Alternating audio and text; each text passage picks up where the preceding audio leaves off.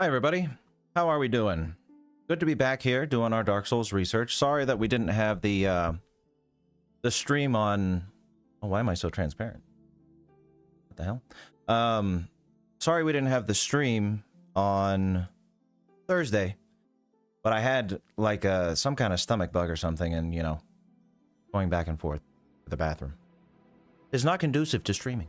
So, had to cancel that one, but feel good now. We're doing all right. So it should be just fine.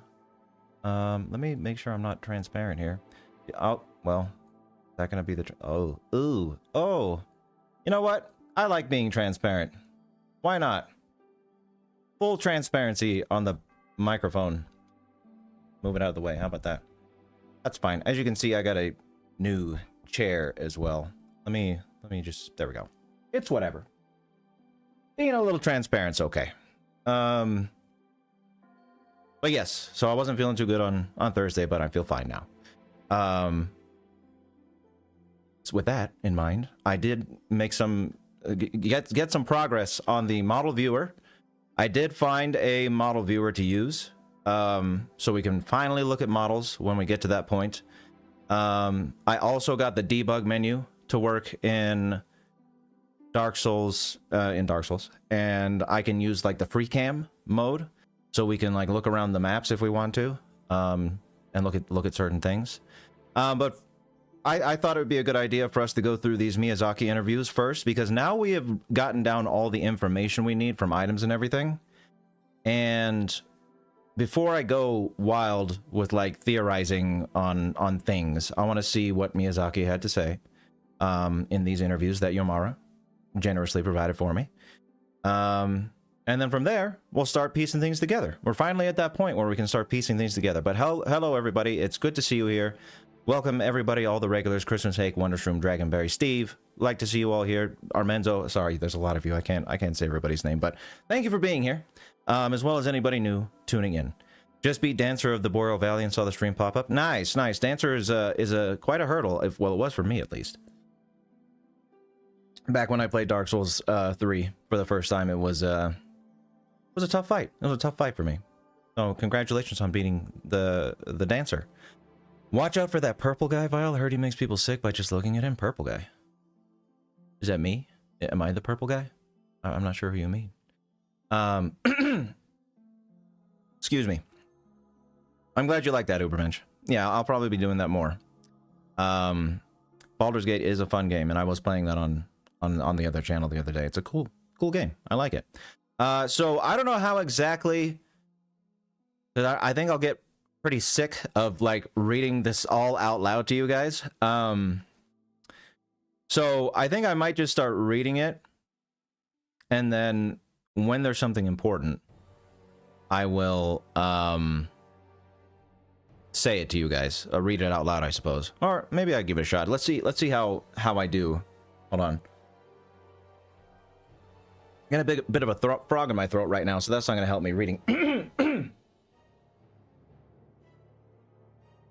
Sorry about that.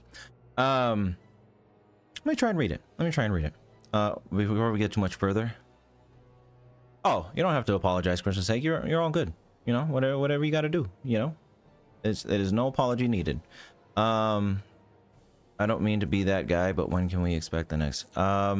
Yeah, sorry guys.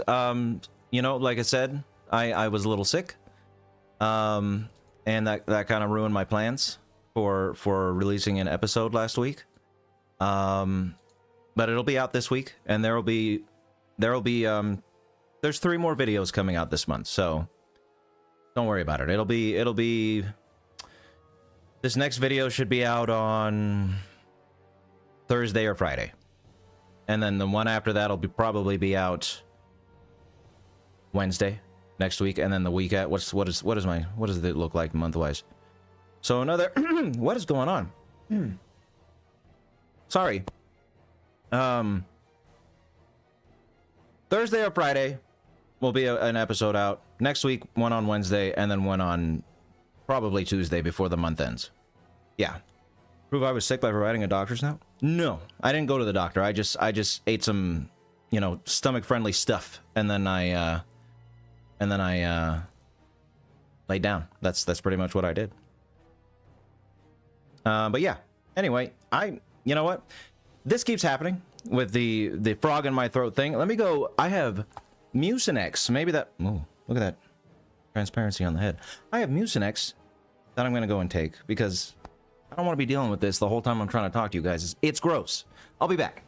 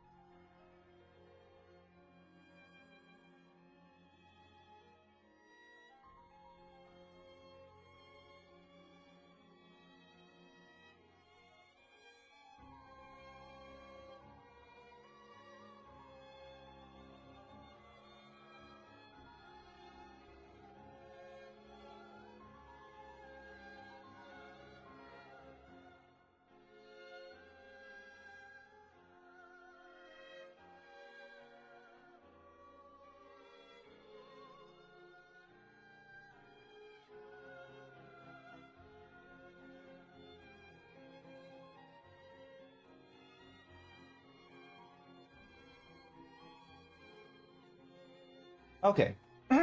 Sorry. Didn't know this is the most talking I've done today, actually. It was just a Mucinex. Wasn't anything crazy, YouTube, I promise. This is the most talking I've done so far today. Didn't realize how phlegmy I was, so... Sorry about that. I'm out of breath. Look at that. Look who needs to exercise a little more. Yes, we're gonna do interviews. We're gonna do interviews. Hold on one second.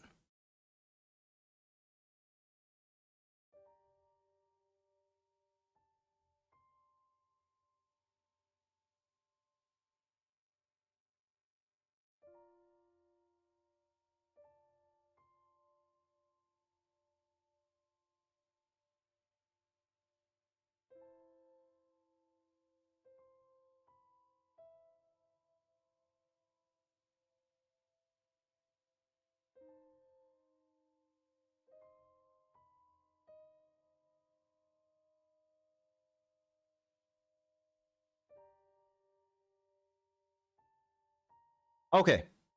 No, I wasn't coughing. I promise. Anyway, so let's get started with research. Enough of that. I'll try and read all this stuff to you guys. It might get a little old after a while, so I might just go with reading it myself and then saying the answers that are relevant to what we're talking about here. But yeah, let's get started, I suppose. So this is an interview from Famitsu, I believe. Is that what it is? Yeah, Famitsu. And so I'd like to start this interview by asking Miyazaki about the process of ordering designs. The design ordering process for Dark Souls can be divided into two main categories. The first involves providing the designers with simple keywords we brainstorm during the early stages of project development and allowing them to design freely.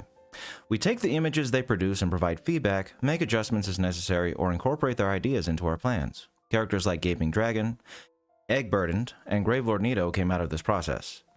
The second process comes into play once we've settled on the basic details of the game world. At that point, we're able to make more detailed design requests.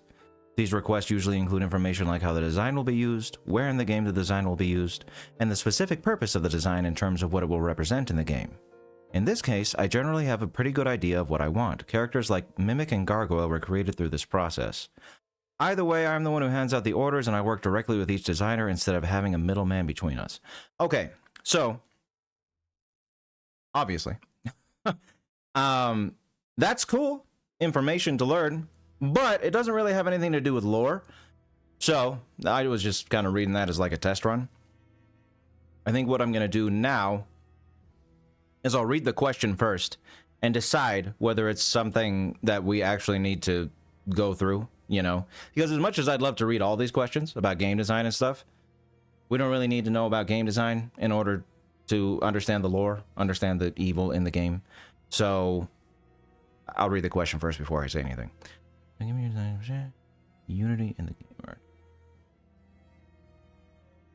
No.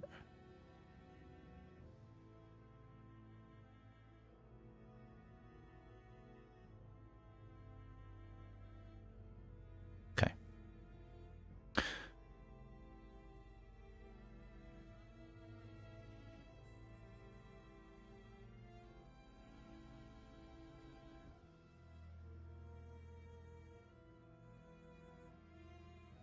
Okay. So this might be interesting. Hold on. I took that Mucinex, but it's going to take a while. Okay, so does that mean, for example, that Anor Londo was designed by multiple people? Now, this answer from Miyazaki isn't necessarily important, but this one seems to be. The map designs for Dark Souls were heavily guided by the game's style. We'd lay out the key points for an area, then draft up a rough map and figure out the general layout. At this point, the overall look of the area is set, and we can then proceed with the design work. The rough draft of the area incorporates things like key aspects of the map, the game's visual style, and the layout. I pass all of this along to the designer, and that's when the collaboration starts. A design work that just covers all. Alright,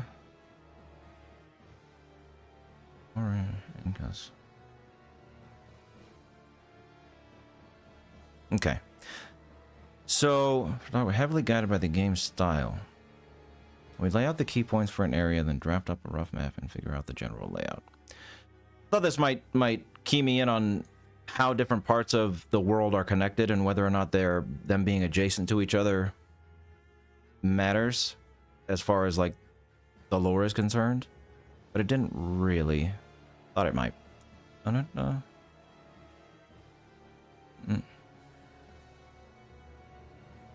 What's going on?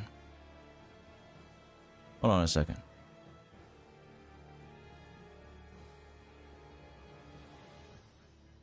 Probably not. No, because for the patron and member picks that you're talking about, I'm probably not going to be doing so. Dark Souls is a very special case where I feel the need to go through it because it's so detailed and everything like that. But I've explained this before on other streams. A lot of the time when I'm doing a video on a game character,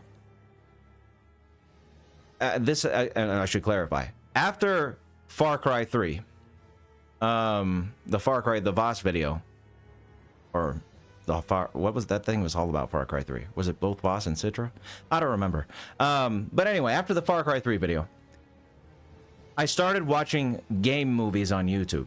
Because what happened with Far Cry is no matter what I did, I could not get that game to work when I played it. So I was like, okay, how am I gonna cover this game if I can't play the thing? You know, that's when I discovered people will put up game movies on YouTube, which is essentially they'll make a video of all the important cutscenes and dialogue and all that kind of stuff, and make like a little movie out of it. The channel that I like to use is called Gamer's Little Playground. Now that's cheating. However, I feel better about that's the only thing that I do that for, by the way. So if it's a show, if it's a movie, if it's a book, if it's whatever, I still read the whole thing myself, watch the whole thing, whatever. But with games, I feel that's okay, because let's say a game is the story takes 60 hours, right? In those 60 hours, there might only be 10 hours of lore, 10 hours of cutscenes, 10 hours of, you know, so-and-so. And the rest of it is just playing the game, which would be like fetch quests, combat stuff, things like that. I don't need to do that in order to understand a character. You know what I mean? I don't need to deliver 5 so-and-so to so-and-so in order to understand a character's story, you know? So with a game, it's easier to do a game movie, which is why I was saying I might play Five Nights, because I know they're short, because that's my only exception to the rule. Is if the game is really short, like if a story's 5 hours long, why am I going to watch a video? I can spare 5 hours to just play the game. That was what happened with Spec Ops. Spec Ops: The Line, the story was like 6-7 hours or something. So no, I'm not going to watch a game movie. I can 6-7 hours. But if a story takes 120 hours and 100 of those hours is just playing the game and not really learning anything, why do I need to do that? You know what I mean? As much as I'd love to, but it just saves me time. So to answer your question, no. Not going to be streaming research streams for those picks. But we will be doing research streams in the future. Once Dark Souls is done, I will figure out what I'm going to do for the next research stream. But until then, it's just Dark Souls stuff. Don't worry, guys. I got it.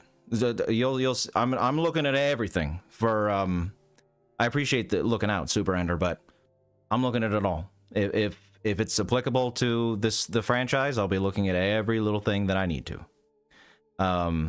Books, movies, all of it. But anyway, that's why I won't be doing research streams for those games, because probably won't. If I end up playing Five Nights, maybe I'll stream it for you guys. But we'll see. Anyway, let's get back to the interview. Thank you, Tazen. Oh, Tazen with the, I'm just curious, if Ganon is an embodiment of evil, why isn't he near the top 10 in your tier list? Also, why is Ganon next to Am? Love your channel. Tazen, so as much as I appreciate the $5 as usual, Tazen. I appreciate that very much. But in order for me to give you an answer to that question, I would have to go back and look at my tier list. And that's not something that I want to do right now, you know? I already just did a whole spiel about games, but I'd like to keep the spiels to a minimum and focus on what we're here to do, you know? Tazen is awesome, I agree. But to answer your question, I'm not sure. I would have to look at the tier list and explain to you then why I put him where I did. No, that's okay. That's all right, Tazen. I was just letting you know. That's all. William Afton used to be known as Purple Guy, hence the... Oh, I see. I get it now. And I'm the one-eyed, one-horned, flying purple people eater. Great song for Halloween. So are most fandoms, Super Ender Guy. So, I don't know. I mean, if I miss something, I miss something. It happens. If they get mad, if you guys get mad because I missed something, or not you guys, but if somebody gets mad because I missed something, it kind of is what it is. I'm not perfect, you know. I try my best, but I'm not perfect. All right. Anyway, let's keep going.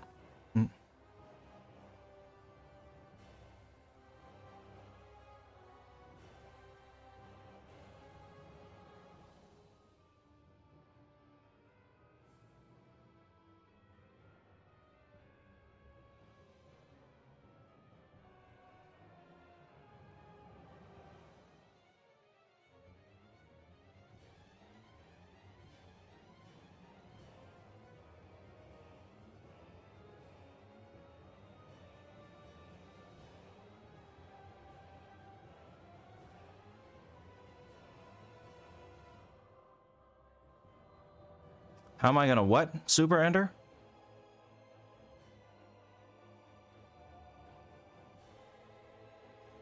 You said, how are you gonna, your upcoming Megatron video? How am I gonna what?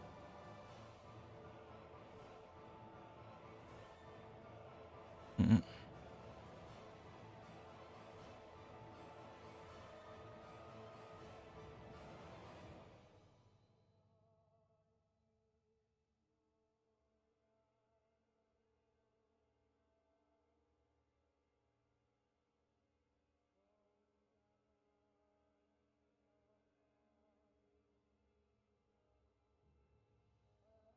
Mm-mm. You've been playing the new skate? I never really played a skate game. I was never really into skateboarding.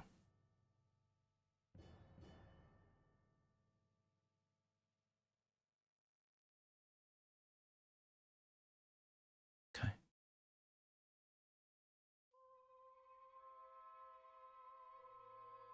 Mm.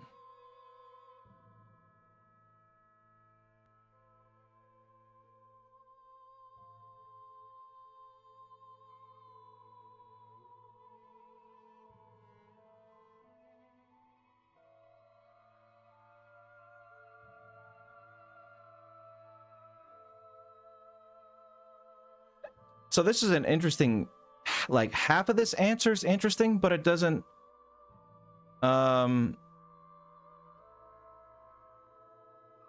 it doesn't really expand on the part that's interesting. So what did they ask? How many? So I don't know. It doesn't matter exactly what they asked, but Waragai said he'll start talking about the wonders of the universe at the slightest provocation, and then Miyazaki said, totally, especially at the beginning, we often discuss topics like how the world began, life and death, the meaning of fire, and the position of the four kings relative to humans. But then it just says he finds these conversations inspiring and talks about creative stuff. Hopefully we'll get a little bit more expansion to this answer later on. So are you gonna handle your Oh, thank you, Liam. I'm glad you think so. Thank you for the praise. Ender. Yeah, there you go. Wonder answered. Wonder answered. That's what I was gonna say. It's Gen 1.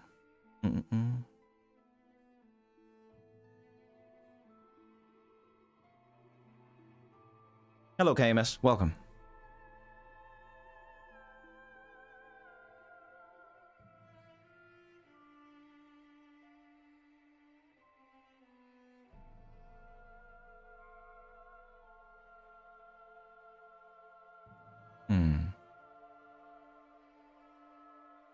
Interesting.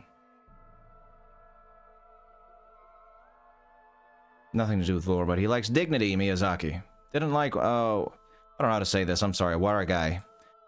When he came with the gaping dragon was swarming with maggots and other gross things, and Miyazaki didn't like that. So he handed it back. He likes dignity in his bosses. Well, designs.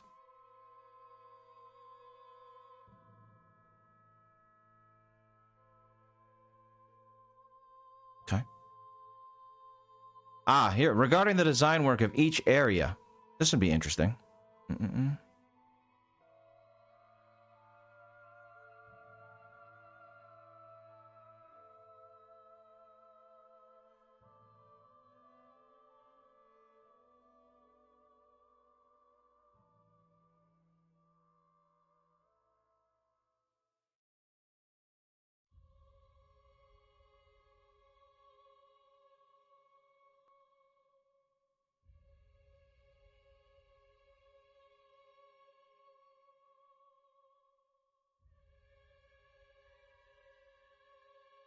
That's interesting. So, again, I'm only going to read the stuff out loud to you guys if it's important to the lore, or if I think it's something you might like to hear. They're talking about the design of Firelink Shrine here, and it was originally a water shrine, which kind of makes sense, I guess. The like pond or just water left over in the temple portion of it where Frampt is. Maybe that's a holdover from this being a water shrine design. Kind of cool. There is Arthur. He's quite the guy, isn't he? He's quite the guy. I let him do it though. He's pretty handsome, so I let it slide, you know. Oh, from Brazil. Thank you, Impossible. Welcome. Welcome. Glad to have you here. Well, some of that okay, but I think he meant like blood and splatter and gross stuff like that, you know? I think that's what he was talking about. Okay, let me read this. Yeah, here we go. He expands on this. Remember that Firelink Shrine acts as a sort of... The Firelink Shrine acts as a sort of base camp for the player, so we started off with a more soothing design. It was full of water, greenery, gentle light, and calming music. It's not like we completely scrapped that idea, like I was saying. But like Sadake said, the fire theme became more prevalent as development progressed, and we also realized we had to take Framp's arrival into consideration. You know how the ground opens up to give way to Framp? That whole area used to be full of water, but we realized all the water would drain out when the ground opened up.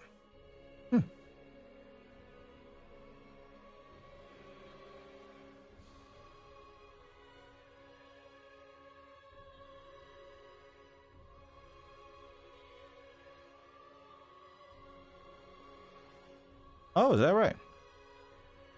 We had it so that you could basically go to another area from every direction, though some of those paths didn't make it into the final game. We even had plans for Priscilla to be there as the heroine. And let's not go there right now. Alright. I think Priscilla's the prettiest character in the whole game. Okay.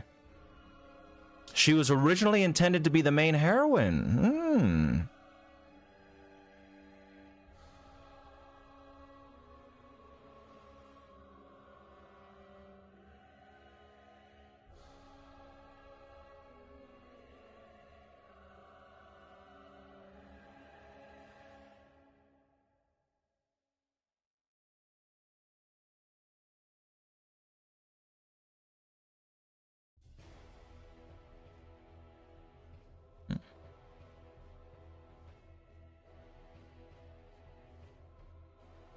Thank you, Rob Hill. I'm glad you think so. I'm glad you like the videos, and thank you for being a fan since the beginning. I appreciate it. Welcome to the stream. It's nice to see you here. Wetlink Shrine? Yes, Wetlink. Water Connect Temple? There you go. Water Connect Temple. I think the Batim characters? Bat Tim? What do you mean Bat Tim? Tyson, is that like Tim Burton Batman? Or is that a game? Chris is saying it's a game? Batim? I never heard of that. The first little bit I had heard. You had heard that? Nice. This is an interview, Mr. Drew. We're looking at an interview. I don't think you just wanted to talk about that just then, okay? Oh, Bendy and the Ink Machine. I see. Where is they supposed to be, Priscilla? No, that's the, Chris's sake, that's the, like, half-dragon girl boss in the Painted World. That's who Priscilla is.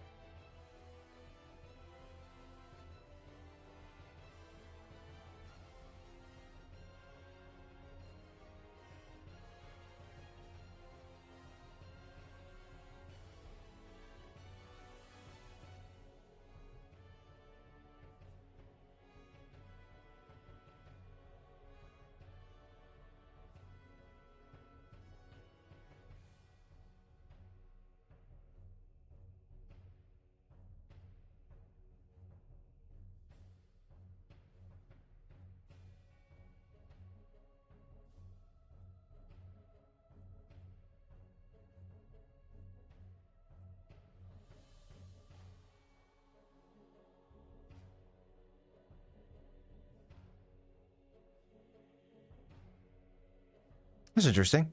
I never considered that. The revolving staircase in the Duke's Archives. It's a Harry Potter reference. I don't know why I never made that connection. Like the staircases that move in Hogwarts. All right, that's pretty cool. Cool inspiration.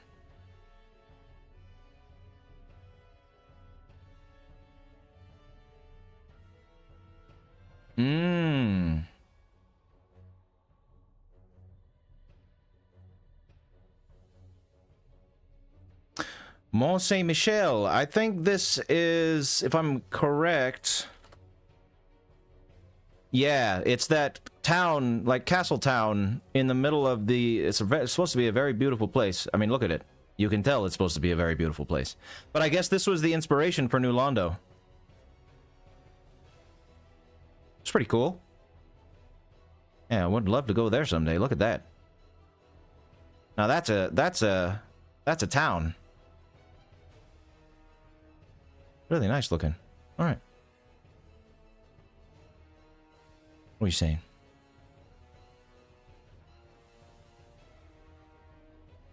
Oh, thank you, Brady. I'm glad to hear it. Thank you for being here. I'm glad you could discover the channel and you enjoy my content. Thanks for the praise. I appreciate it. Oh, that's all right, Christmas sake. No problem. Laru, no. No, none of that. Oh, you've been there, Darth?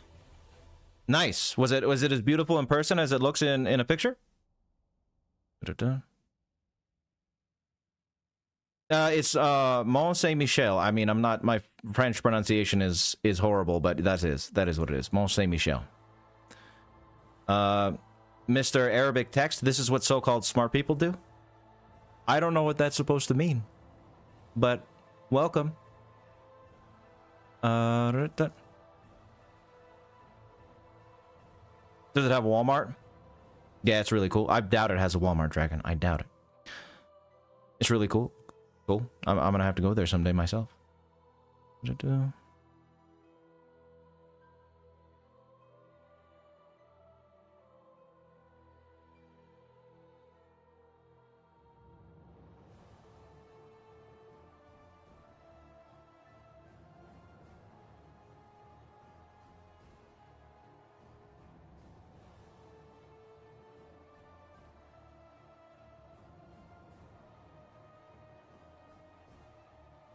Yeah. Well, what's with the Arabic text, Christmas Hake? Christmas Hake, do you speak Arabic? Because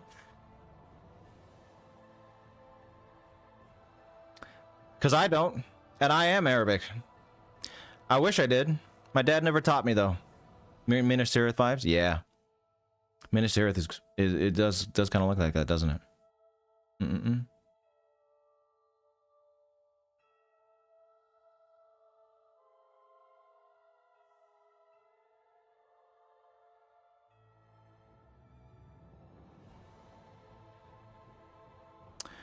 Okay, so this is the first answer I feel like is relevant, I suppose, even though, like, what does that necessarily mean for the demon? So the demon rune seems to have a completely different flavor. They're just talking about different areas in the game. For the demon runes, we put a heavier focus on the actual theme. One of the basic concepts behind Dark Souls is that demons are agents of chaos. So we tried to express this theme visually with the demon runes. I mean, so the chaos chaos flame, obviously it has chaos in the name. But I always thought that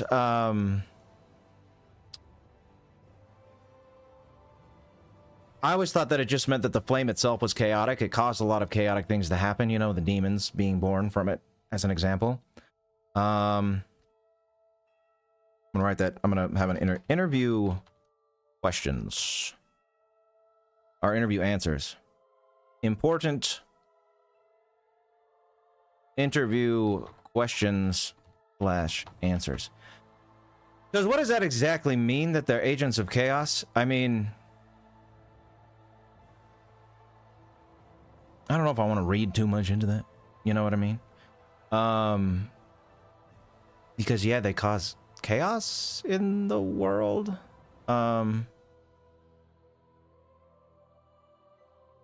I guess. In some ways. I don't know. I'll keep that there and we'll ruminate on that for a little while. What are we looking at here? Oh, you're using Google Translate. The guy's username is apparently the Great Caliph. Oh. I see. I see, Chris's sake. I am feeling better, Eternal. Thank you very much. I'm glad you're liking the research streams. It's nice to see that you all enjoy this. You know, it was a crapshoot. Well, I mentioned it in a tier list stream, and a lot of you said you were interested, and I'm glad it has held your interest, so that's good.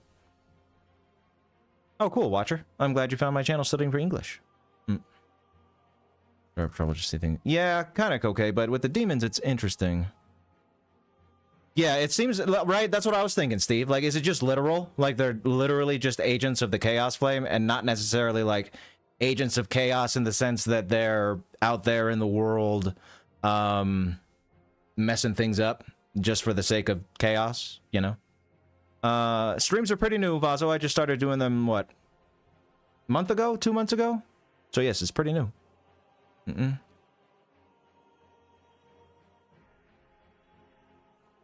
Hey, look at that. Look who was right. Hold on. So, for the Demon Runes, we put a heavier focus on the actual theme. I already read that. Sorry. We ended up incorporating a lot of Oriental themes because, and don't take this the wrong way, I find Oriental designs to be quite chaotic.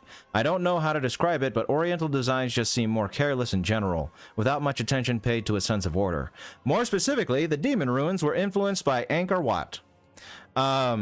If you guys remember, whoever was here when we were down, in Lost Isolith, in the Demon Ruins, I pointed out, I was like, that looks like Angkor Wat. And I put up a picture and it was like almost the same. What do you know?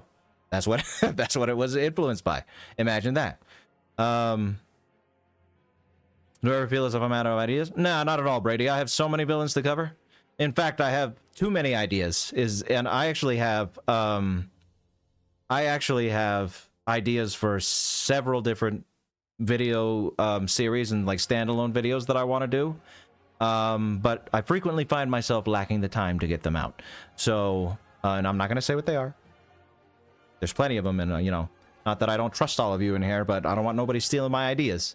So yeah, no, I don't. I suffer from having too many ideas and not getting to them. Hi Maximus, welcome. Thank you, Vazo. Yeah, no, it's a relatively new thing, so glad you found it, and I hope to see you back here for many streams to come. Idea for revitalize whoever greenlit and produced the war. Oh yeah, that's, I haven't seen it yet, but I've heard it's horrible. So let's see.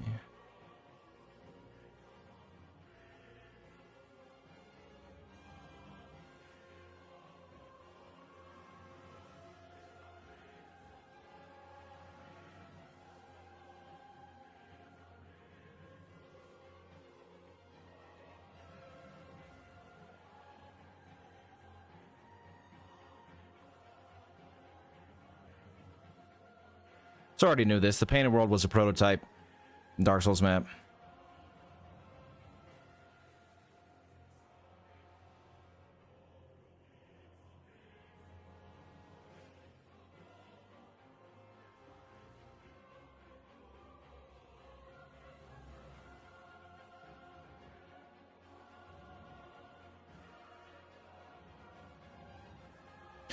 So, I mean, I knew that the Painted World was kind of like a dumping ground, in a sense, for ideas that didn't necessarily fit with the game. But this line is kind of... It kind of fits with the Painted World. The whole overall feel of it. What did he say? Let me read the question exactly. Why did you decide to put Priscilla there? I just thought that the environment suited her. It certainly helped that her color scheme is very snowy in nature. Thinking about it now, I guess you could also say she belonged there because the Painted World is where exiled souls will gather. Now, that's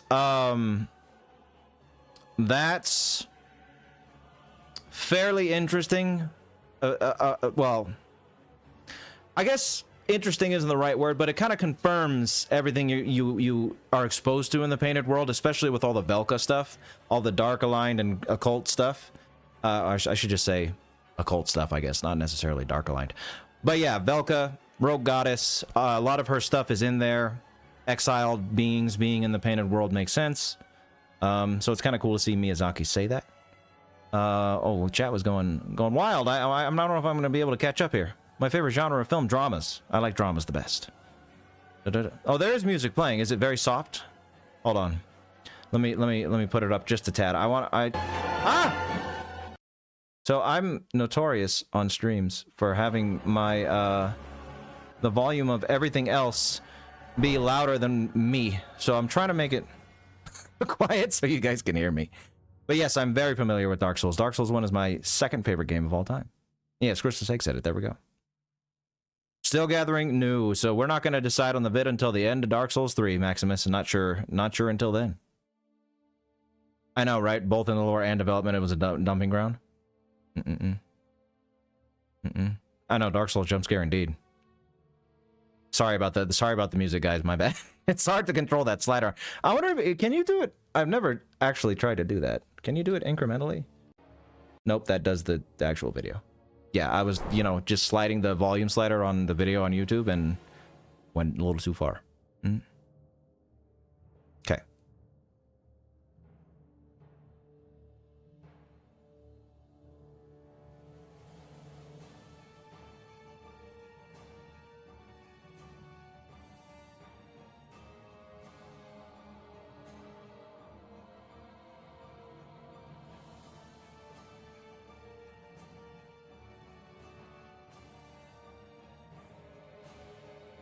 Okay.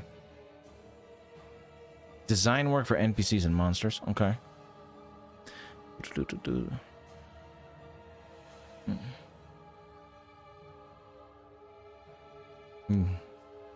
Gale can teleport? I didn't know that.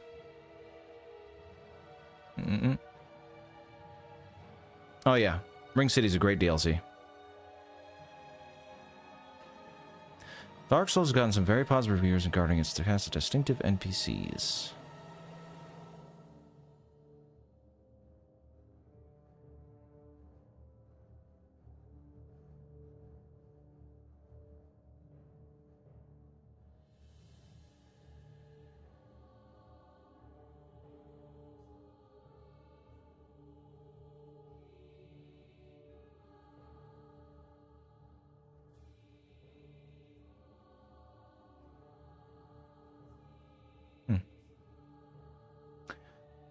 So, I think I don't remember the Logan invasion. Or the Logan, when you have to kill Logan after he goes crazy. Logan's naked except for his hat. When you fight him, right?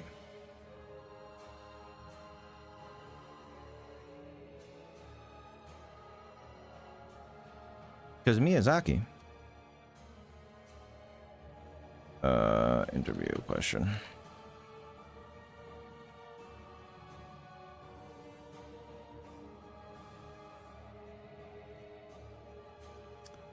Oh, hey, I don't want to copy all that. Hold on.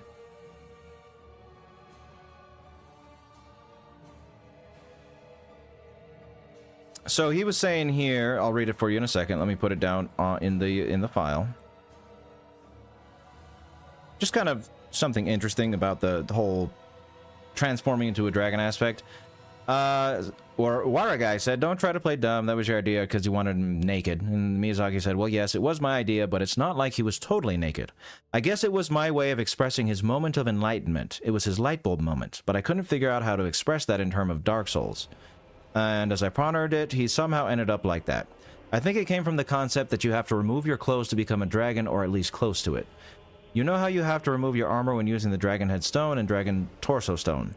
Of course, that was technically due to the mechanics of the game, but it kind of instilled the idea that getting undressed is part of the process of turning into a dragon. As such, Logan removed his clothes in order to feel closer to Seath, an ancient dragon.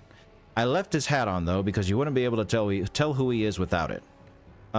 His hat may have also been a symbol of the fact that unlike the humans who made a pact with dragons, Logan wanted to get closer to the dragons while maintaining his own humanity. That's what I think, anyway. Interesting. Black Iron Marcus? I know, I should have summoned Marcus. Should have summoned Marcus.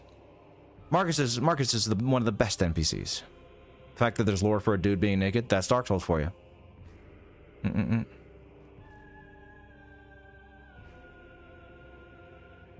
Third favorite Bowser? That's a pretty good placement to have Dark Souls 1 at.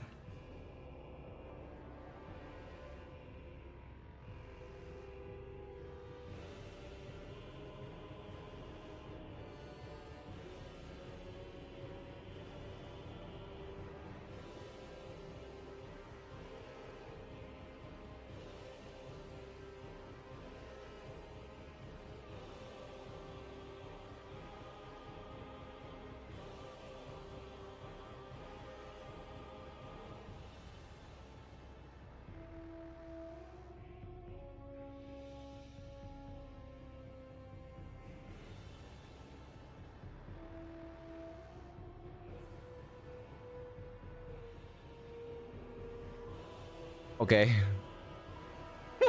Okay. So Miyazaki... Miyazaki's admitting to having a bit of a giantess fetish here. I'm gonna read this for you guys. It's not important to the lore, I don't think, as far as I've read yet. But let's read this. So, Hatsuyama asks, another character I'm pretty curious about is Gwynevere. She's very different from all the other females in the game, and I was wondering why that is. Compared to the other female characters, she's quite glamorous. Miyazaki asked, is that bad? Hatsuyama said, no, I was just wondering what the inspiration for her character was.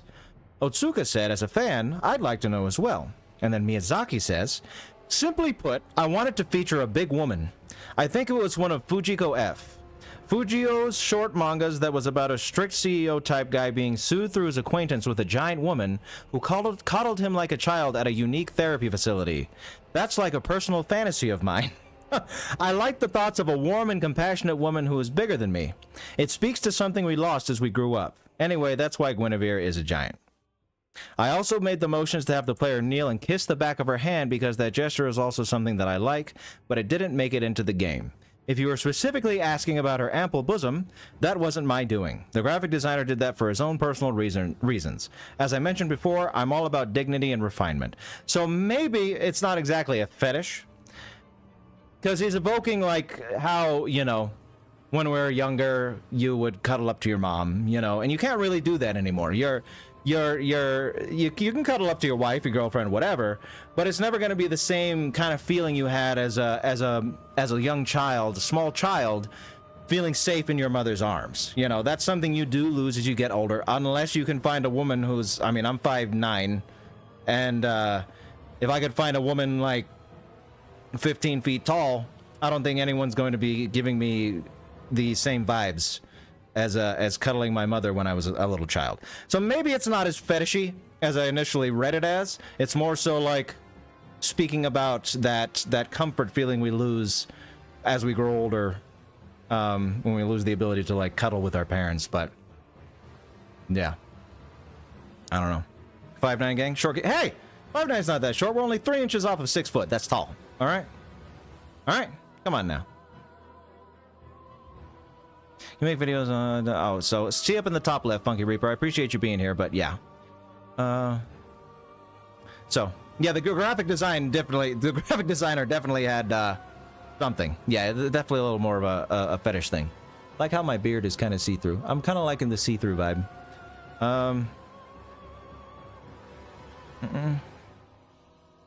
The graphic designer looks so earnest about his work, I didn't have the heart to stop him. Everyone, raffle. Hey, now that's a term you don't really see anymore.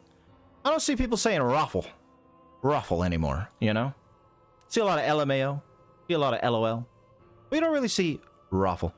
Bring back, this is now the initiative, the Vile Eye initiative, to bring back raffle, the internet. Everybody, I demand that you start saying raffle instead of LOL when you're laughing in text or something. It must come back. It must come back. Also, bring back MySpace.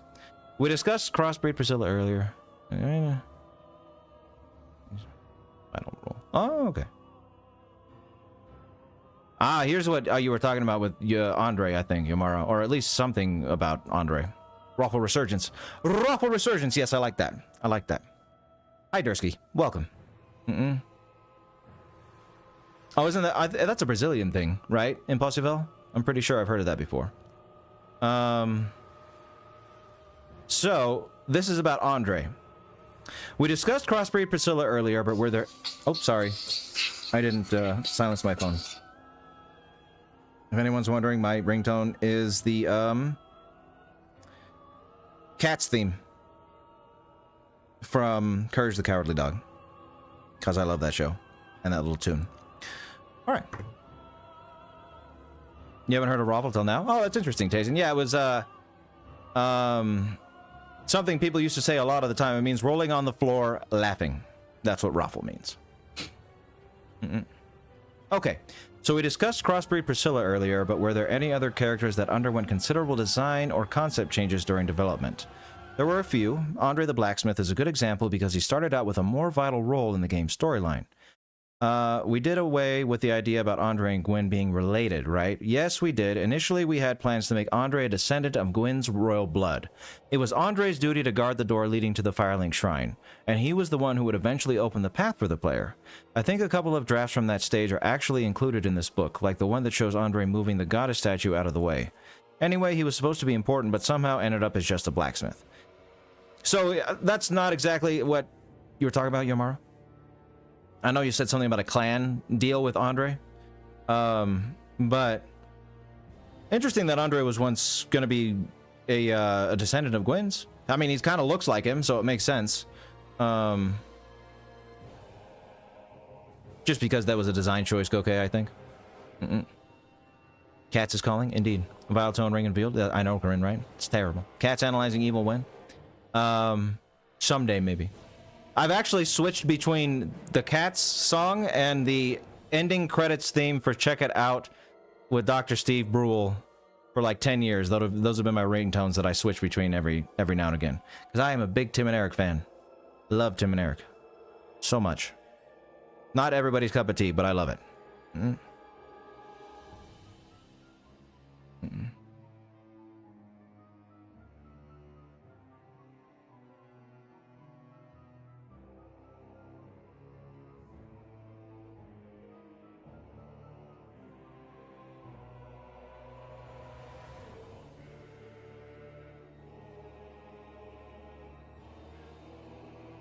Nito was the prototype boss. Interesting.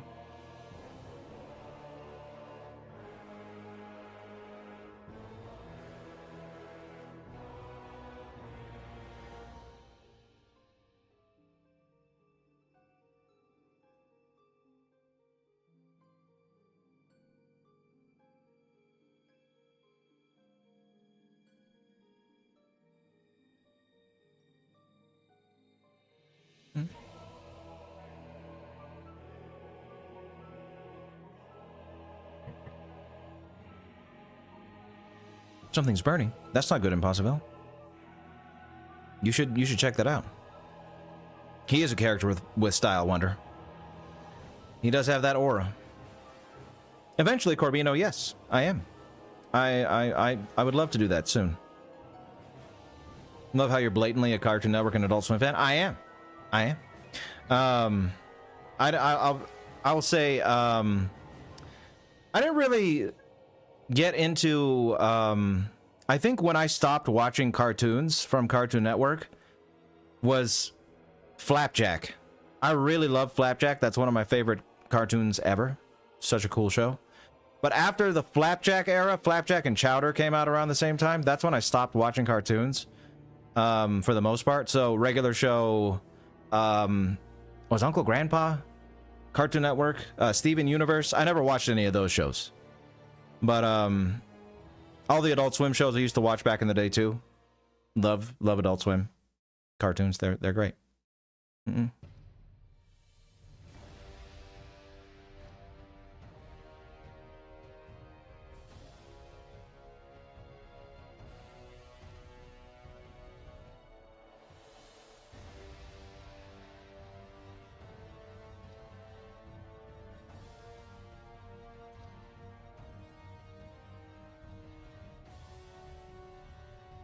Okay, here's a little tidbit of information.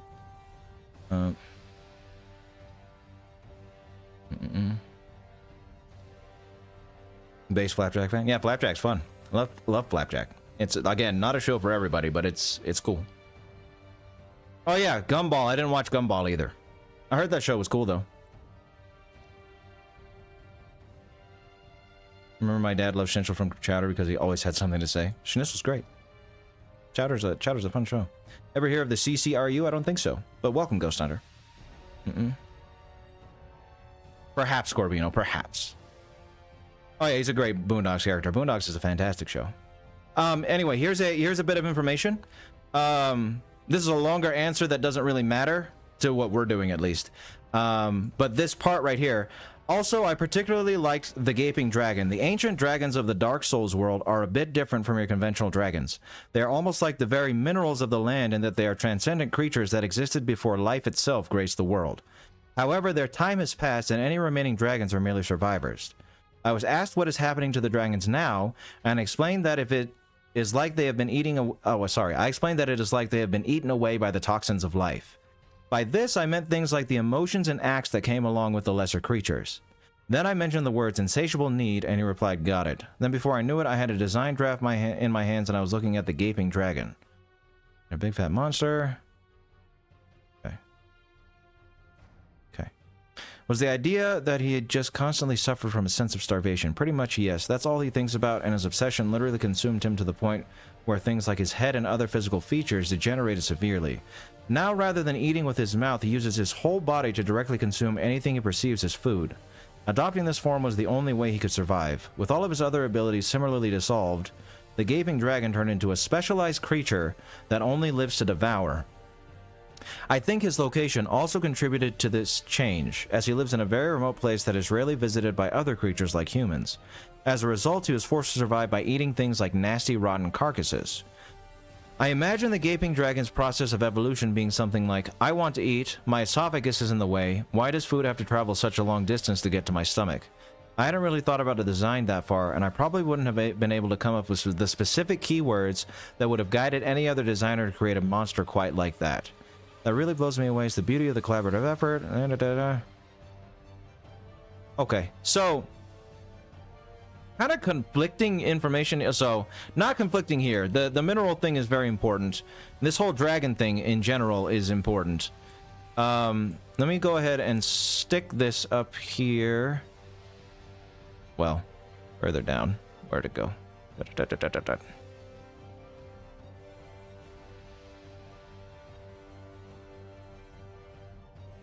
There we go.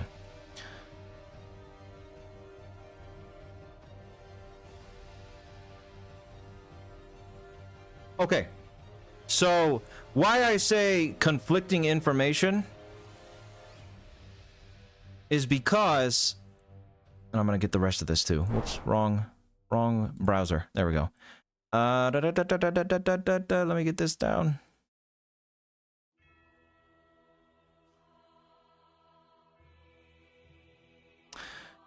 So Nakamura says, well, the question Otsuka asked was the idea that he is just constantly suffering from a sense of starvation? Pretty much, yes, that's all he thinks about, and the obsession literally consumed him to the point where things like his head and other physical features degenerated severely. So, with that line, that made me, like, sad for the Gaping Dragon, right? He's constantly suffering from a sense of starvation. It's not that in that description, it's not that he is gluttonous and enjoys eating so much that he became this thing. It's that he always felt like he was starving, and so they turned into this creature because he was eating so much because he felt like he was starving all the time. But then Miyazaki said, I imagine the Gaping Dragon's process of evolution being something like, I want to eat, my esophagus is in the way, why does food have to travel such a long distance to get to my stomach? And that more implies that he was gluttonous. You know what I mean? That mean like, hey, my esophagus is in the way. I want to eat all this food so much. Why is all this stuff in the way? Let's change, you know? So it's different. It's different. I mean, it's Miyazaki. So as much as I like the tragic aspect with the starvation bit, gotta go with what Miyazaki says because he's the game's director. So it's probably more so that the glutton, both can be true. Maybe both can be true. Maybe that's you're right, Darth. Both can be true.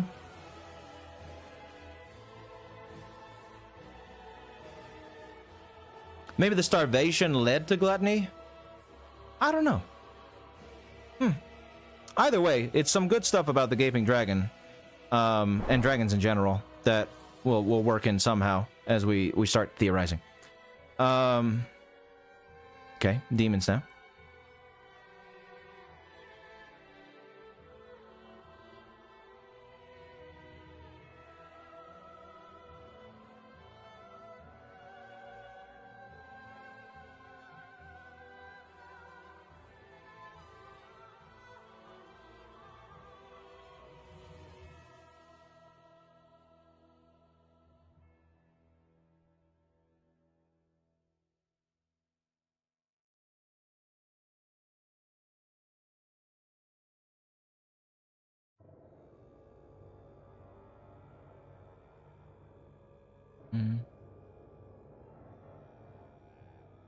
Sure will. I don't Donghua? I don't know what a Donghua. Yeah, what's a Donghua? But I'll check it out sometime in Possible if I get the time. Sorry, I'm gonna go through chat here. Oh, is that right, Uber? I don't know. I don't know. They had a Final Fantasy episode of Gumball. Regular show was good. Yeah, I'm sure those shows are good. I just never got there. Never quite got there. Wait, I saw something. Did I?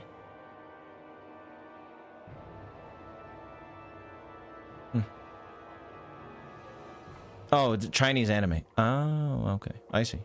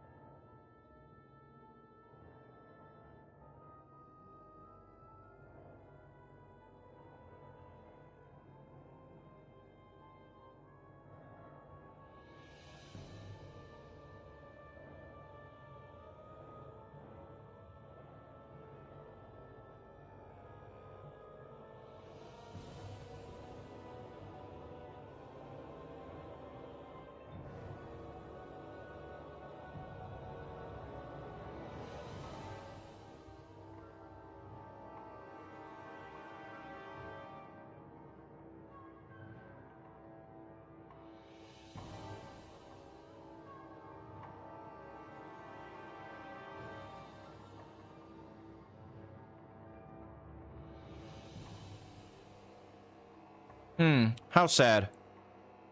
So all this other stuff about, so again, I'm only going to read stuff out loud if it's important to what we're doing.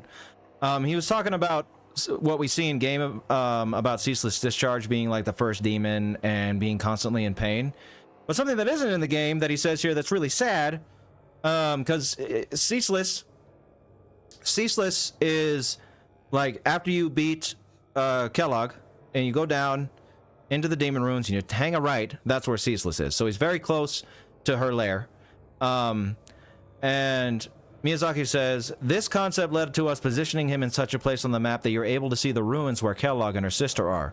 Ceaseless Discharge probably spends all of his time watching over his sisters, as that is the only bit of happiness he can experience. Poor bastard, man. Poor Ceaseless Discharge.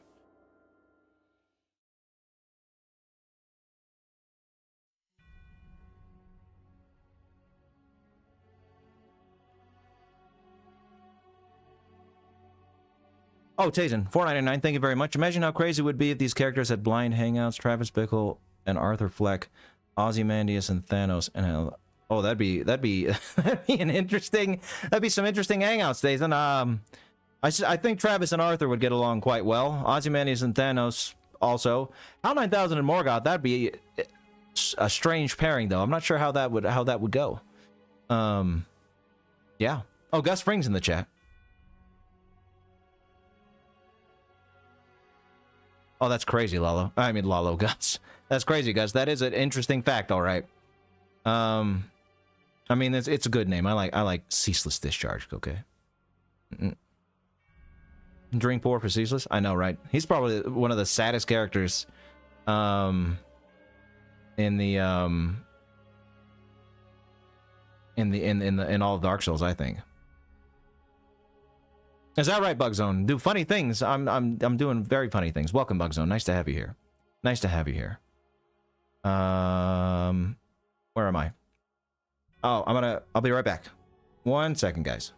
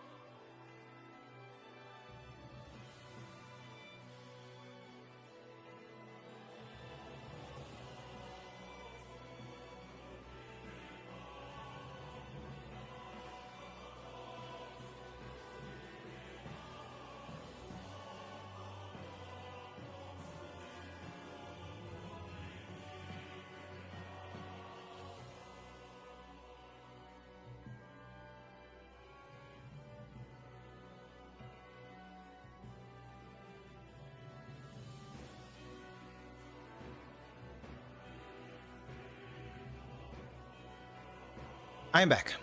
Hello. What did I miss? I guess you're talking amongst yourselves. Cool. Hi there, Daryl. Nice to see you. Haven't seen you chatting yet, so I'm just saying hi.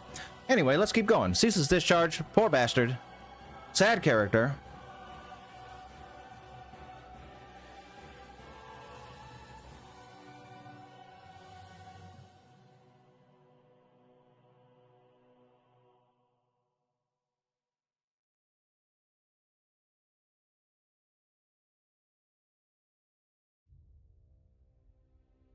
Annoyingly pathetic. Miyazaki said, that's the truth about his character, but at the same time... Oh, no, well, hold on. Sadake said, he's a monster. No, he just needs a hug. That's the truth about his character, but at the same time, we couldn't make him all mopey and weepy because that would just get annoyingly pathetic. Miyazaki. If a guy is sad because he's on fire all the time and his only joy in life is watching over his sisters, that's, yeah. Let him cry, you know what I mean? Annoyingly pathetic. Miyazaki, have a heart for Ceaseless. Come on now. Oh, hi, Elijah. Welcome.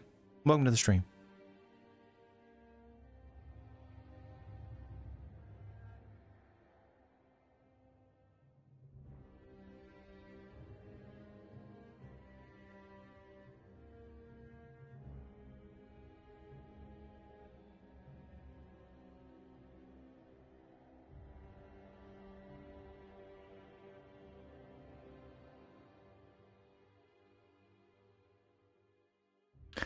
What did you say, Effigy?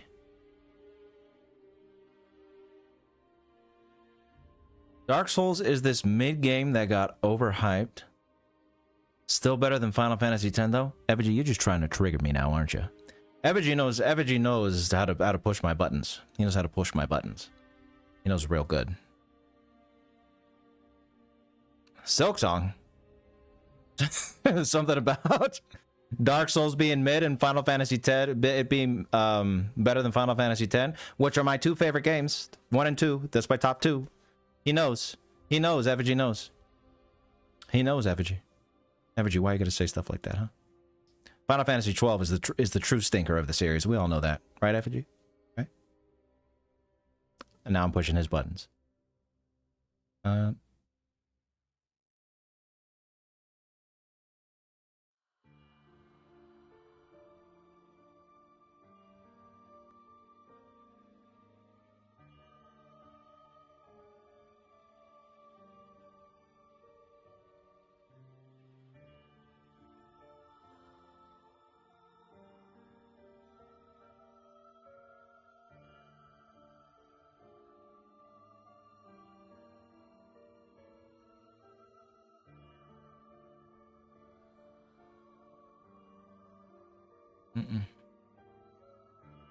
My third favorite game? Majora's Mask. nice face, Effigy. Heard 12 has a great film. I heard so too.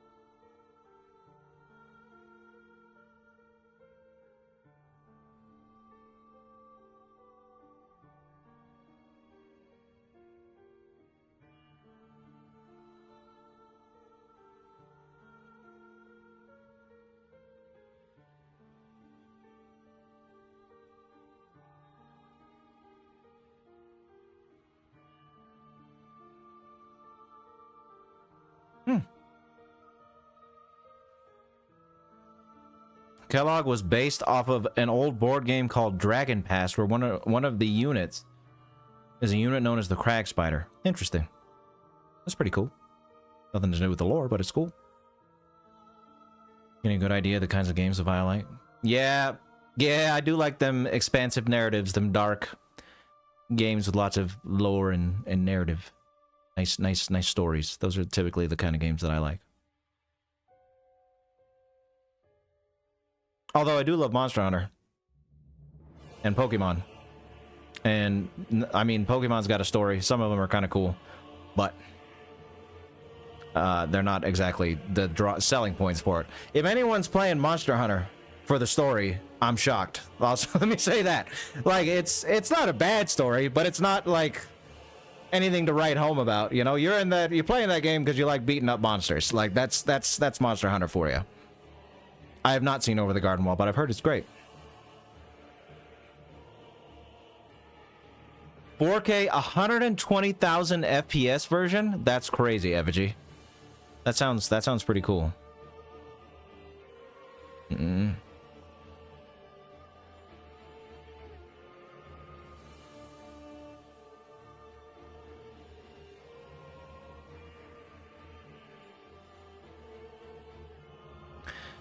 Okay.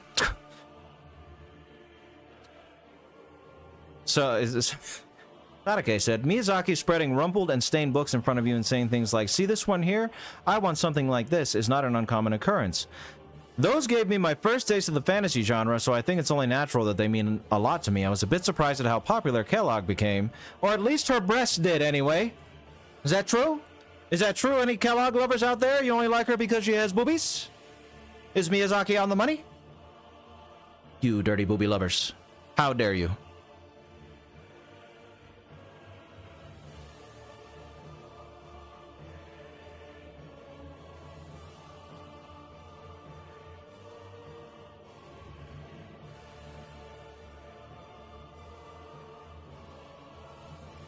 They do have an eerie beauty, Ash, and that's what I love about them.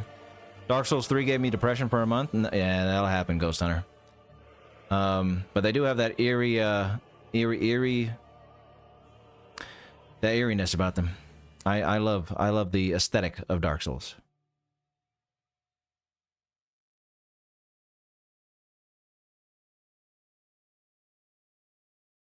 Usually vile, Bugzone.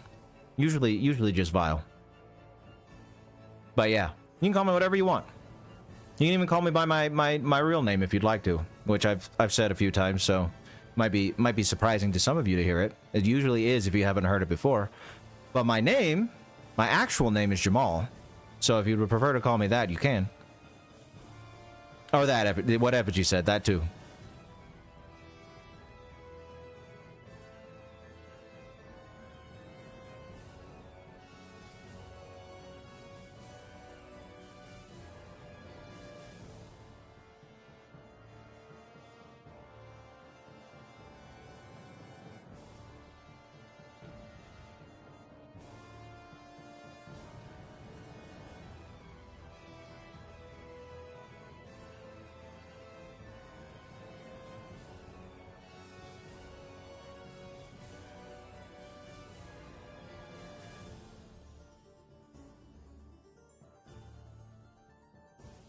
You don't say. Hold on.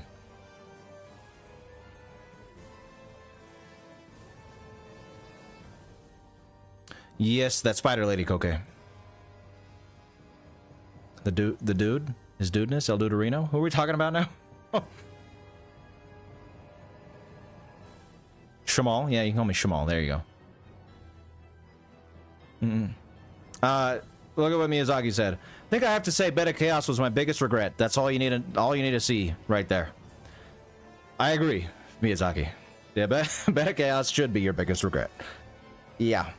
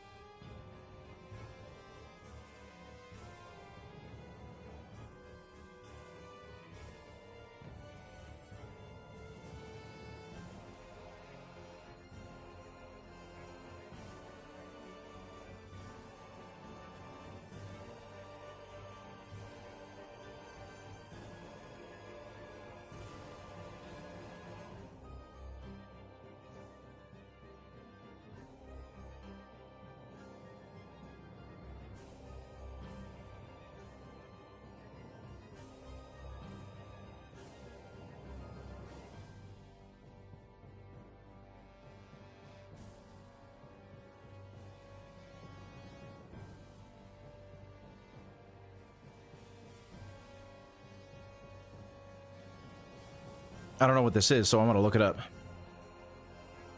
Emperor, Mixer Emperor. So apparently the Chaos Eater looks like Mixer Emperor. Oh. I mean, I guess. So Mixer Emperor. It's pretty cool. It's a pretty cool character.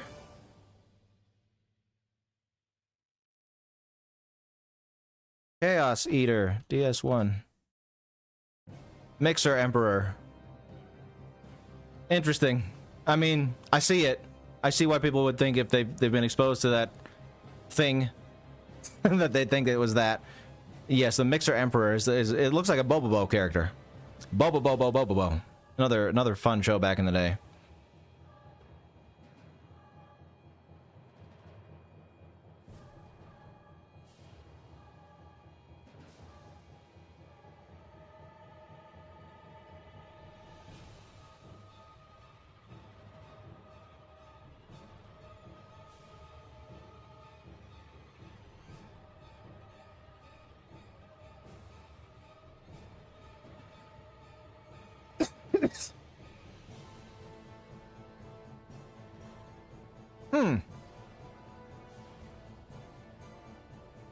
So, oh, we're Boboboing in chat. Bobobo was great.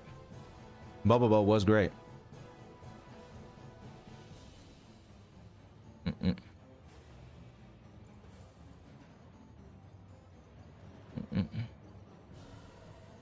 Yes, impossible. Nose hair. So this question, or rather statement. No, it's a question. Osuka says, the scariest monsters, or at least the monsters that left the strongest impression on me, excuse me, sorry, were the Crow Demon in the Painted World and the Basilisk in the Depths. Miyazaki says, the Crow Demon evolved from the early stages of concept work, and the motion designer had a lot to do with the quality you saw as well. Sadake says, the Crow Demon suited the vibe of the Painted World really well. Then Nakamura says, personally, I always thought of the Crow Demons as the final forms of humans who are driven insane by their overwhelming desire to fly. Their strong wishes were enough to alter their skeletal structure. I think their eerie shape has more to do with the strange way they pose while trying to convince themselves that they have successfully transformed into birds, rather than their actual bones being warped. Miyazaki says, as for all of its denizens, the Painted World acts as a sort of haven for the Crow Demon after being driven from its place in the normal world. The Crow Demon is supposed to be a follower of Velka, the goddess of sin, and its powerful delusion has managed to alter its physical form. I quite like the Crow Demon as a character because I feel that kind of overpowering delusion is a pure sort of innocence in a way. So the Crow Demons, they're rooted in the same kind of idea as the Gaming Dragon, yeah. Crow Demons are Crow Demons, not just because they're followers of Velka, but because they had such a strong desire to fly that it literally warped their bodies. Because they wanted to fly so bad, it warped them. That's crazy. Okay?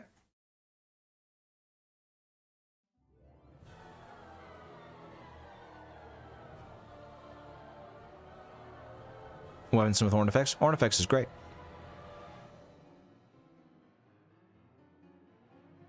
That is a vibe indeed, Ghost.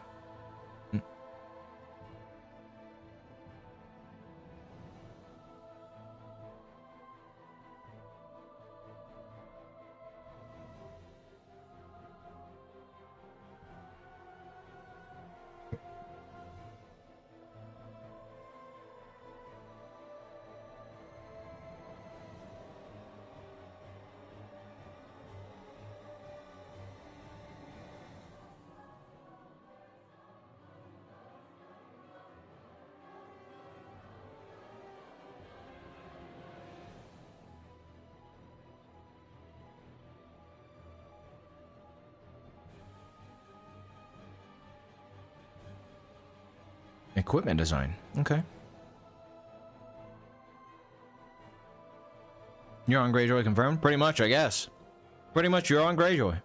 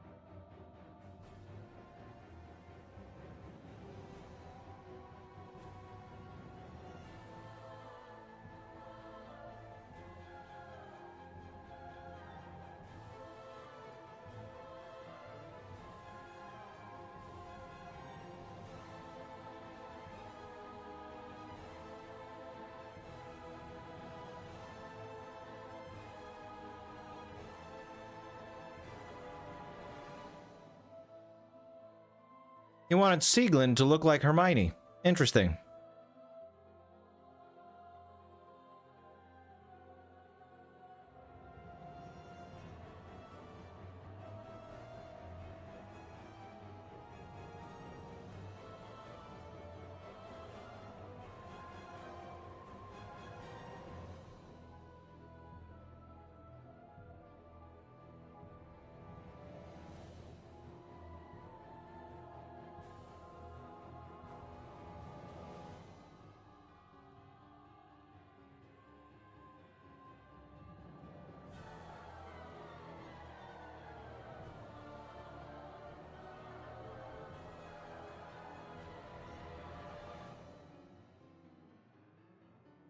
See what you guys are saying. Cowboy Bebop's cool.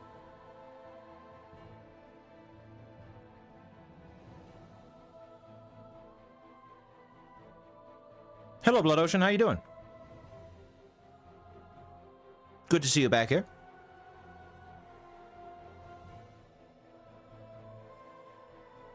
Yes, Spooky. Indeed. Indeed. It's coming out soon.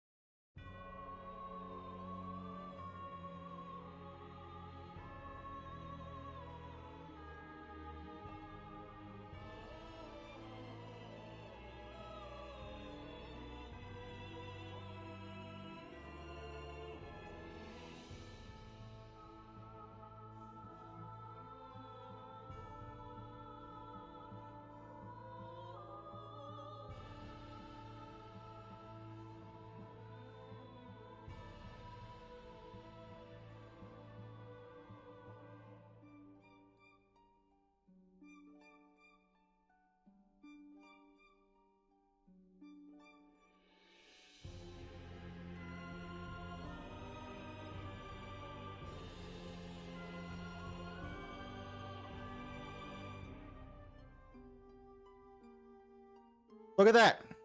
Nicholas and Elijah, if you're still here, Elijah. Jojo mentioned. Makes sense. I forgot about Tarkus and Bruford from Jojo Part 1. I bet that's why Tarkus is named Tarkus in the game. Yeah, they're talking about how the Knight of Thorns armor was modeled after Tarkus and Bruford, I guess.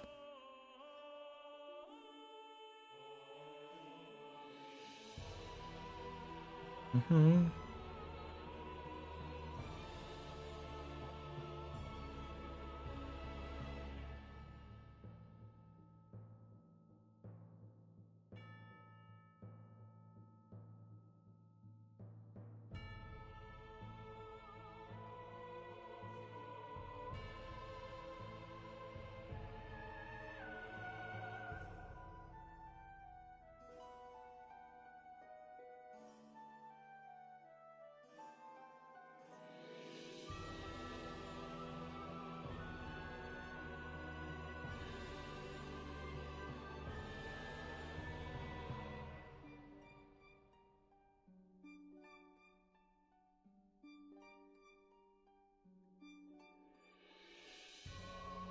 Okay. I think whoever translated this, it's a fun armor. Not Augusta.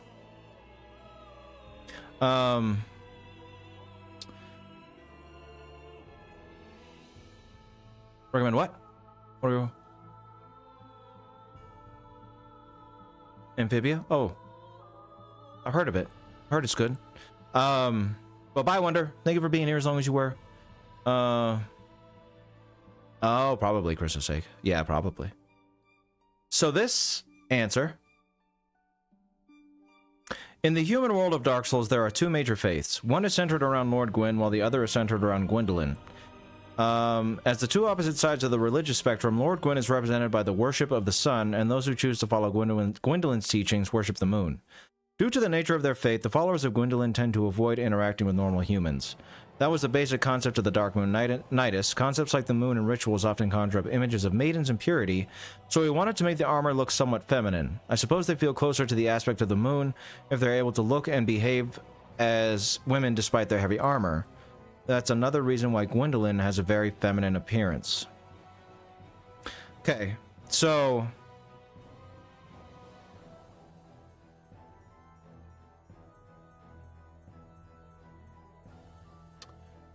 the note here says, contradicted in the game, Gwendolyn's followers are said to be only few. Dark Moon Seance Ring. Japanese text here also mentions the Way of White as being one of the major faiths, along with the worship of Gwyn. So, yeah, that does seem contradictory. And then here, this note, and avoid interacting with humans. Japanese text mentions that they lurk in hiding and that even their culture is cut off from normal humans as a result. Okay.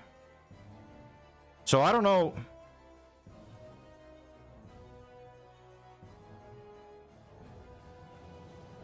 I mean, this is coming straight from the creator's mouth, you know what I mean?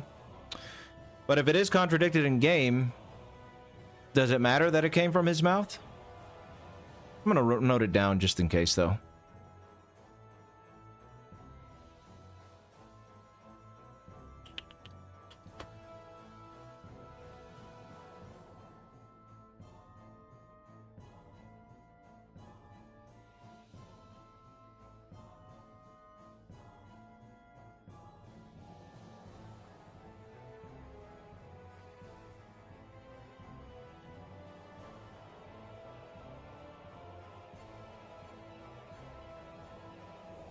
Okay.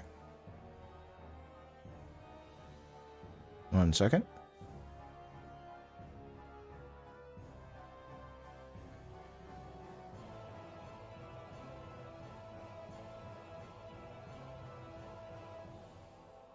Okay.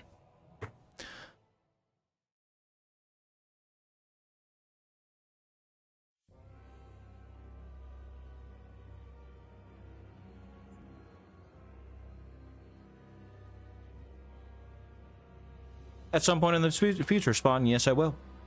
Thank you for tuning into the stream. I've seen a lot of people request Emperor Bellow, so I'm gonna get to them at some point.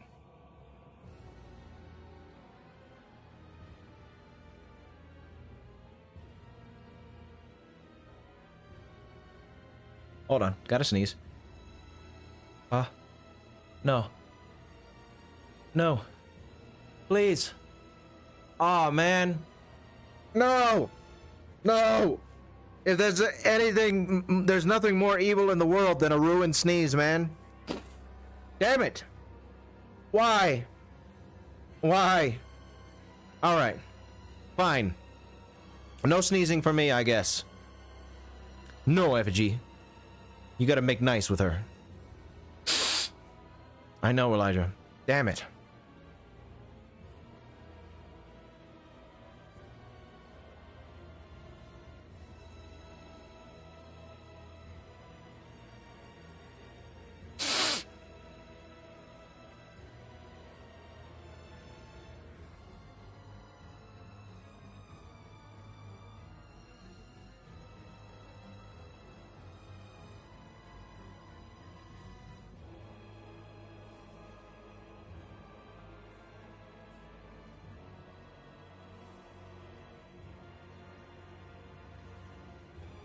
Boogers. Yes, bug zone. Exactly.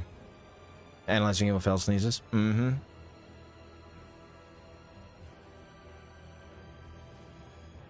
Not yet. No, I haven't got to them yet. Well, yeah, we haven't. We're reading through Miyazaki's interviews right now, Blood, and then we're gonna get to some theory crafting, connecting work in this stream. Mm.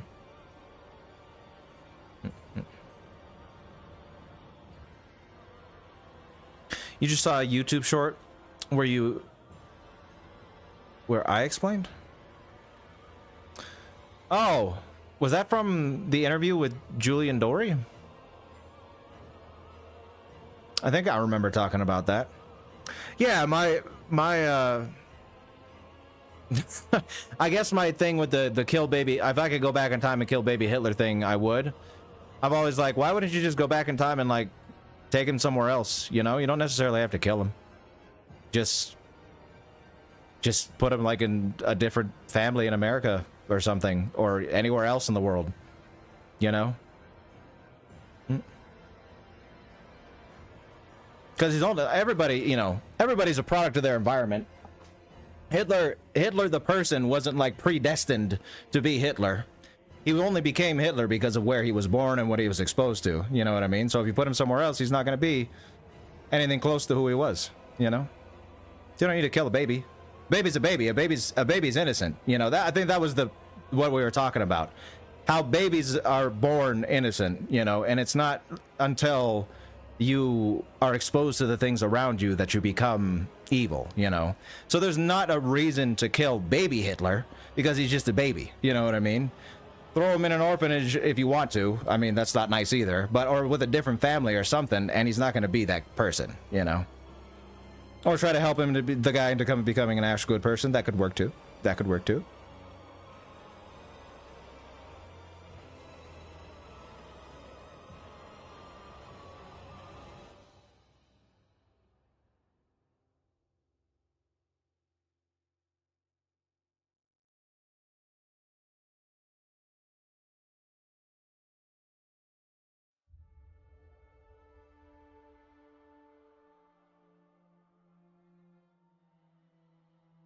Mm-mm.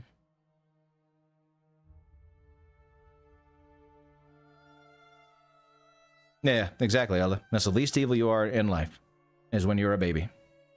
Mm-mm-mm.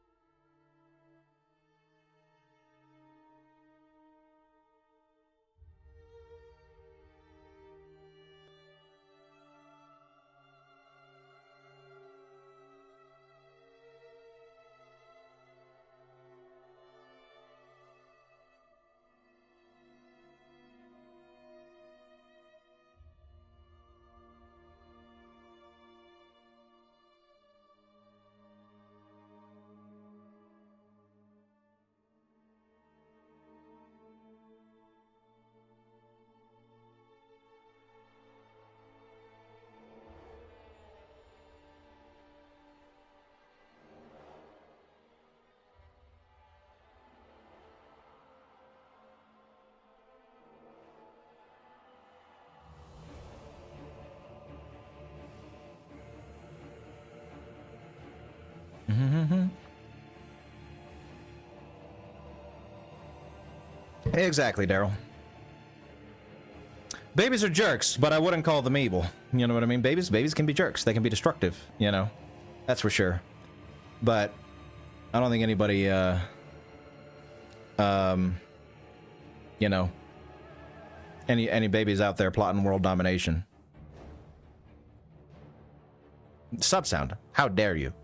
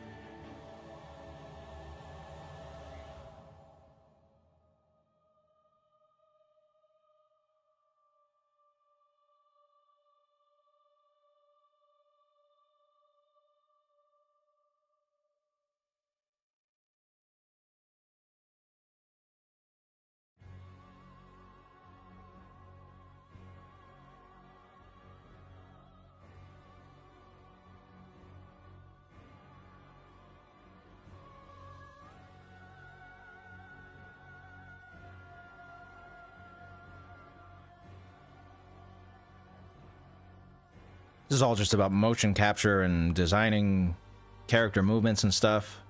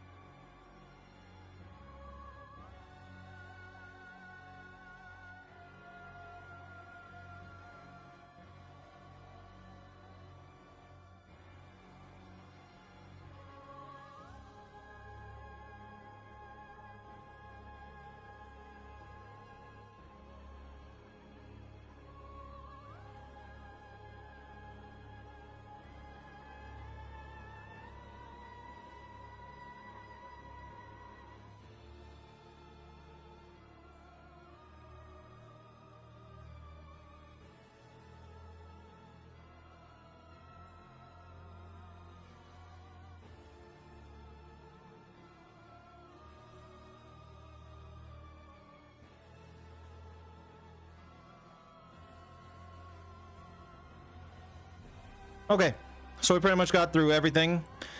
This interview, as it had a couple tidbits which were great, but it was mostly about like the design of the game, more so than the lore. So that's why, you know, this whole last section pretty much was just talking about mocap and the reasons they did this art on the cover design and stuff like that.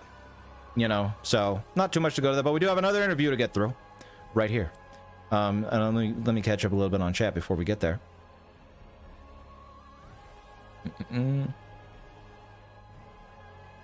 Yeah, just a good emoji, Effigy. Hans is great, Daryl. I agree. How's life been lately? Not bad. Not bad. Just plugging along, you know.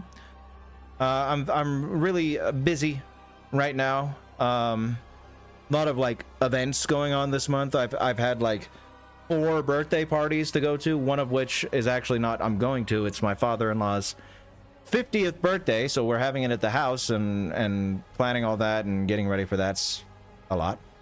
And then my mom is actually moving in with me next month, so that's also quite the task. So I got a lot going on life-wise at the moment. Okay. Another interview. Unkindled interview.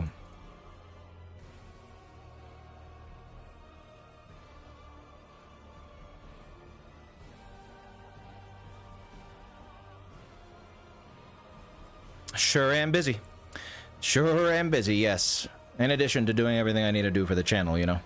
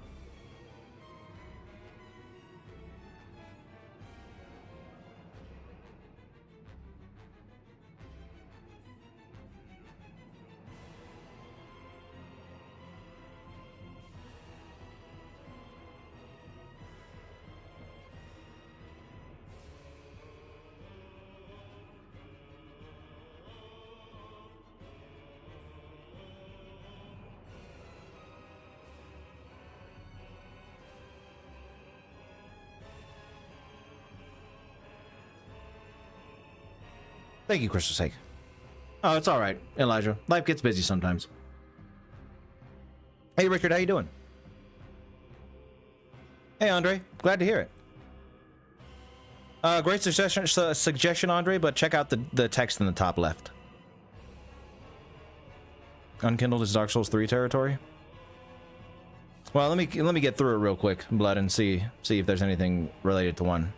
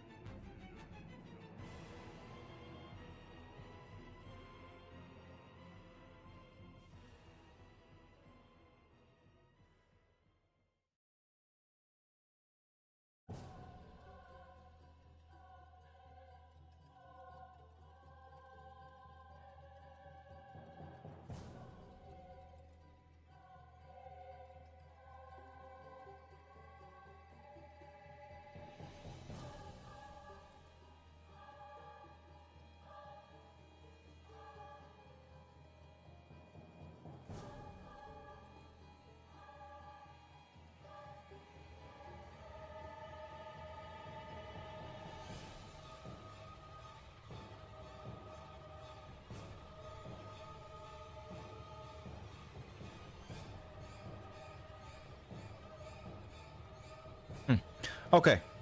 1 second. So there wasn't really anything too crazy as far as Dark Souls 1 goes here. However, Yomara, are you here? Because I remember you talking about something about Andre and a clan, and I didn't see that in either of these interviews. Now, you sent me like 1, 2, 3, 4 links, but they're like duplicates. So I have this one, and I click this one. It's not found, so I don't know what that was. Then I click this one. It's the same as this. See? Just different background. And then this is the Taiwanese one. But you're busy? Oh, okay. All right. I don't know if there's another interview I'm missing. If you want to throw it my way when you have the time, that'd be cool. If not, that's fine. But that in mind, we've gotten through the interviews so far, from what I can tell.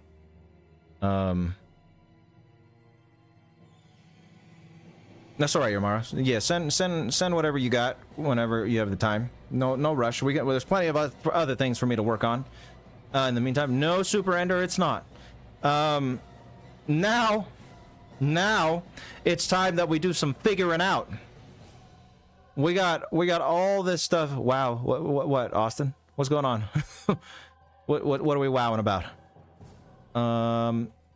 So we need to start establishing who or what is evil in this game. We have a lot of stuff to work with in this file. As you can see, almost 19,000 words of information. Or I should say 18, because some of these are just, you know, descriptive stuff. But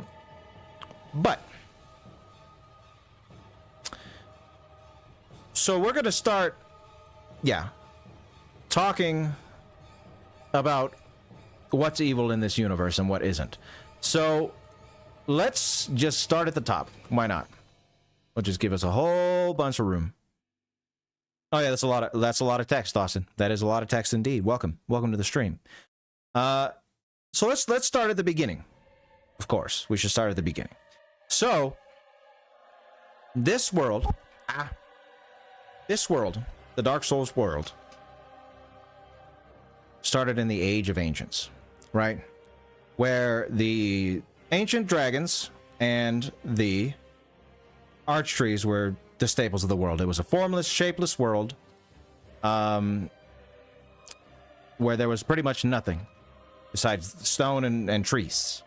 Thank you, Richard. I shall do my best to be awesome, and we will continue our very important work. You know what? Let's rewatch the cutscene real quick.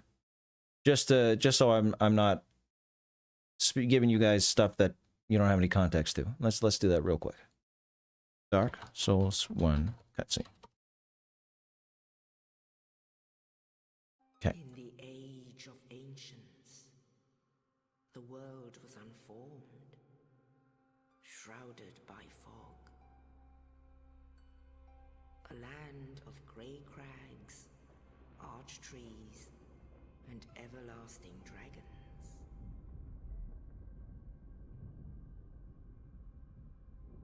My quality's so bad. There was fire,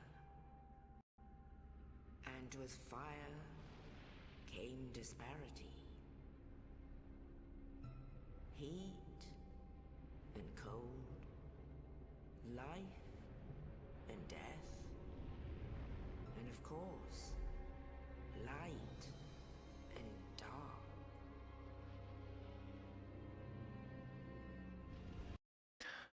So, first and foremost,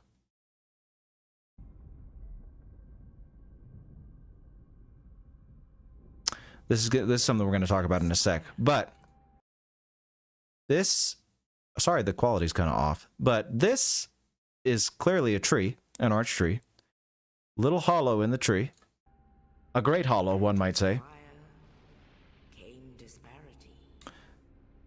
And beneath the bowels of the earth, the arch trees, I guess, their roots go all the way to the center of the earth.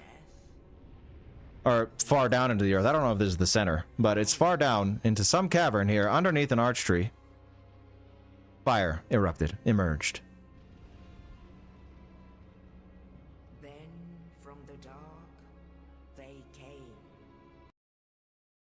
So, something that we talked about with in the Japanese text is it calls these creatures small animals. Might just be a mistranslation now that I'm just looking at this, because clearly this just looks like humans. Or human-like creatures, I should say. And found the souls of lords within the flame. Was there 5 there? Hold on. 1, 2, 3, 4. And found the 1, 2, 3, 4, 5, 6. So there's a few, not just 5. Okay.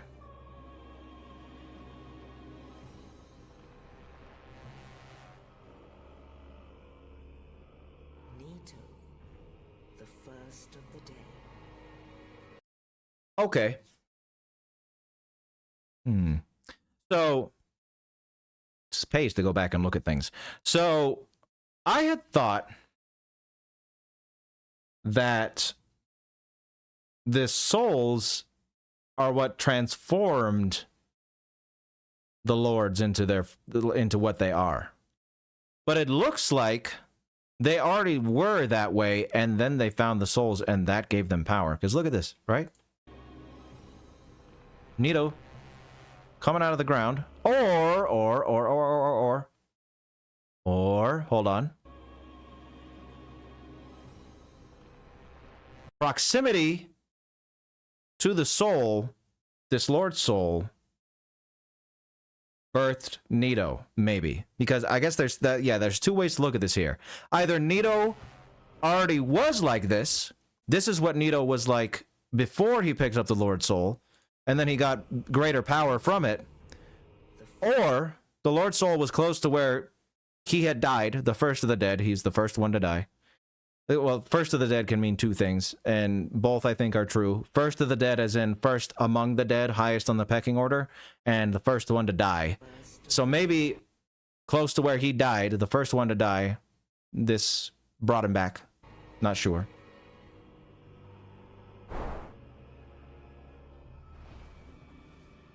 The witch of Ceaseless and her daughters of chaos.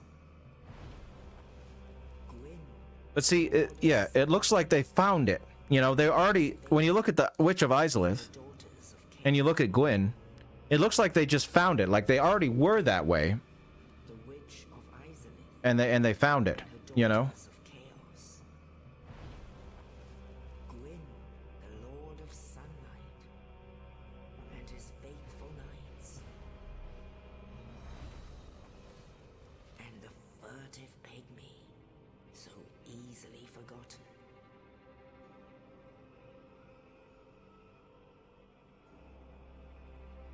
Culture existed before the founding of the Lord Souls? Yeah, that's true. They challenged the dragons.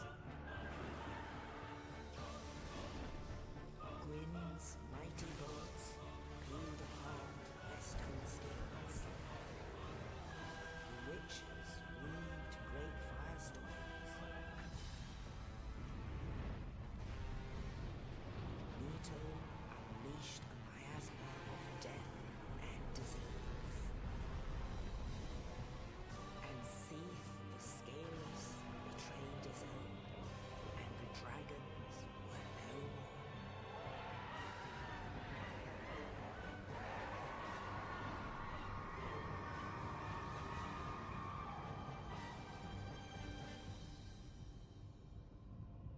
Thus began the Age of Fire.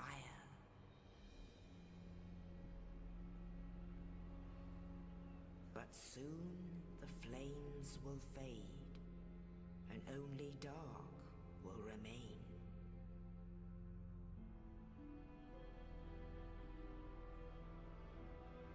Even now, there are only embers,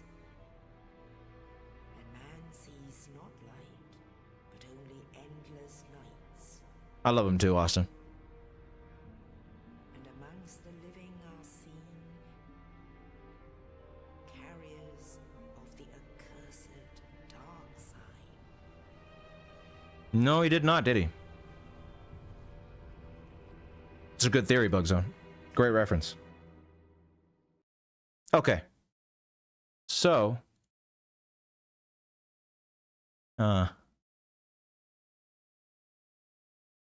Now.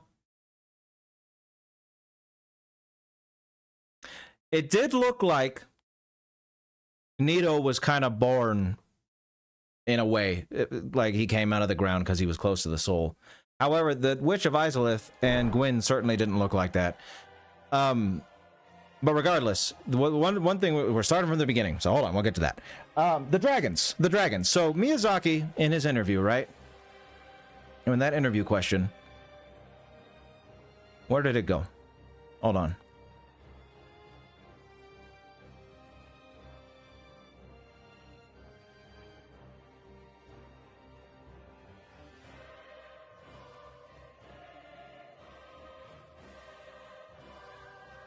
Hold on. No, actually, this shouldn't be in this file, so let me just look up minerals. Okay. The ancient dragons of the Dark Souls world are a bit different from your conventional dragons. They are almost like the very minerals of the land, in that they are transcendent creatures that existed before life itself graced the world. So,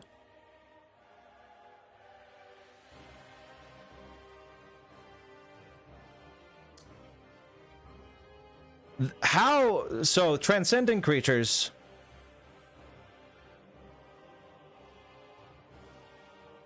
existing before time and life existed.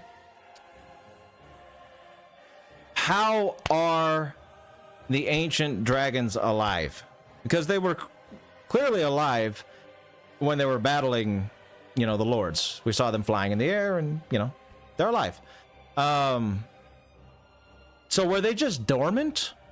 Did they just... Because as you could see, like, the world wasn't exactly... And it's described as being formless. They weren't exactly doing much. They just kind of existed. There were trees, and there were dragons, and they were there. They didn't build anything. They didn't really do anything. They were just there. So, were the dragons alive before? I don't know.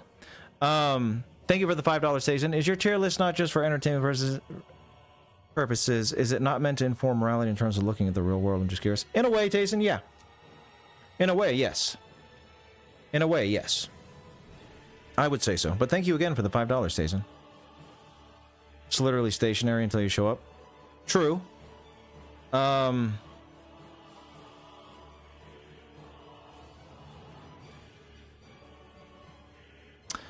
I'm trying to think of, Effigy, is like... They're minerals. So, minerals is an interesting way to describe them, right? Because as much as minerals aren't alive, right? They are essential to life. We all need minerals to live. Iron. We have iron in our blood, for example, So are ancient dragons minerals come to life? Like, they weren't necessarily alive before the fire came, and they were just kind of essential parts of the world that were granted life, much like everything else was when the fire happened?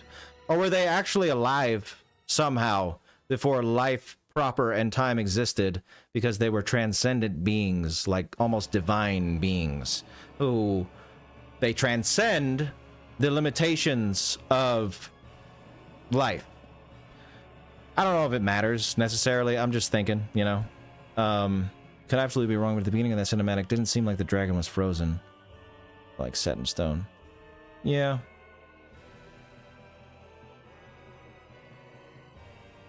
Almost like minerals. Yeah, that's true.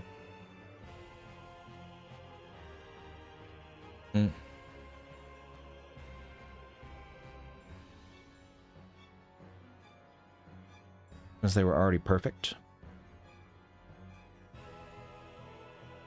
Thank you for staying as long as you did, Bugzone. Have a good rest of your night. I think they always existed as they were, given there was no disparity for the flame. Okay. Yeah. So again, this doesn't necessarily matter as far as evil goes. I'm just trying to get the nature of the dragons down. Because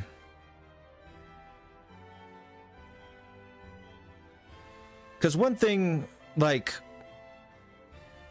the dragons clearly aren't. Yeah, because like minerals is good to point out, Effigy. Because it's quite clear that dragons are not essential to like life in the Dark Souls universe, you know?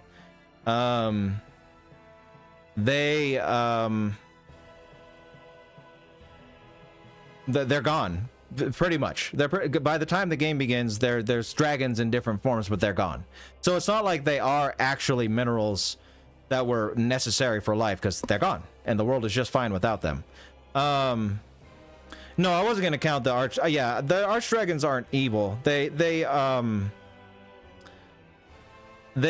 would say like Calamite might be classified as evil, but even then, he's probably just fighting back against the people who tried to kill his whole race. You know what I mean? Species. And yeah, no, the arch dragons weren't evil. I wouldn't say that. But they were also neutral. You know, because I would call them morally neutral. I wouldn't call them good or evil. Because what the cutscene makes it seem like is, for whatever reason, the new lives created by the fire weren't able to coexist with the dragons. If they were, what would be the point of a war with them? You know what I mean? So I would imagine that the archdragons, while not necessarily being evil, weren't exactly thrilled about life existing, and that's why there had to be a fight with them. Kind of like, in a way, it's like fighting against nature, right? We in order to make the world and what it is now, we've had to surmount the challenges that nature poses to us. You know what I mean? You can't, you build your house on the shore, it'll get washed away by a tsunami, potentially, you know? If you want to build a house, you gotta toil for it. So just fighting against nature, really, is what it seems to be like. What exactly does the primordial crystal do for dragons? Yeah, I don't know. Let me see if there's any mention here. I know a primordial crystal.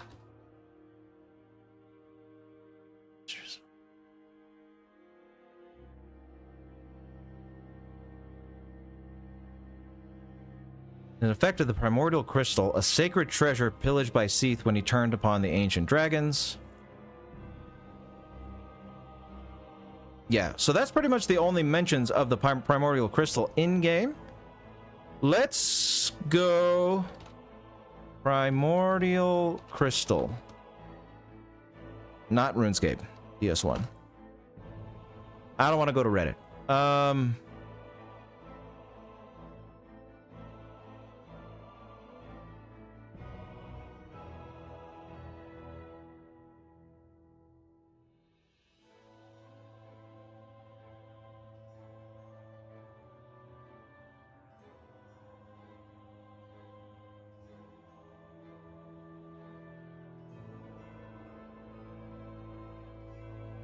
Oh,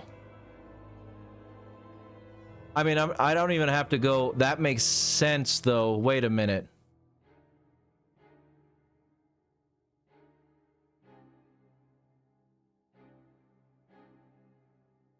No mortal blow affects him.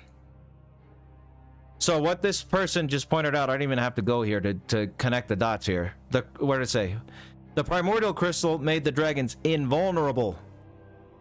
Okay, so that, okay, I think we might have just, with that little tiny thing, it might have given me a potential answer to what Seath's actual betrayal is, especially since Logan says it is an effect that Seath pillaged the crystal from the ancient dragons. All right. So the crystal, their scales made them immortal.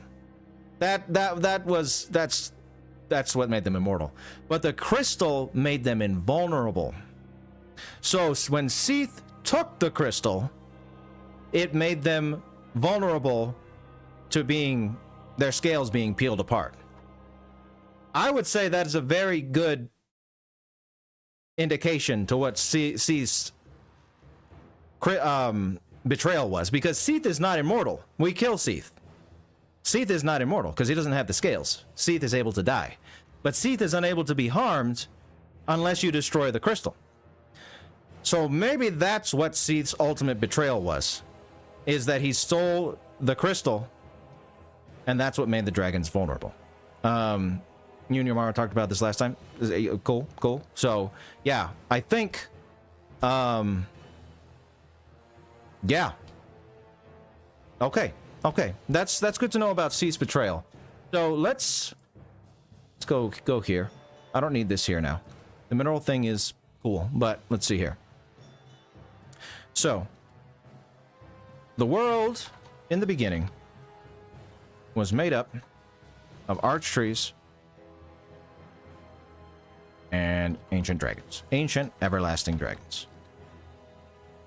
It was formless, bereft of time, and bereft of time. Bereft of time, and all other things that we associate with life. When the fire manifested,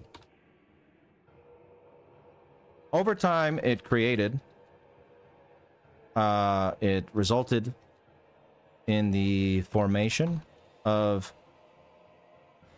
creatures, possibly animals, that then eventually became the lords as we know them in this story. So one thing that I think is really important to establish right now is, I think humanity, now let me know if this sounds right. Let me know if this sounds right. I think, because it's pretty well established that the furtive pygmy split up his soul in order to make humanity, right? We are the fragments of the furtive pygmy's dark soul. So the lordly race, that includes the witches, that includes Nito, that includes the Silver Knights, that anything, Orenstein, Smo, Artorias, whatever the other one's name is, the lady, Ciaran. They are a separate species. They're all the same species, but they're a separate species from humans, and they are the first species to ever exist. Was this lordly race, and then the furtive pygmy created humans from his soul. So all original creatures, all of the first creatures to be manifested by the fire are a part of this lordly race. Does that make sense? Does that sound about right?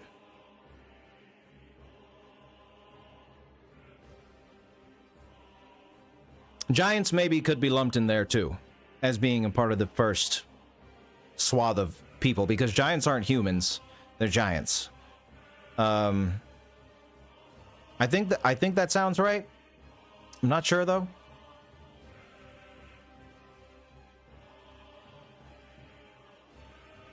Smo's death has the same VFX as the demon enemies in this game. Interesting. I don't know that, Maximus. Kind of checks out. Yeah, because I mean,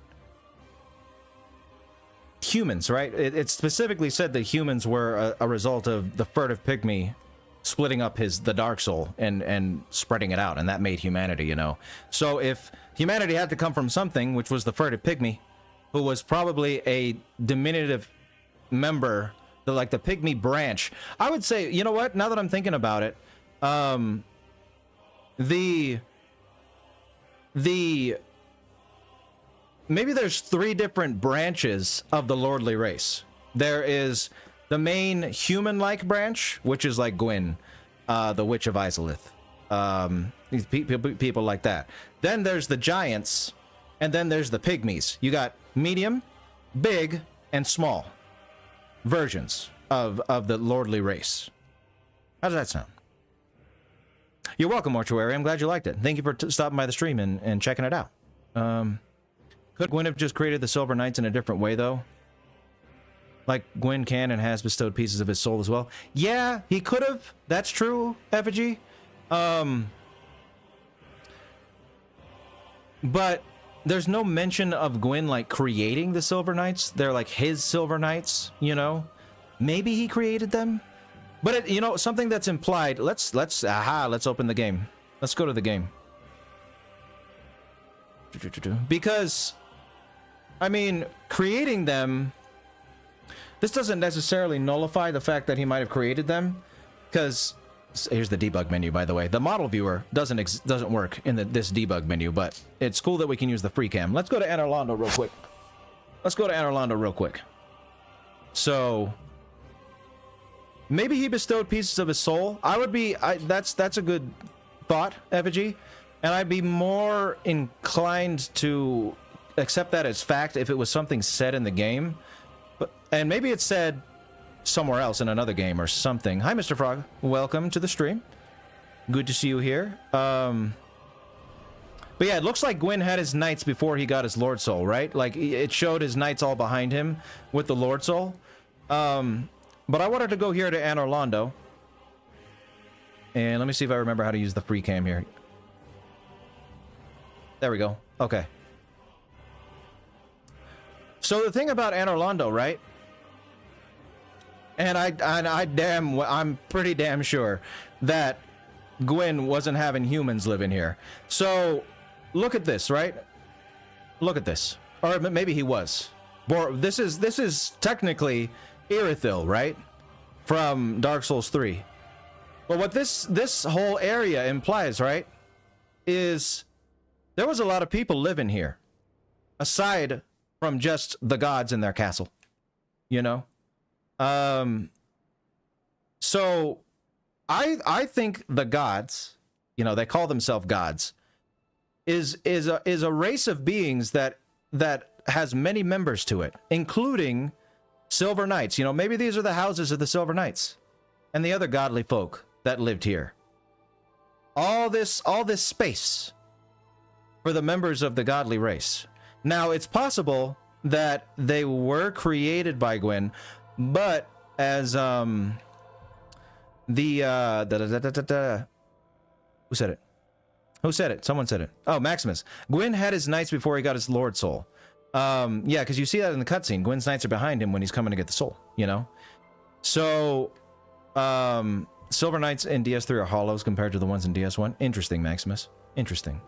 I'm just thinking here, like, gods are usually, you know, can I make this faster? What did I just do? I don't know. Gods are usually, in a lot of stories, right? Gods are usually described as being like few in number. You know what I mean? There's some gods. There's like a pantheon of gods. Ooh, look at that.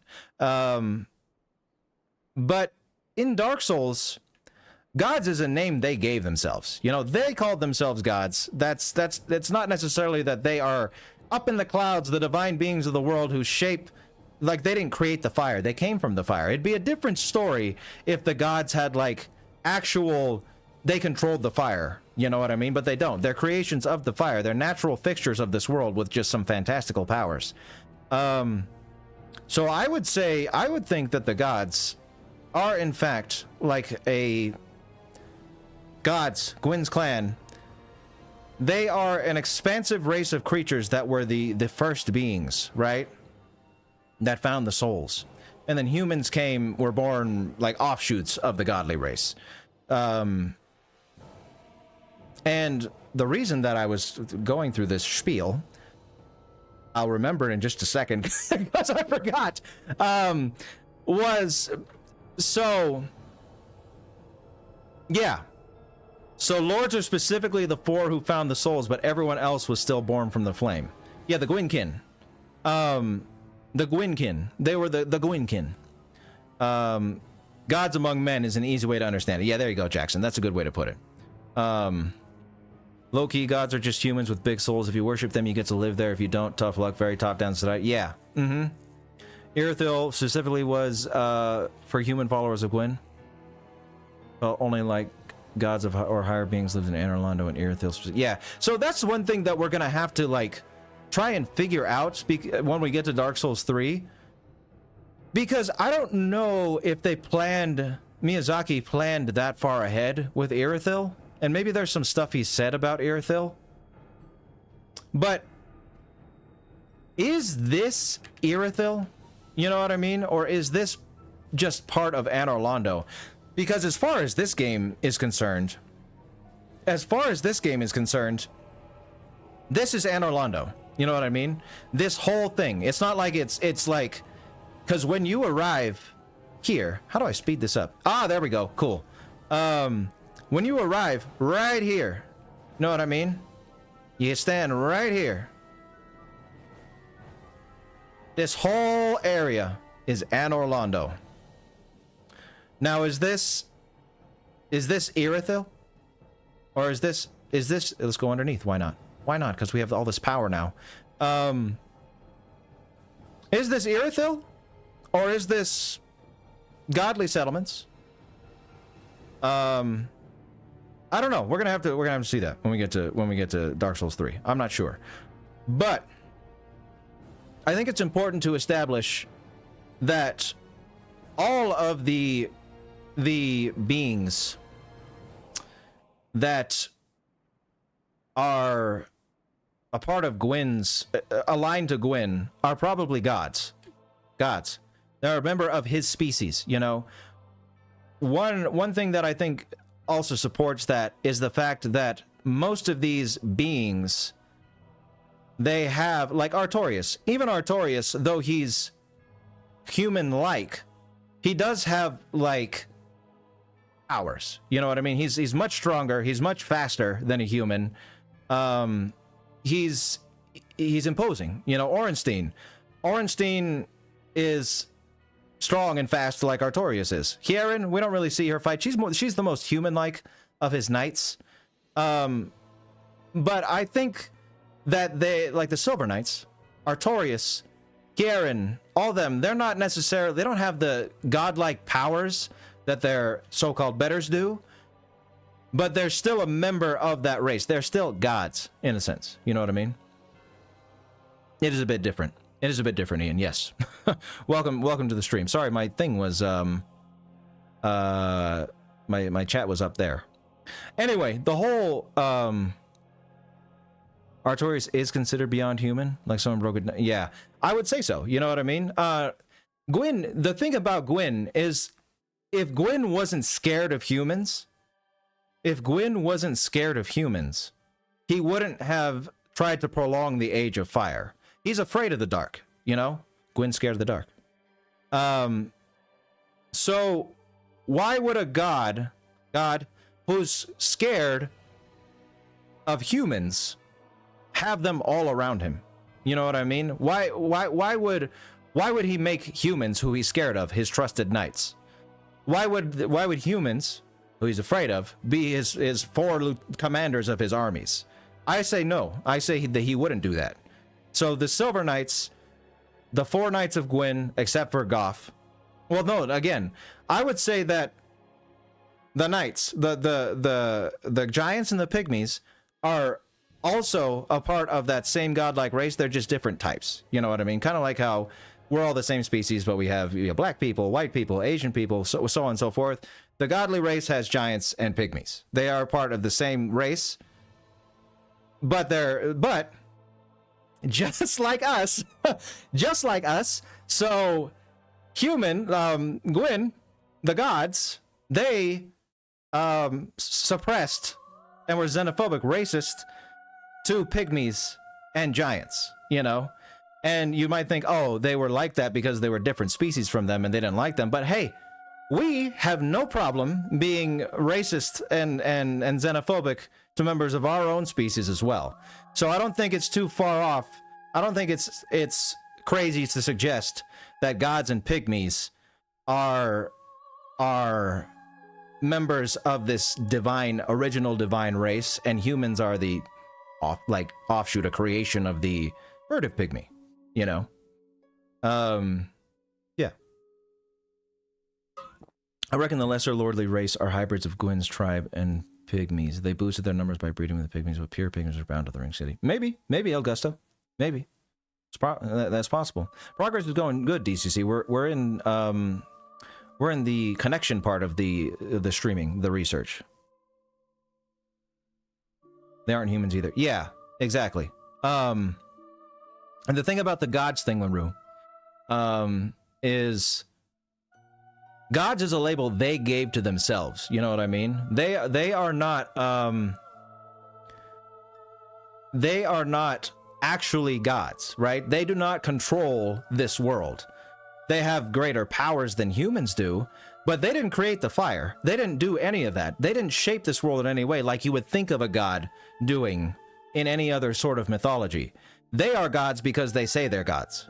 You know, they are beings that came from the flame, just like anyone else, but they happened to be a tad stronger because some of them found the Lord Soul, and by nature of their makeup, they are stronger. You know, they're part of the godly race, the first one.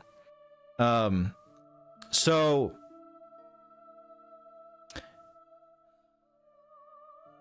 where I was getting at here, all of the first of the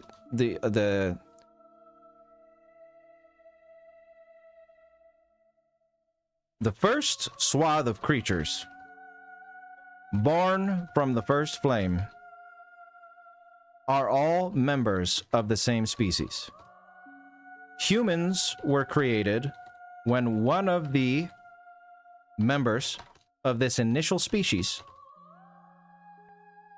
disseminated his Lord Soul, the Dark Soul, into offshoots of this species.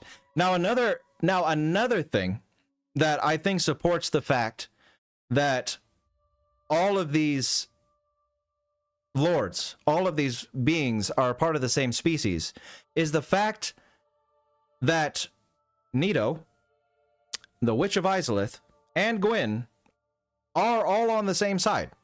You know what I mean? They're not just on the same side because they fought the everlasting dragons. I mean, the Witch of Ceaseless tried to help Gwyn like expand the Age of Fire by creating a new flame. You know what I mean? She wouldn't have done that if she wasn't on the same page. Why would she be on the same page? Because they're basically family. You know what I mean? I think that makes sense. Makes sense to me. Now, that just establishes for us that the lordly race was the first race, the first species in this world. Now, again, their fight against the everlasting dragons, I don't think we can call that evil. I don't think we can call the everlasting dragons evil. They're neutral. They're like forces of nature. And their war is more so like the throes that any sapient being has to go through in order to build something from the hardships that nature presents us. You know what I mean? The everlasting dragons, they're a hurricane. They're a tsunami. They're an earthquake. They're the trees that you need to cut down to build your house. They're the rocks that you need to move in order to smooth out your foundation. They're not necessarily anything more than just fixtures of the earth that they had to literally fight because they're a little more sentient than rocks or trees are in our world. But not evil. Not evil, the dragons.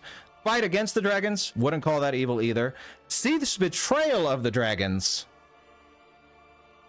Now that's something that's that's interesting, because if the gods fight against against the dragons isn't evil. Was Seath's betrayal of the everlasting dragons evil? As far as the everlasting dragons went, probably.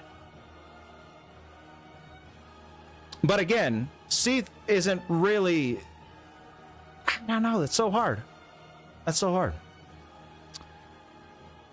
Because if we're not going to call the dragons evil, Seath's betrayal of them isn't necessarily good.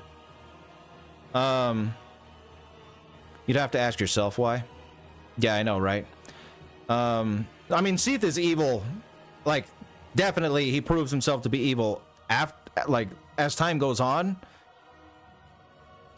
But Seath's betrayal of the dragons. See, this is what's complicated about the everlasting dragons, right? Is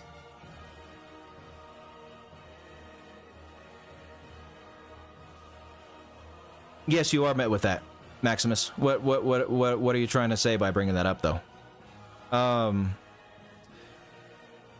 So the everlasting dragon, Seath is, for all intents and purposes, an everlasting dragon, right? He doesn't have the scales, but he's still an everlasting dragon. So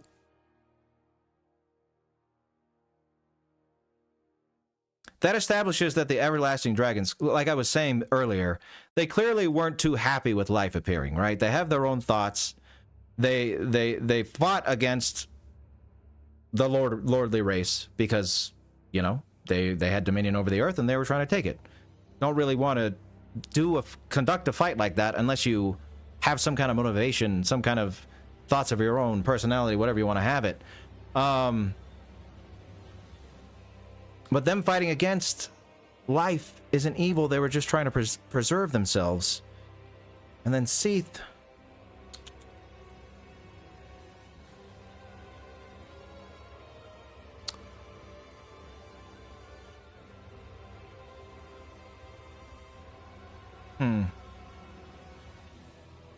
You know, I just thought about. Well, he isn't everlasting because he isn't everlasting, right, Elda? But he's part of that same species, you know what I mean?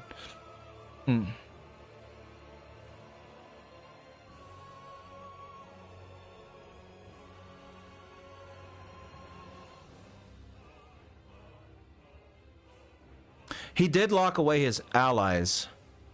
Yeah, he did.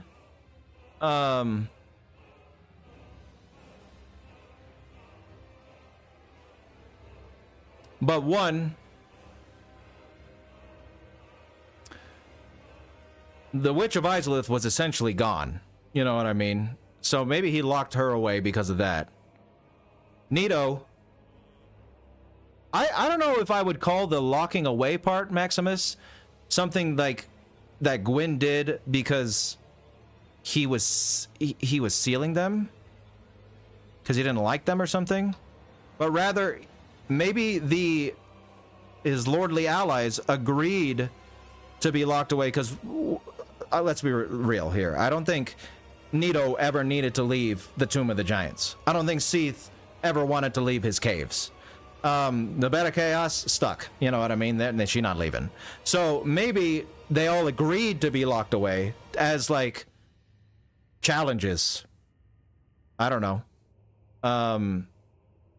In order to find the worthy one to link the fire. I don't know. I think that's possible though.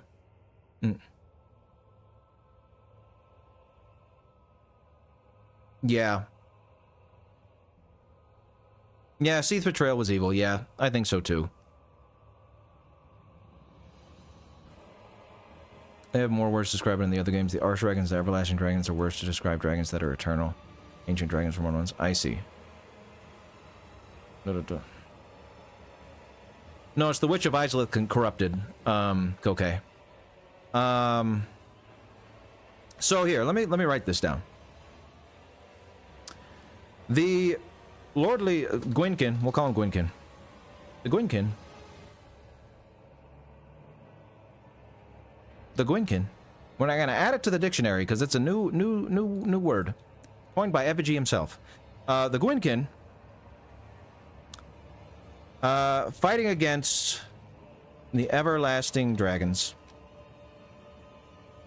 isn't necessarily, I can't for the life of me spell that word, evil, because their struggle against them is more akin to beings fighting against nature in order to create society, etc., than it is an actual war against creatures who were seeking then an actual war. That's fine. Actual war. Gwynkin indeed. Right, Maximus, that's true. And that's why I was saying, like, maybe the only exception is he sealed away the bed of chaos because she wasn't lucid anymore. Like, she was actually a threat to the whole world, you know? And he sent the Black Knights to stop her initially, and then they after they couldn't put a rest to her, he's like, cut this thing off. You know what I mean? Like, you guys come down here and make sure that this doesn't get out of hand, and now that let's seal it away. I don't know. It's possible though. You know, you might be right, Maximus, that Gwyn just sealed off his allies and was like, tough deal. You know, you're gonna be one of the catalysts to link in the flame. But I do think it's also possible that they agreed to be sealed away, you know, and they were on the same side. Who up everlasting day drag? Hey, Darth, you know how it is. Who up Gwynkin? They black eye orb. All right, this isn't a sweeter stream. This is a vile stream. All right, we gotta keep it nice. We gotta keep it nice. I'm a scholar. I'm a gentleman here. that's not a way. Stop, LaRue. Come on. Come on now. So, Seath, you know what's interesting? So,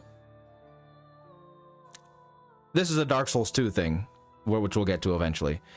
And I'm pretty sure... Hey, babe, it's my wife. The goddess is here. Say hello to the goddess, everybody. It's my wife. This is a Dark Souls 2 thing. But the first sin, right?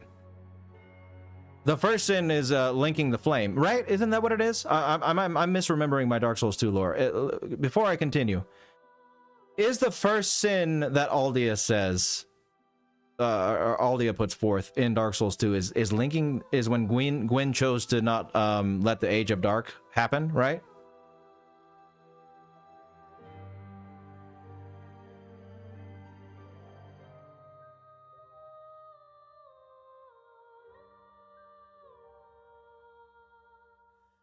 Yeah, Maximus, maybe. He would be pretty pissed about that, wouldn't he?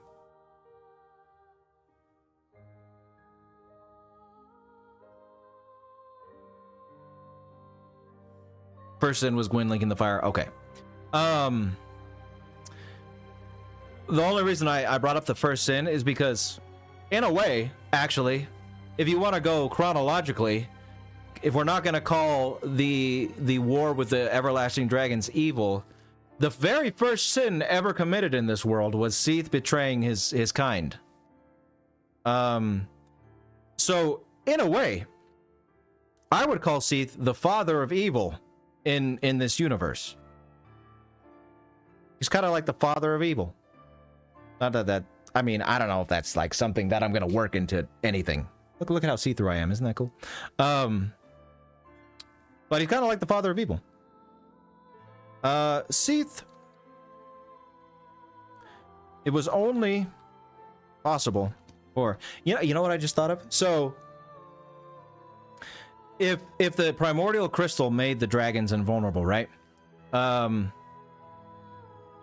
Seath is the one who took it away. It's kind of like another allusion to a fight against nature.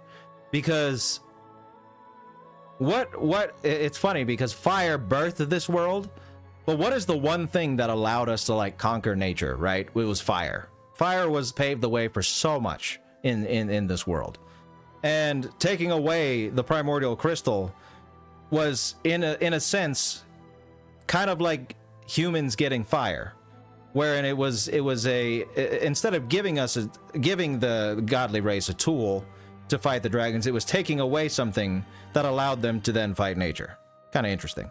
It was only possible for the Gwynkin to beat the everlasting dragons because Seath took away or stole the primordial crystal for himself, which is the artifact that granted the dragons invulnerability. Seath's betrayal, I don't know if that needs an apostrophe. Seath's betrayal of his kind is in a way the very first sin. Alright, fine. Maybe it does need an apostrophe. He, unlike the Gwynkins' war against the dragons, Seath's betrayal is entirely selfish in nature. Yes, he was born deformed and bereft of scales, so he didn't share in their immortality. But being jealous and envious of your brethren is in no way a good reason to facilitate their genocide. So, yeah, Seath bad. I mean, Seath is not good. Yeah, it sucks that Seath, you know, didn't share in their immortality. That's not a reason. So that'd be like that'd be like if I got cancer, right?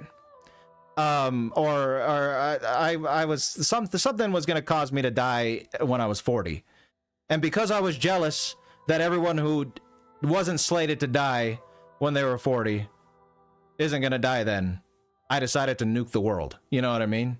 Like, yeah, you should feel bad for me because I'm gonna die sooner, but that doesn't give me an excuse to kill everybody. You know what I mean? Seath saying, hey, I don't like the fact that you guys have this and I don't, so I'm gonna steal this and you're all gonna die. That's not nice. You know what I mean? Not cool.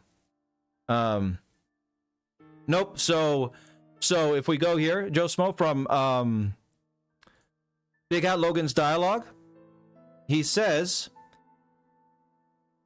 it is an effect of the primordial crystal, a sacred treasure pillaged by Seath when he turned upon the ancient dragons. So he pillaged it. He pillaged it. It wasn't something he created. He stole it. He stole it. What do you say?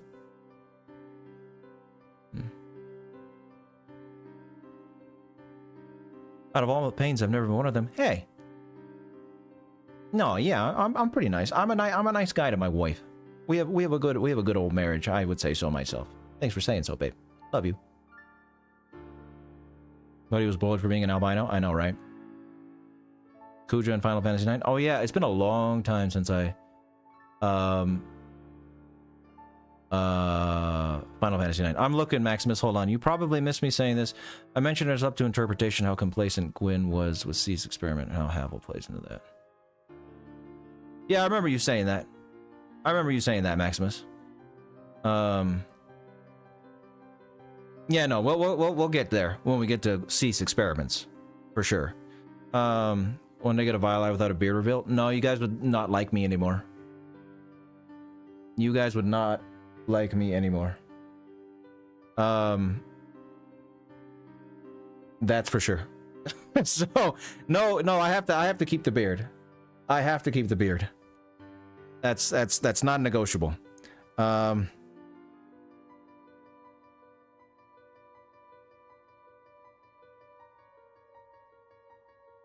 sec.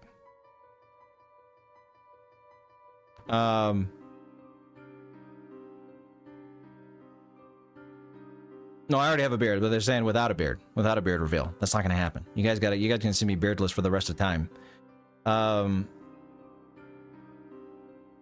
Where am I getting at now? Okay, so Seath's betrayal, that was evil. I think we can say that for sure. Now, the progression of the world, right? Okay, so let's talk about the primordial serpents. Whoops. Let's talk about the primordial serpents after I get back from the bathroom, because I was just about to say that primordial serpents. We need to talk about them for certain, but I'll be right back.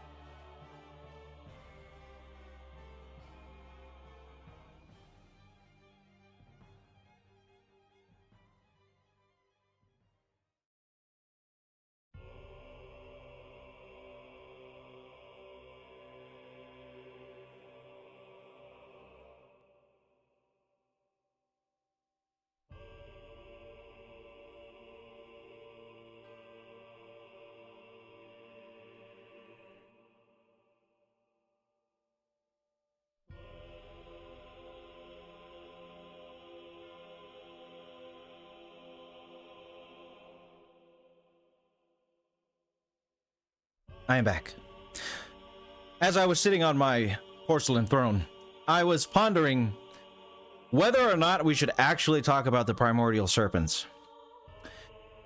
We're going to at some point, but I was also thinking, like, I don't think there's any mention of like where they came from or why they do what they do in Dark Souls 1. Maybe there is in 3. I know their lore is expanded upon a tiny bit there, but I don't know if they matter right now. You wonder if I made my avatar with the intent to bear some biblically accurate biblically accurate angels? No, I did not.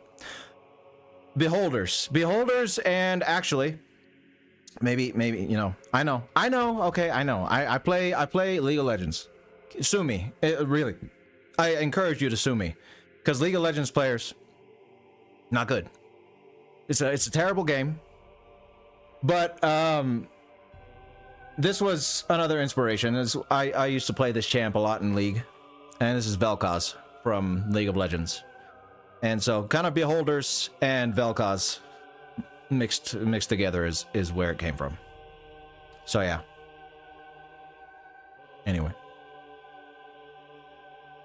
Yeah, we'll talk. Hold on 1 second.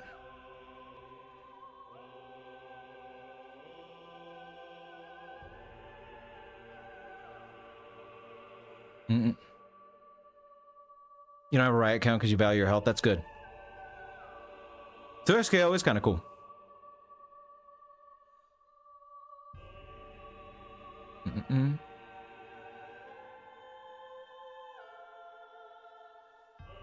Indeed, Shattered. So, where I want to go from here, actually, we're not going to talk about the primordial serpents just yet.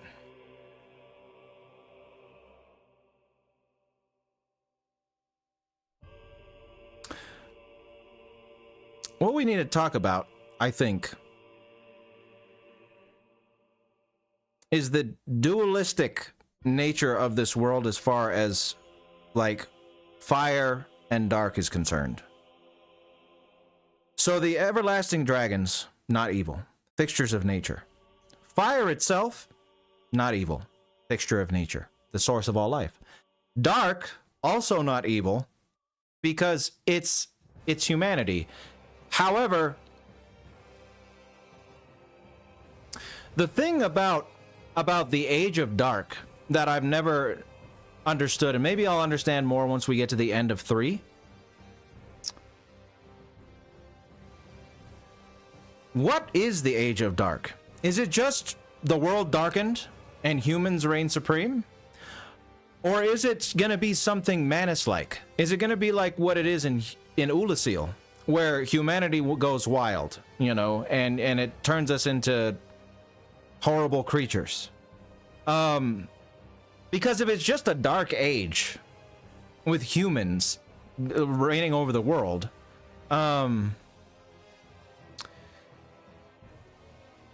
there's nothing evil about it. It's just another era, or wrong about it necessarily. But if the Age of Dark would see, like, people being turned into monsters,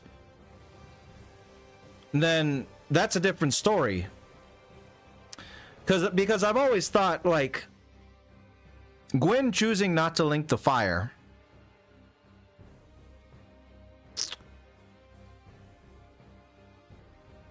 is it actually wrong? You know what I mean? Because I've always thought, like, yeah, he's preventing the natural course of things. And because he does that, the undead curse happens. You know what I mean? Which is wrong. But would it also be wrong to let the Age of Dark happen? I mean, you got, like, for example, the Dark Wraiths with Life Drain. That's not a nice thing. Then you have Manus and all that he did to Ulasil. Also not very nice things. So does the Dark entail horrific things manifesting from the Dark?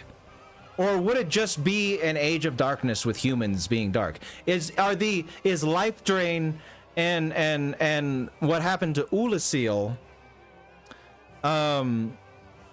like, not necessarily representative of the Age of Dark, but rather things that happened because the darkness was kept at bay, or because those working to bring about the Age of Dark had to resort to things like Life Drain? And I don't know.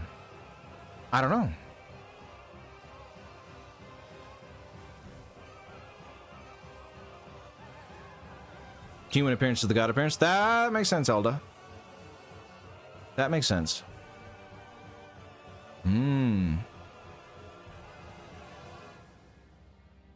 That's a good point, Elda. Yeah, Effigy, that's what I'm thinking. But that's a very good point, Elda. So, okay. Humanity. All right. We got something to work with here. Hold on a second. We're going to Ulasil. We're going to Ulasil real quick. Oh, damn it. I can't warp because of the stupid Firekeeper. Hold on.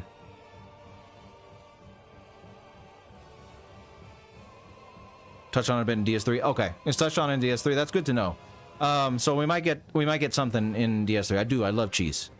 I do love cheese. I think that healthy medium is the usurpation, right? Let's not forget there's a third option. What do you mean by that, Effigy? No. Okay, I'll go fight Manus one time for the one time. But let me go to. I want to make a point about humanity, because Elda Gusto, thank you for pointing that out. What did we just get done talking about? How the godly race, they look very human, but they're not. You know what I mean? Humans look very godly, but they're not gods. The Gwynkin look human, but they're not humans. The humans look like Gwynkin, but they're not Gwynkin. So, the definition, because right now, when we're thinking about humanity, right? We're thinking about humanity as we define it, as humans. This is what a human is. Right here. I'm a human. You're a human. Everybody watching this is a human. But the definition of human in Dark Souls might not be the same thing as humans as we know them. Actual humanity might look something like this. And it might look horrifying to us. That might look... Oh, the debug menu's on, so it's got all this crap on the screen. Sorry about that. So, it might look horrifying to us, and indeed, it's horrifying, right? Okay, I'm gonna die here. I wasn't prepared for this. I wasn't prepared! Okay. Anyway, it might look horrifying to us. But just because it looks scary, they look scary. They don't look like how we think humans should look. They look weird, mutated. That doesn't necessarily make them bad, you know? They look monstrous, but that doesn't mean they are monsters. This could just be the natural evolution of humanity, you know? And as horrifying as it might look, just because something looks bad doesn't mean it's bad, you know? A monster isn't a monster because it looks like a monster. A monster is a monster because it's doing something evil, you know what I mean? And just existing like this isn't evil, isn't bad.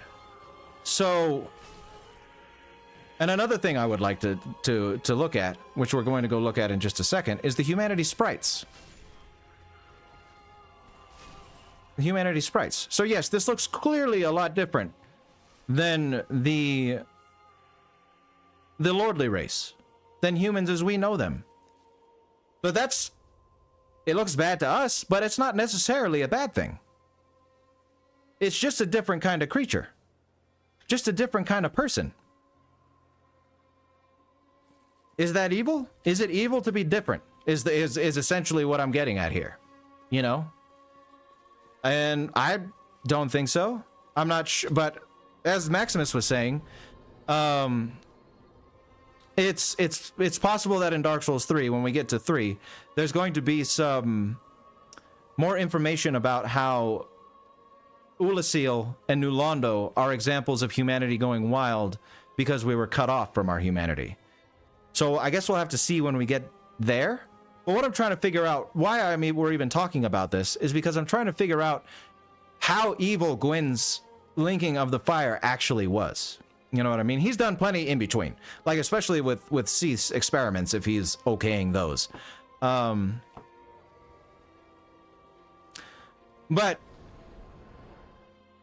is this so? What we're seeing here the natural evolution of humanity? And is that bad? If it's bad, then maybe Gwyn linking the fire wasn't a bad thing. But if it just is what it is, then yeah, it was evil. You know what I mean? Now, humanity sprites, they're interesting.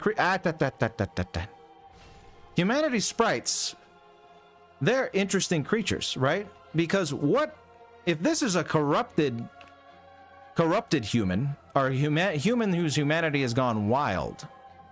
What is a humanity sprite? Is this humanity in its purest form?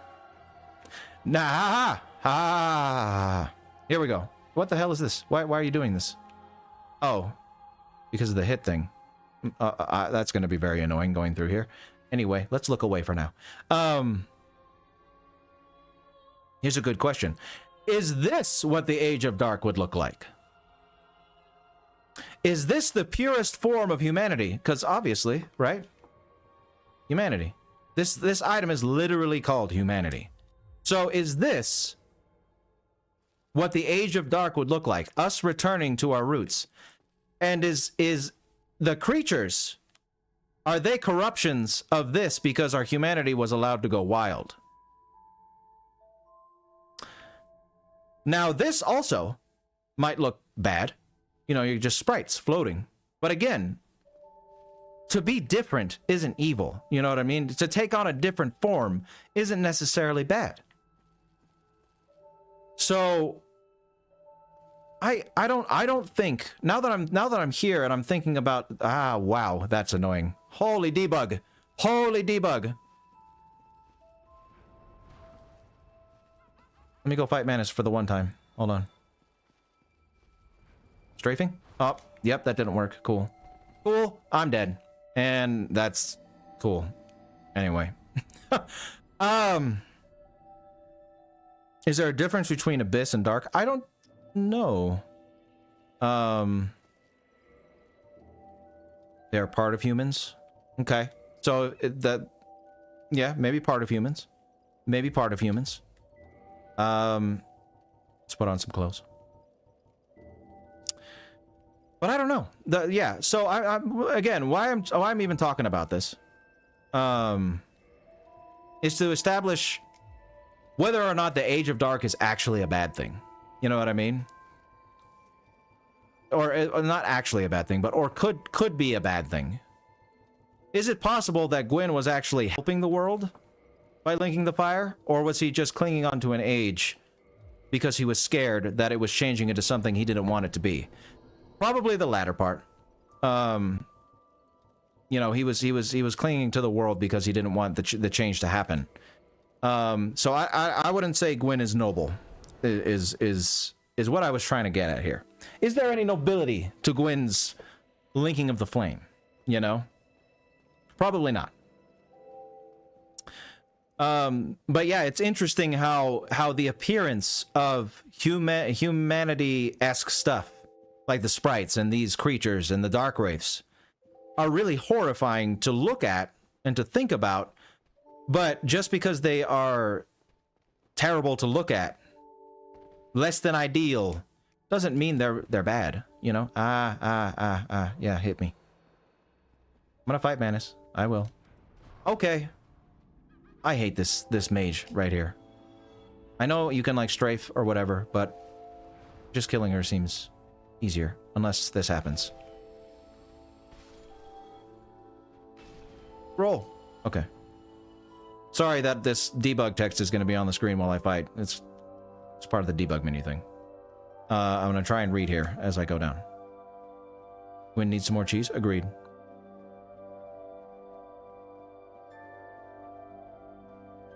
Turn in time. Was it a Disney show? Oh, wow. That's from a Disney show? Wonder? Crazy.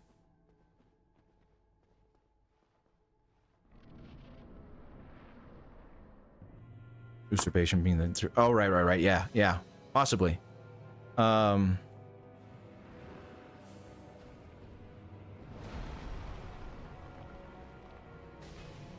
gonna use a shield. Let's see if that works. Kinda, actually. Wow. Maybe the shield was the solution. Oh, I'm not human, so I can't summon Sif. Oh, well. Hey, this is pretty cool. Okay, I got hit, though. Ow. Ow. And there it goes. There goes my Manus attempt. Oh, I'm alive. Never mind.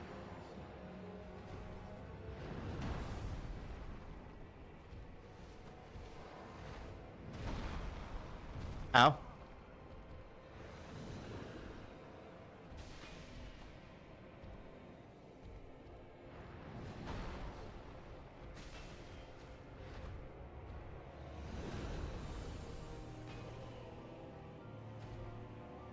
Hey, I'm doing pretty good.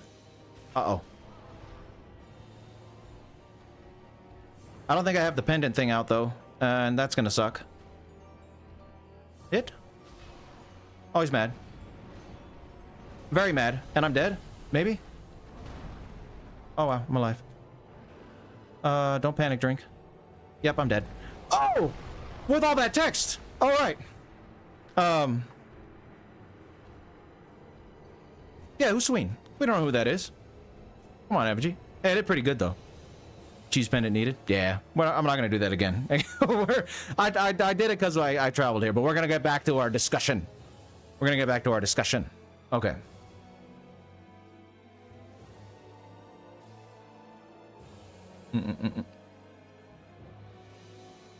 Yeah, so the thing, yeah, the Buddhist themes of the games go along, drawing leg being driven for one, the path of the dragon being like pursuing Buddhahood, transcending suffering by discarding desire. Yeah, that makes sense. Dexterity? Dexterity's great, crap. What are you talking about? Villager Sweener, exactly. So, yeah, the thing about Gwyn, you know, many characters say he feared the dark, but that's just them saying that, you know? Because who are we, that's the thing about a narrative like this, right? You don't know who's telling the truth here, okay? Koth says Gwyn feared the dark. You know, plenty of people in this story trash on Gwyn, they trash on humanity, they trash on everything. So who's correct? You know what I mean? Who is in the right in the scenario? Don't know. I don't know at this point. Koth says he feared the dark. Maybe he didn't fear the dark just because he was trying to hold on to power. Maybe he feared the dark because it was actually something to fear. Maybe it was going to destroy the world, in a sense. Or remake it, at least. And that might be something to fear. So maybe Gwyn's refusal to link the fire, yes, it comes from a place of fear, but maybe it doesn't necessarily come from a place of like megalomania, like he's afraid that he's gonna lose his power. Maybe he genuinely feared that the dark was bad for the world.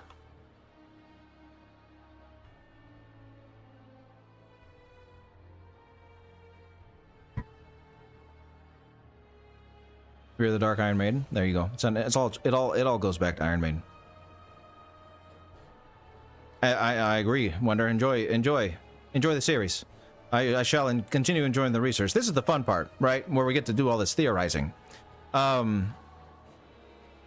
So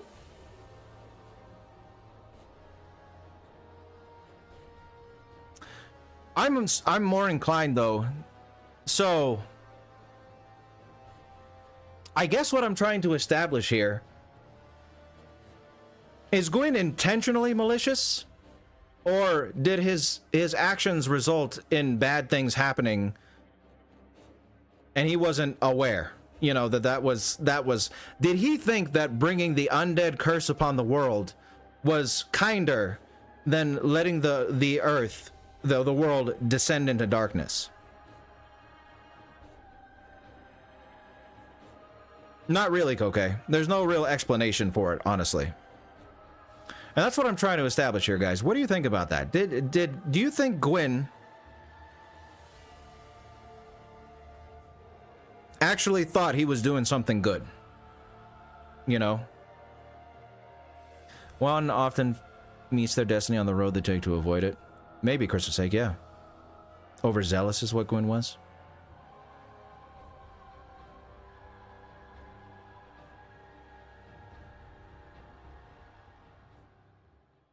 He wanted a status quo.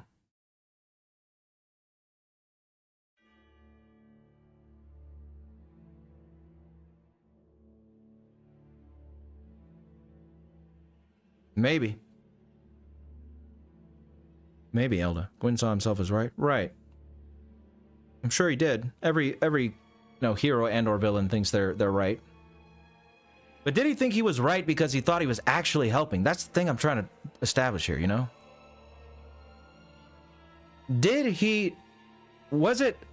Was his feeling of being right coming from a place of selfishness, holding on? I mean, he dies, so, but maybe that's another thing to consider. He sacrificed himself. Did he believe that he needed to sacrifice himself to protect his kind? You know what I mean? Yeah, he gave up everything for his vision.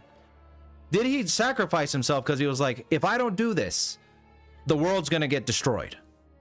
The world that we worked so hard to build is going to go to the wayside. Not necessarily because he didn't like humans. He feared them because he feared that they were going to destroy the world. It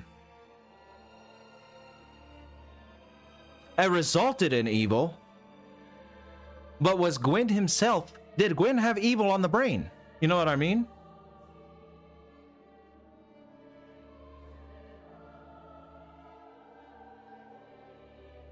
I'm not sure if Gwyn's...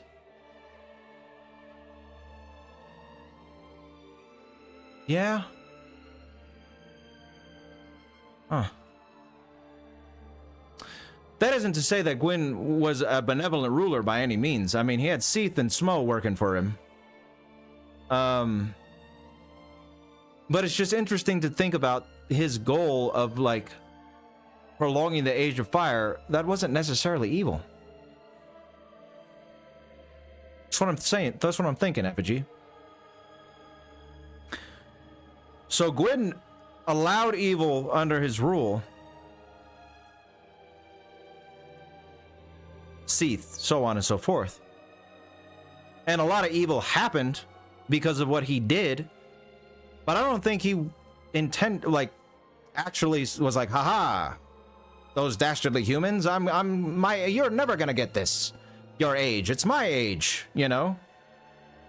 Is narrow-minded? Yeah. Yeah. Narrow-minded, I could see that.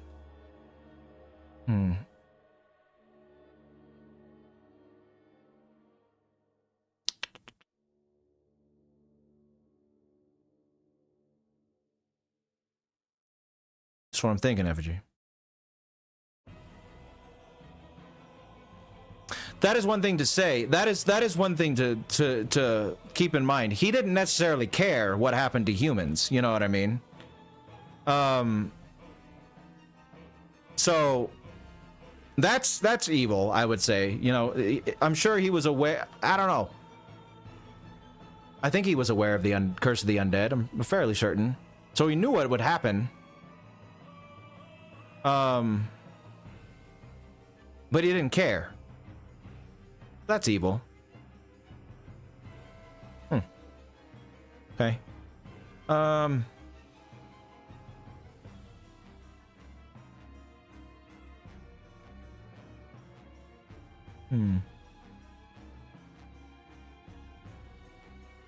having.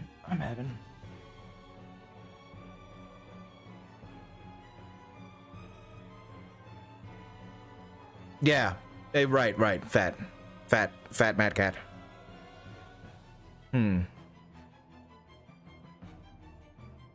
Yeah. But I wonder, Effigy, if he also, if he thought that, like, him doing what he did actually helps humans. Because, again, you saw... Well, I'll go just real quick. I'm still here. Maybe Gwyn, seeing Dark Wraiths and stuff like this, was like, oh, not only am I better off, or not only are my people better off, but so are humans. You know what I mean? And maybe he was mistaken. Maybe his, like... He was like, oh, humans are going to be better off. But that he was mistaken that they would be better off.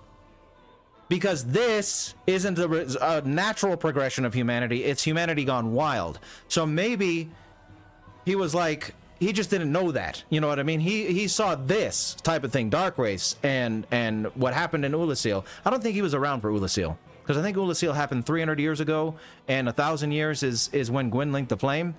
Either way, though, it's possible that he saw humanity going wild and thought, hey, this is bad for them too. But he didn't know that what happened to these people didn't happen because that's the natural progression of humanity. This happened to these people because of what he did. But he was just mistaken. Hey, 2 decades old is good. 2 decades is good. It's a nice name, Fat Mac Hat.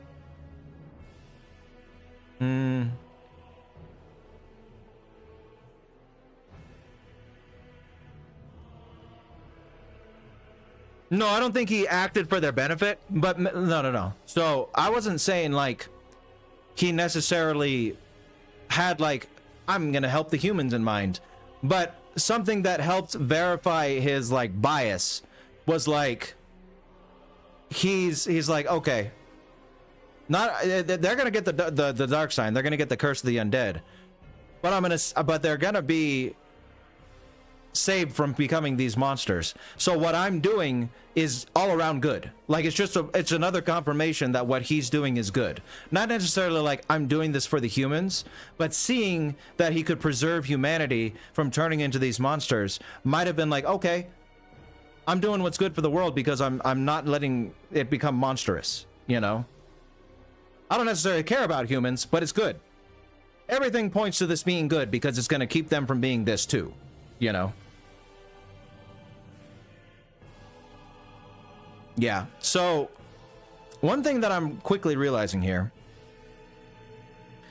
is I think as much as I think it does to us, Effigy, but maybe to Gwyn, he was like, hey, you know? So, the thing about, I appreciate the Elda and the crowd you'd asked, but Dark Souls 3, we've had a lot of mention, and I'm about to say something. Hold on. I got a whole thing worked out here. So don't spoil Dark Souls 3. I played it, but I'm pretending like I haven't. That's the angle I've been going at so far. However, I'm quickly realizing that I think I need to play the other games. I think all of this that we have down is important, and I really hold on. I need to turn off the music because I'm doing some thinking here. All that I've put down is important. All that I've put down is important. At least it could be important, and it is necessary to what we're going to figure out as we go forward. However, I think I am quickly realizing that in order for me to figure this stuff out, I need to play all 3 games. I don't think that it's a good idea for me to do all this speculating at the moment, because so much of it might be thrown out later on, and a lot of this information might be thrown out. But at least what we have here, now that I'm thinking about it, we have a compendium of all the important stuff from Dark Souls 1 that is going to allow us to connect it to the stuff in subsequent games. You say no shit, Effigy, but I really, really thought when I started this that it would be important for me to make connections without playing the other games first. I really thought that seeing how stuff changed over time would be important, and we can still do that as we go. But I don't know. My thought process was it would be very important to tackle the games separately and think about them separately first before connecting them. But now that we've gotten to this point, I think I was wrong. And that's fine. Sometimes we're wrong. It happens to all of us. So this is a good start. But that's all it is right here. That's all this is, because I cannot go any further than this without like, shit, well, is this information in the next game? Is it in the one after that? Am I just grasping at straws here? Yeah.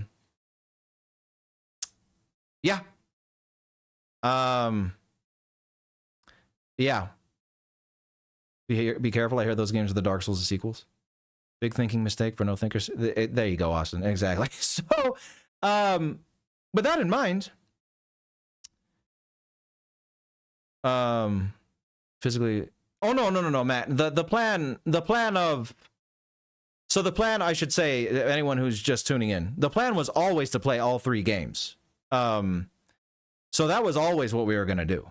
It's just I thought that as we went, we'd like make connections and stuff in individual games before we went on to the next one. You know what I mean? But now I just think I want to go straight through all 3. I think I want to get all the information from all 3 and then start making connections. So with that in mind, you know what we're going to do right now is we are going to play Dark Souls 2. No, I'll give Manus another go when we finish Dark Souls 1, because another thing that I'm going to do in all 3 games, what I'm going to do is I'm going to get to the final boss and I'm not going to beat them, so we can go back in each individual game and then see stuff if we need to go, you know? Yes. 5-hour long Hawkshaw video? What is that? I don't know what Hawkshaw is, but I'll take the sentence. So no, we're not going to end the stream because we still got a decent amount of time left. We're going to play Dark Souls 2. A funny thing though, I actually started a file the other day, and I didn't do anything, mind you. All I did was because I looked up again. So anyone who hasn't been here for the gameplay aspect of the streams, I'm not challenging myself in these runs, right? The whole point of what we're doing here is research. And making a soul level 1 run where I have to die to a boss 80 times is not research. It's a gameplay challenge, and that's not what we're doing here. We're not playing the game, we're doing research. So what I want to do is I'm doing the most broken build I possibly can so I can get through the game as efficiently as possible. Because dying to a boss 20 times does nothing for research. You know what I mean? So what I did is I made a file already because I looked up what's the most broken build in Dark Souls 1 or Dark Souls 2, and I took a screenshot of like the exact path that you're supposed to take for this build on my phone, and I got the weapon that I needed real quick, but I haven't done anything else. So I already have it going. But with that in mind, we need to watch the cutscene because I'll have maybe we'll watch the cutscene in game. I'll start a new file and then quit out and go to the file I've made. But yeah, we're going to Dark Souls 2. No, it's what is it? It's oh yeah, it is a hex build. It is a hex build with the rapier. You start with the rapier. And then you get the ice rapier when you can, and you use that. And I tried to farm the old knight hammer because it said to do that because you can like pancake enemies and it requires little strength. But hey, what's happening? Server's too busy. But I couldn't get it. I tried to farm the hammer, so. We're not using the old knight's hammer. But yeah, most broken build just to get to the game as efficiently as possible. I don't know if I should do a separate file. No, because I want to make connections. Yeah, we'll do this. However, what I need to do now, oh man, think here. So we got to do the thing. Got to do the thing. Things betwixt. And we're going to do, you know, right, let me just look at what I have. I should keep this as like a template up at the top or something. What did I do? What did I do? What did I do? Come on, let's go to an area that doesn't have so much text so I can just see this all together. Lore. Demon runes, important building structures, NPCs, items, enemies, bosses, lore. Okay. Buildings / structures. Items. All right, no. NPCs, enemies, bosses, items, floor. Okay. And I'll keep this as like a template down here. And then I'll do the old highlighter deal. Yellow. Start off yellow.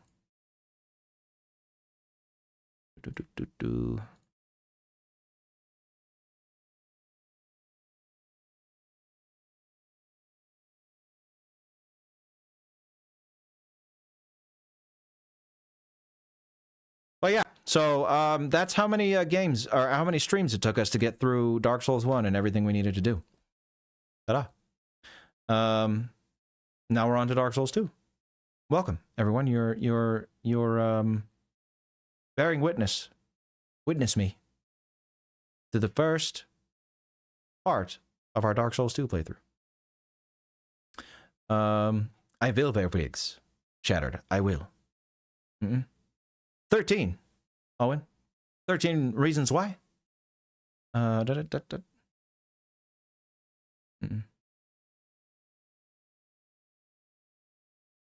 your name's from Dark Souls, huh? Ah, Dark Souls 2 effigy. Nice, nice. I am Spiffy. How you doing? Nice to see you. Oh, let's get out of Dark Souls 2. All right. Dark Souls 2. Somebody's playing. Oh, Corinne. Corinne's playing Dark Souls. Oh, Dark Souls 2 checklist. I need that. Let me do that. Dark Souls 2 cheat sheet. Because we want to make sure we pick up everything. And then we'll close that because we're not going to be listening to Dark Souls music anymore if we're going to play a game. And then... Bing, bing. All right. And now Dark Souls 2. For the item stuff. What else do I need? I think that's it. All right. So, let's get it started. Thank you, Wallop. Appreciate it very much. Thank you for stopping by the stream. And I hope you have yourself a good rest of your night or day, wherever you are. Oh, I need to... Oh, that's what I need to do. Aha, right. I forget. Hold on. Get me loud. I'm sorry. I don't know why they do that. I don't know why the menu has to be loud as all hell. I turned the sound off in here. That's right. Okay. That's fine. Let me do my little setup that I had for you guys. Where we have everything nice and neat. So you guys can see. I don't have to keep like alt-tabbing for you. It'll take me just a sec. Gonna be kind of annoying. Hold on. Should we invade Corinne? Nah, no invading Corinne. Let's not invade Corinne. Size. 2. Okay. Actually, that looks about right. No? Kinda close. I think I'd like it to be a little thinner. Let's go. I need to like write these settings down. Oh, why does it do that? Okay. Okay. There we go.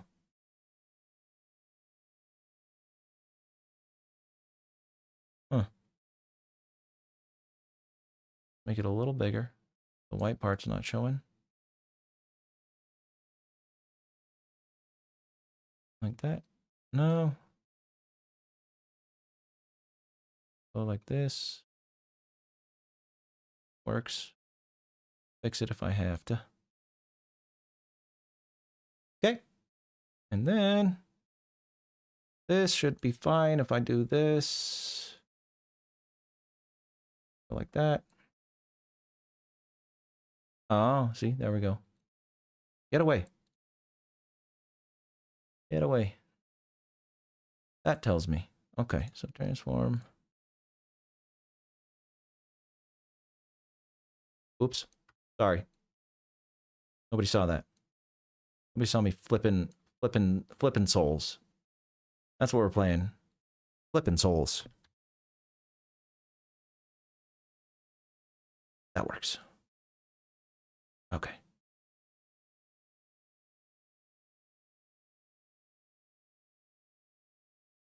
Oh, I don't know if anyone's watching on Twitch. I don't even check. But the multi-chat thing, I forgot I turned that off. Boom. Really need it when I wasn't streaming on Twitch at the same time. Okay. I think that works. That's fine. Nice. All right. Back to game mode. Back to game mode. Let's put the settings on. Wait a minute. The sound on. Eh? No? Okay. You like that name? I am me, yes. That's I started another file too, because I was just playing myself. I'll turn the sound on here. Oh, glad to hear it, Wallop. Glad you've been watching since then. Oh, that's right. I was gonna do the where the hell is the sound? There we go. Majula music unlocked. But we need to watch the cutscene. We need to watch the cutscene. So let's go and start a new game real quick, and then we'll come back here.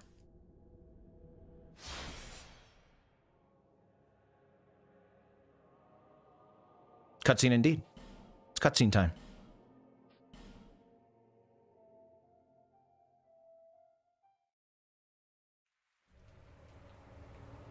Sorry, it might be louder. Perhaps you've seen it. Maybe in a dream. A murky, forgotten land.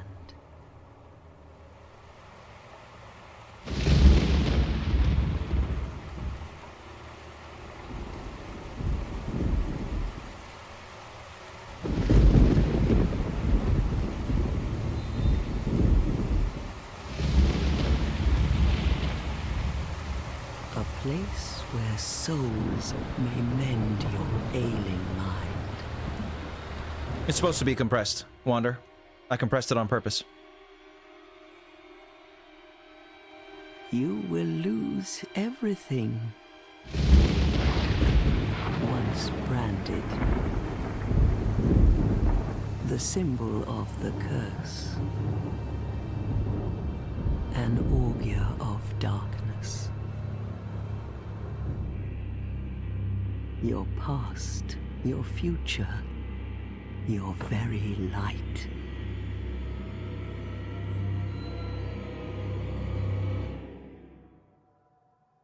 None will have meaning, and you won't even care. By then, you'll be something other than human. A thing that feeds on souls, a hollow.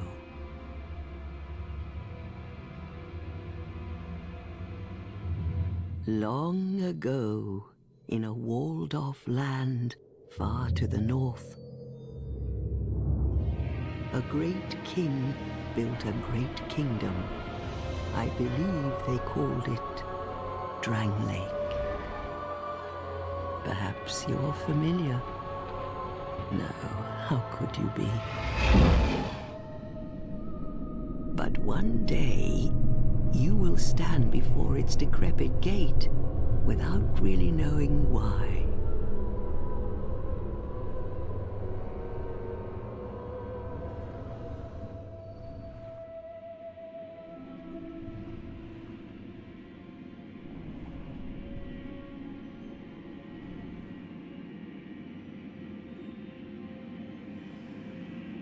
Hi, Jumbas.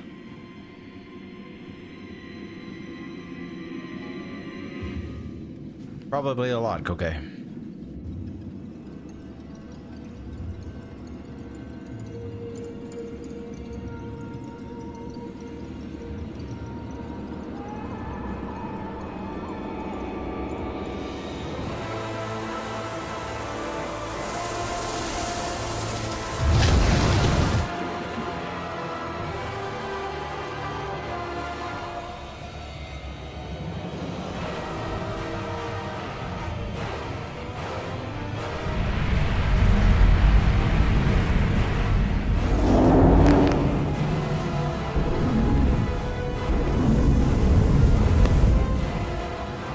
like a moth drawn to a flame.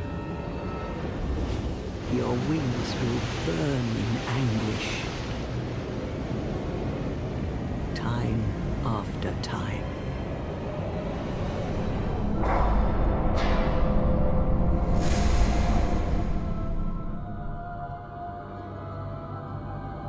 For that is your fate, the fate of the cursed.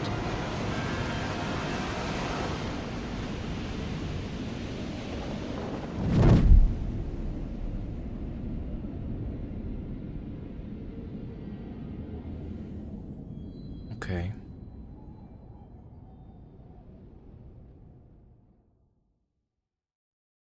Okay. So, right off the bat, I had a couple questions from that cutscene. And I think those questions are going to be answered later.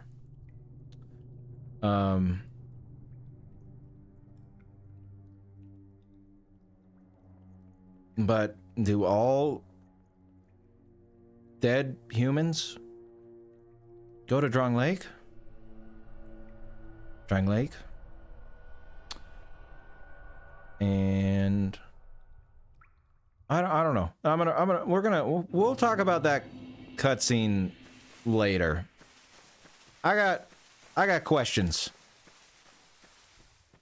but I feel like they're gonna get answered, so I'll hold my tongue for now, and we'll also look at the translation if that matters. But here we are, Dark Souls 2. I'm gonna run over here real quick because I'm not gonna do any examining. We'll do that on my proper file, but let's get the little dialogue from the ladies here.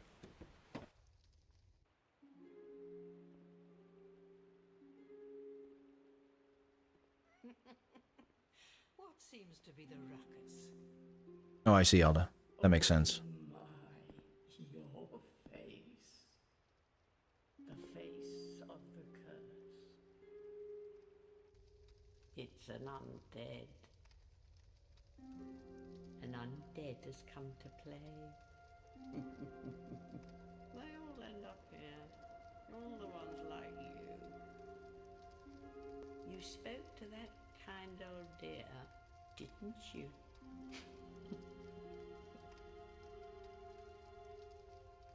You're finished. You'll go hollow. Yes, you'll become one of them. Hollows prey upon men, feast upon their souls.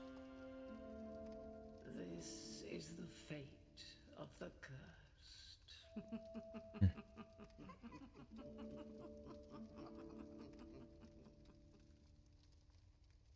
What is your name?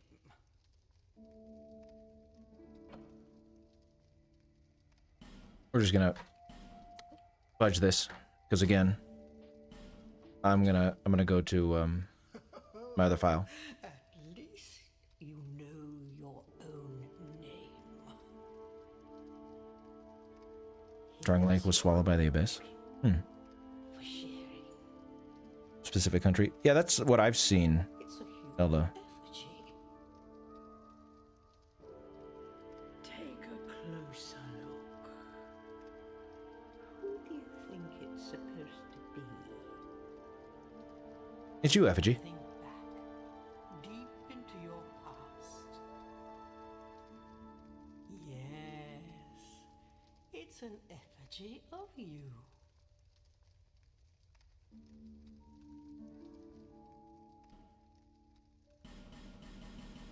Okay. All people come here for the same reason.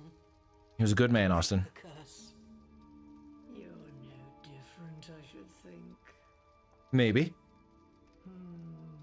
Doesn't stand a chance. Well, you never know.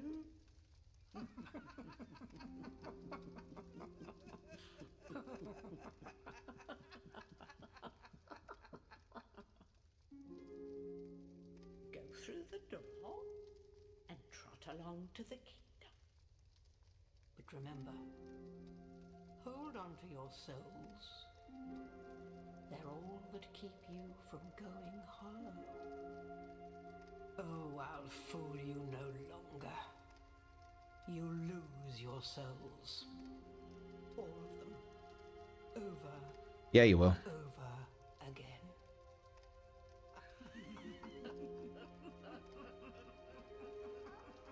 Things Betwixt is a cooler name than The Lands Between.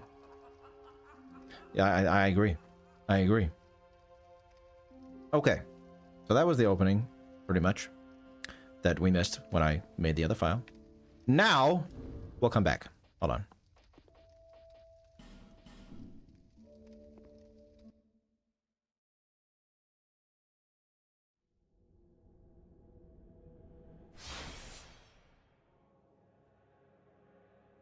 So Things Betwixt, aside from being a cool name, is also an interesting name, because she says go along to the kingdom. You know what I mean? But does that imply that the Things Betwixt is like the in-between area between like the living world and the world of the undead? Drang Lake. I'm sorry, I've always said, they said Drang Lake. Drang Lake in the cutscene. Drang Lake. Is this place in between the world of the living and the dead? What does liminal space mean again? I don't know why, but I'm forgetting the definition of a liminal space. So I'm gonna go like all the way to the back. All the way back here. All the way back here. Like we're just starting out. Because we are. Alright. But I got my rapier. See? Alright. Investigation time.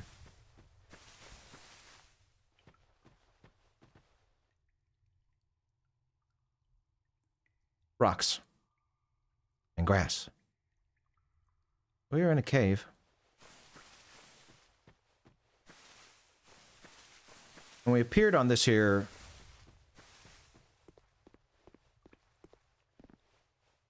platform. Bye, Christmas cake. See you soon.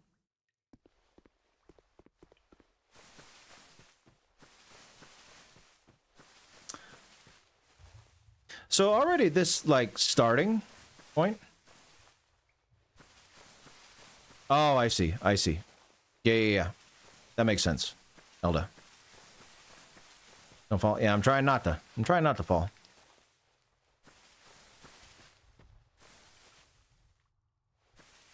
So, clearly we're in a cave. We're in a cave. And we appear here in said cave. Just from this little stone, I don't know what you want to call it, a gazebo. A gazebo. A pretty gazebo. Stone gazebo. So you guys were saying, Elda said something about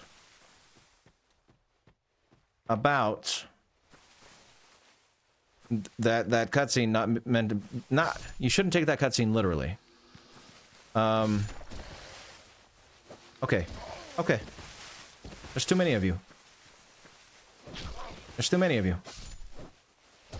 There's too many of you. Can you stop? Okay, target the right thing. Alright. There's too many of you should be the tagline of Dark Souls 2, honestly. Alright, there we go. Lovely. Is the boundary between the abyss and the outside world? Well, where do we... Is that something I'm going to learn later, Yamara?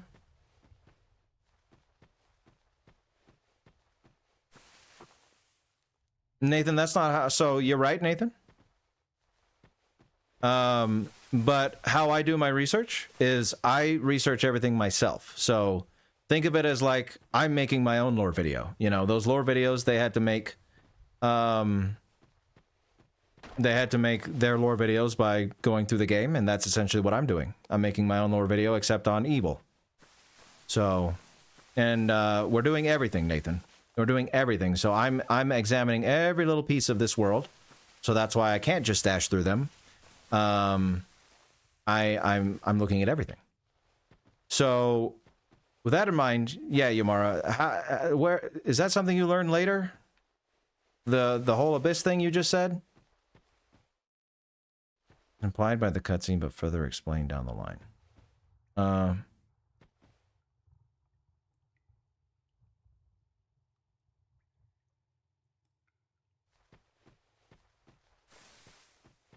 Okay. Well then, we'll examine that when we get to it. I guess I'm not gonna look too much into things betwixt right now. There's some bones. There's some rat dogs. But like I said, we're gonna go back to the cutscene later because I feel like Yamar just said, it's explained further down the line. I'm gonna get some info about questions I have here later. So the thing about it is, you know, important to note right now is we're in a cave, and we came here by appearing on some stone gazebo. There is a house with, and these are firekeepers, right? With aged firekeepers in it. And their attendant, who is their granddaughter, I think. I'm gonna go do their dialogue. Oh, hold on.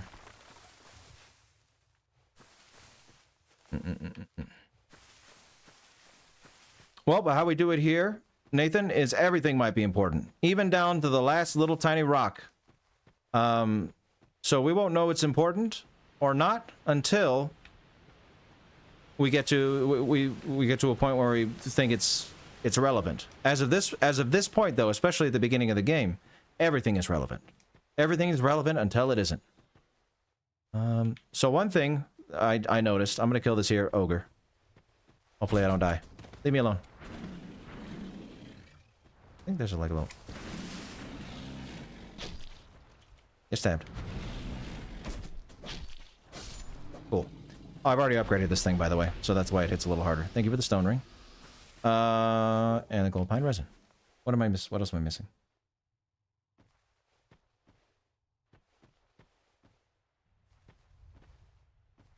Excuse me, there's a rusted coin over here.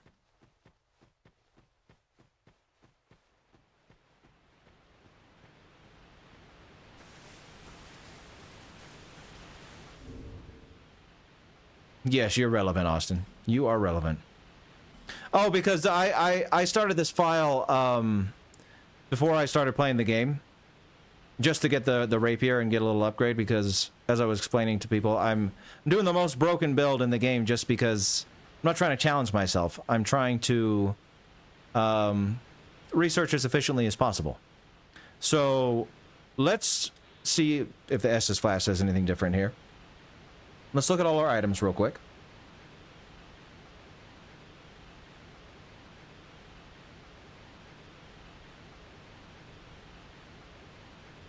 Okay, so one thing to establish right out the gate, and I know that this is going to be a common theme in this game, is there is a lot of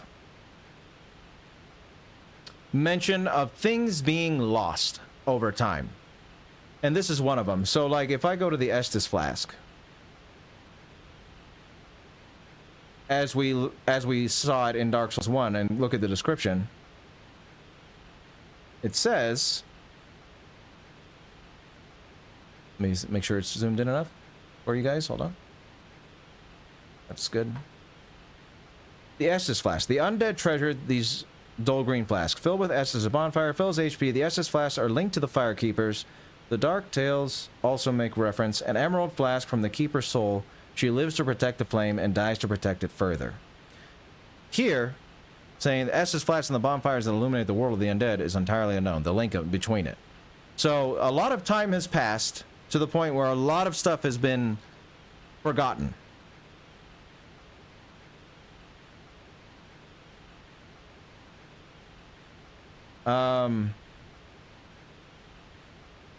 I don't know exactly where I'm going to put that down. Probably up here.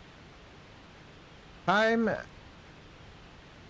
A significant amount of time has passed to the point where a lot of the aspects of the world we're exposed to in Dark Souls 1 have been forgotten. However, hold on. A lot of the meaning behind the aspects of the world we're exposed to. However, just because the meanings behind certain things have been forgotten doesn't mean they are any less relevant. Because yes, the link between the Estus flasks and the bonfires have been forgotten, but they're still important. You know, that's still an aspect of this world. The blinking of the flame is still a thing, and it doesn't mean that it's irrelevant. It's just that so much time has passed that people, and that's honestly, that's kind of a sad thing. Behind the story in Dark Souls 2 is that this curse is so all-pervasive and it affects the world in such dire ways, yet people have almost forgotten why they're even doing this in the first place. It's just become so ingrained in the world, and that's very sad. Oh, whoops, I'm still going. Everyone asks, Vile analyzed this, but never Vile, how are you doing? It's true, but I'm doing good. Thank you for asking. Welcome, Shrewd Outlaw. Nice to see you here. Life gem. Made up of crystallized souls. Okay. All right.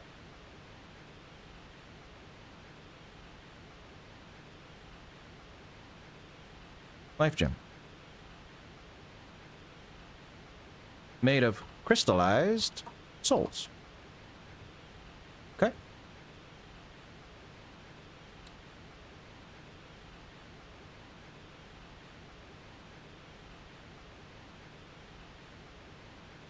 Perhaps, because I remember now,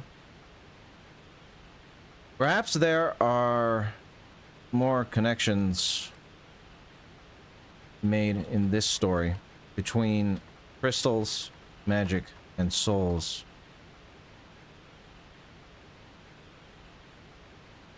As we learned in DS1, in the first game. So yeah. We did see in the first game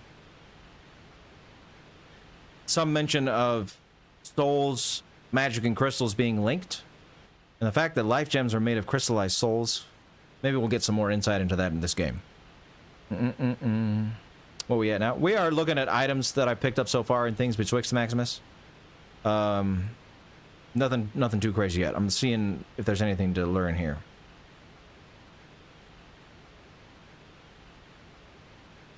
Do what you must to gather the pieces, scraping them into some semblance of a whole before the will to do so fades. That's an interesting little thing.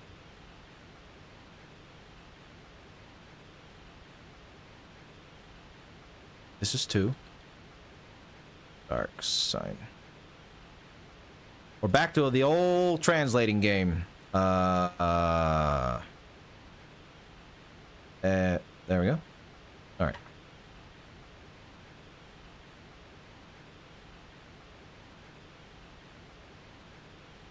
It's just poetic more than anything.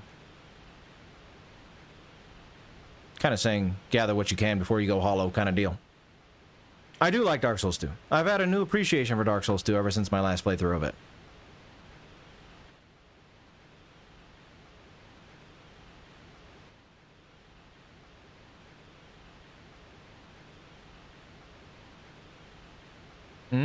Okay. So that's actually, I'm going to put that in the... I know it's Hade or something, but I call it Heidi's Tower of Flame area. Okay.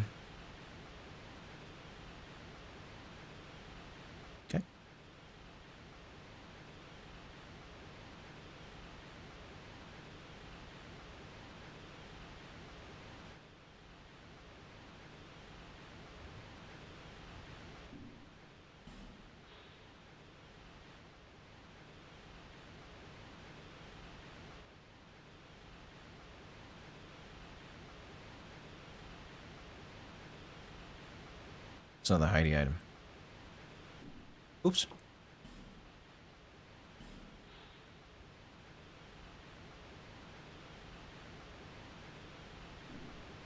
No, stop pressing R1. Come on. Imported hood.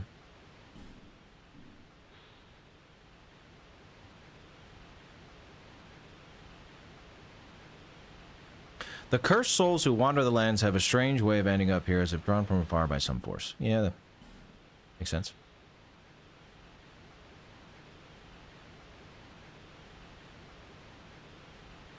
This is a women's robe?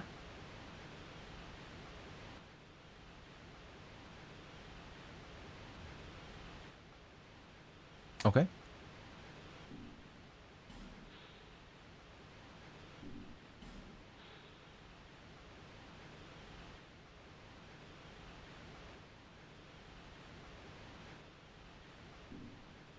And the stone ring.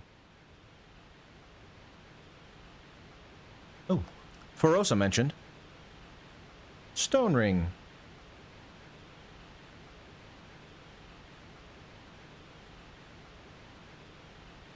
Stone ring.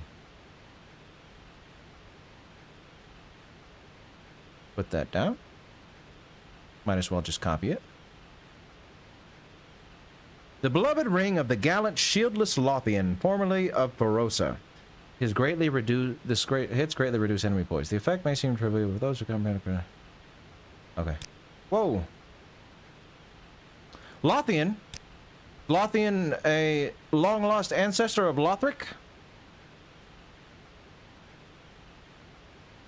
Probably not. I doubt the translation has anything to add here. Balauza. Roshan the Shieldless. Okay. Alright.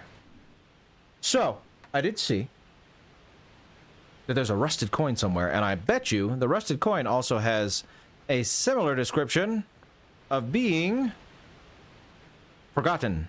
Why it exists. Let's see, where is this on this thing?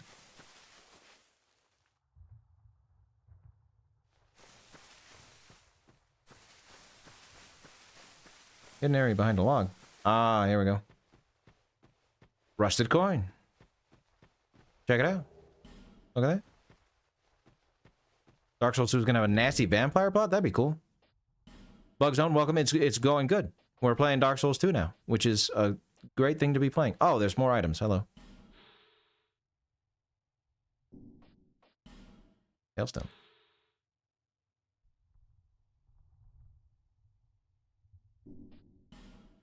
Oh, I got his key, that's right.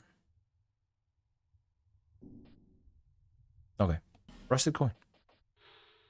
An old rusted coin. Crushing the coin temporarily boosts luck. This rusted coin gives you that little extra bit of luck, making it... The coin is engraved with the image of a god that was worshipped in ancient times, but no one knows its true origins. It looks a little different.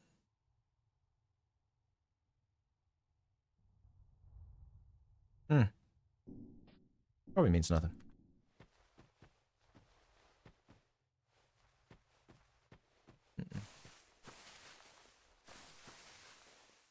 This is Scholar. This is Scholar of the First Sin, Maximus. This is the Scholar version for sure. Never fixed miracles? What do you mean by fixed, Wander? Because I'm not sure.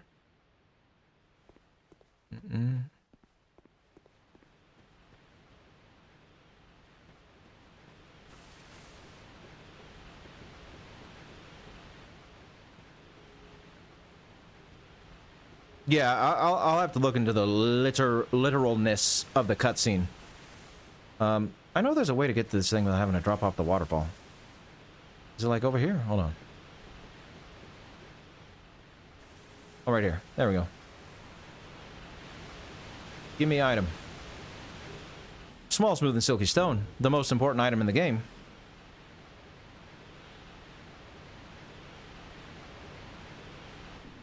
Okay.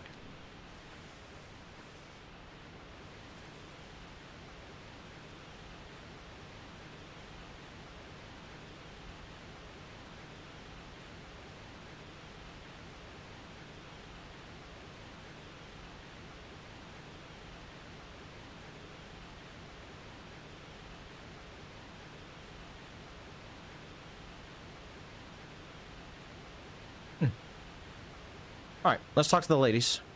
Real quick. Yeah, the god might have been Lloyd. Might have been.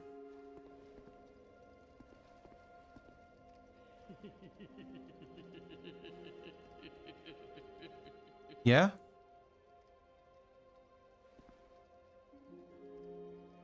Okay. Still determined as ever, I see. Do you wish to start all over again? You must go on a journey without rest. Well, I suppose if you find yourself at an impasse. But if your will is yet unbroken, then you may to start again. With a clean. You must go. Well, Okay. you must No, stop. Well, but if you to stop. No, of Okay. course not. Now go. Oh, you're just gonna laugh, huh? Like your sister. This is a limbo. A link There you go. between Drunk Lake and the outer world. Fair traveler, I know that you must. Why else would you visit such a place? This lost, decayed kingdom. Well, there you go.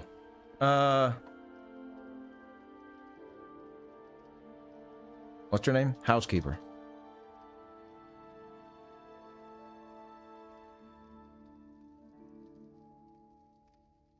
This place is a limbo.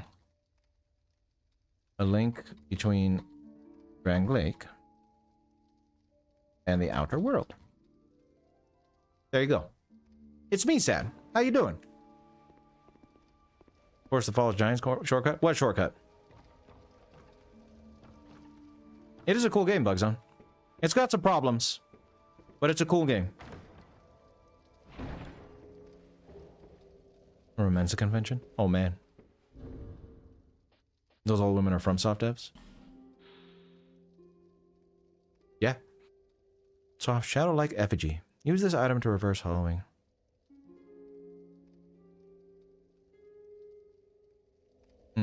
Okay.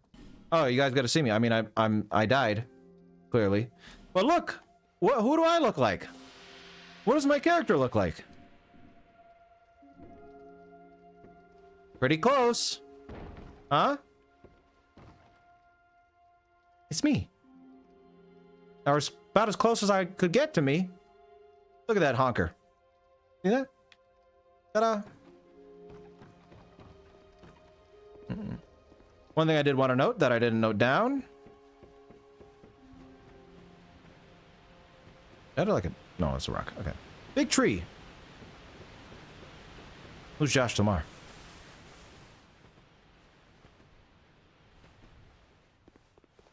Oh, I think I know that. I think I know what you're talking about, Maximus. Hi, Panda. Welcome.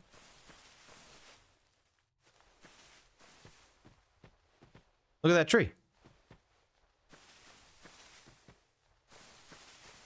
Who's Tamar? I've never heard of Tamar. Josh Tamar. We are on Dark Souls 2. Yes, we are.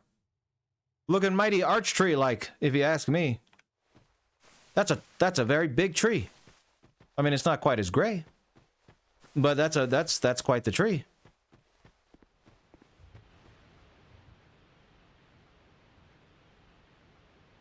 House made out of an arch tree.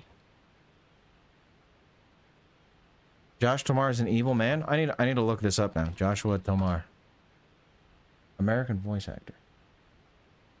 Well, smiling friends.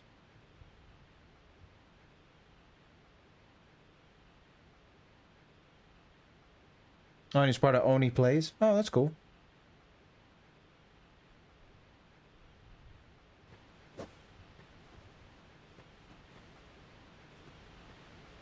Is that right? He's that bad, huh?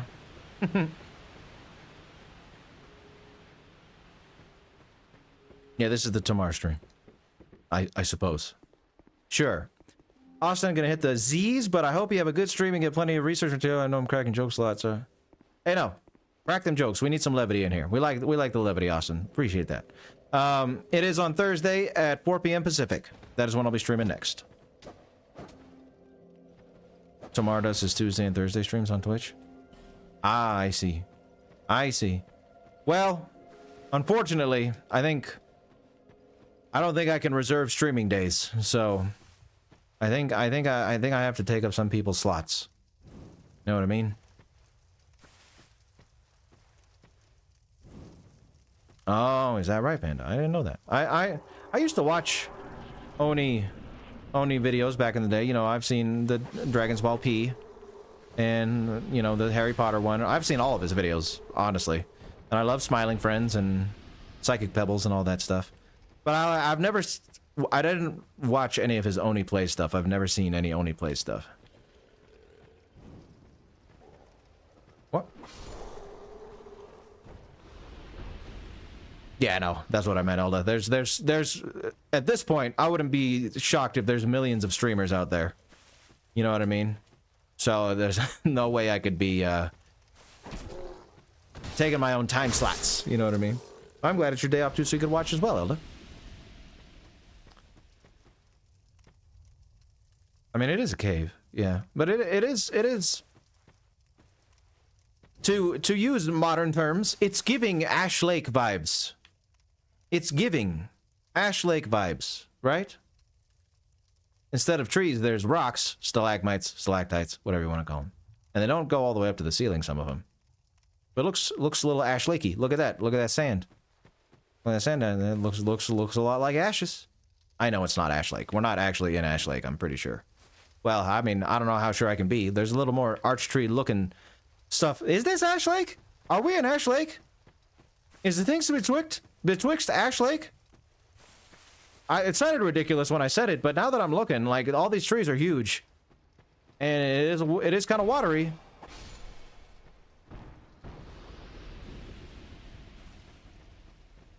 Oh, is that right, Elda? I didn't know that.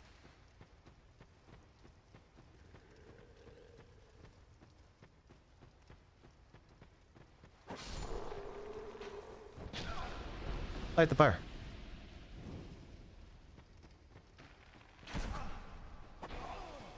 Stop shooting me.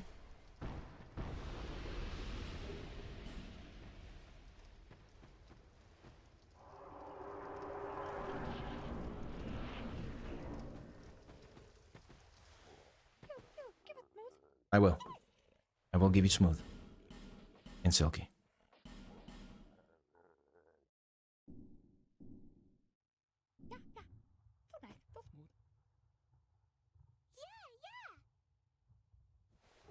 Petrified Dragon Bone. Cool. I don't think we necessarily talked about that. I guess it could be the archery. I always thought the art, to be more brutal, I always thought the ashes in Ash Lake were the ashes of the everlasting dragons that got, you know, disintegrated by bolts of lightning and fire and miasma.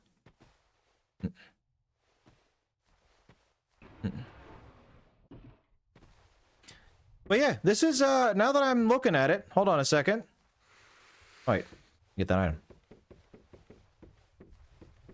I don't know why, but I always feel, I feel obligated to light all the torches here. So, that's what I'm gonna do.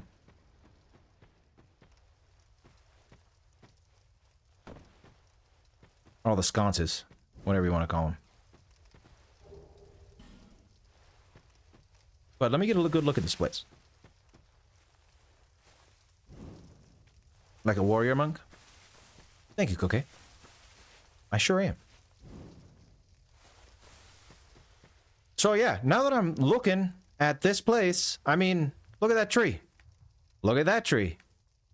Look at that tree. And that tree. They're huge trees. Which, what else is huge tree, are huge trees in this game? Arch trees. And they're even in some water. Like Ash Lake.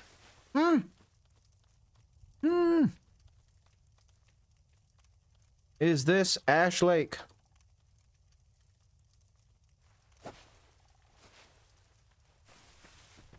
I don't know. What happens if you light them all?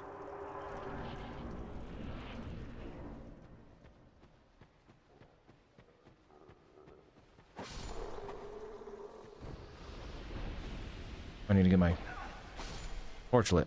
Hold on. Elden in nature? Oh, you're right. This is the Erd trees. They're the Erd trees. That's right. This Dark Souls 2. Why Dark Souls 1 and 2 and 3 seem so disjointed isn't because of design differences. It's because Dark Souls 2 is actually Elden Ring 1. And Elden Ring is Elden Ring 2. That's what it is.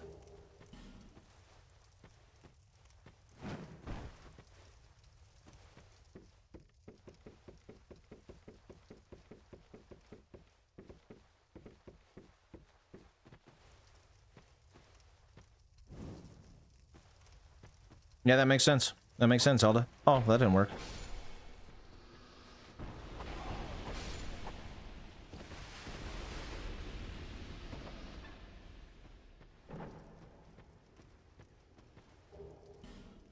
Okay. People show up? What kind of people?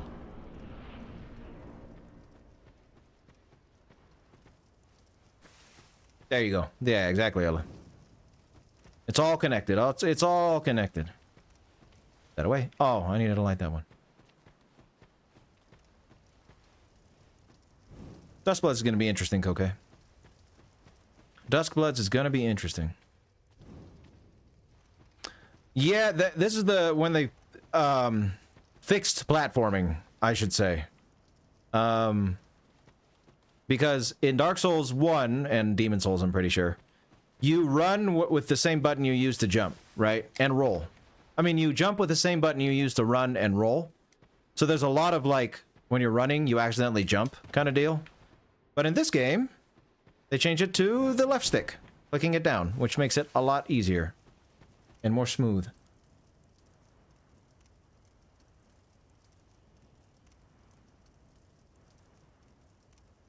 Wait, is this a... Oh, is this a...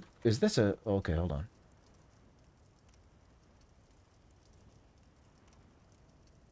Ah, yes. Okay.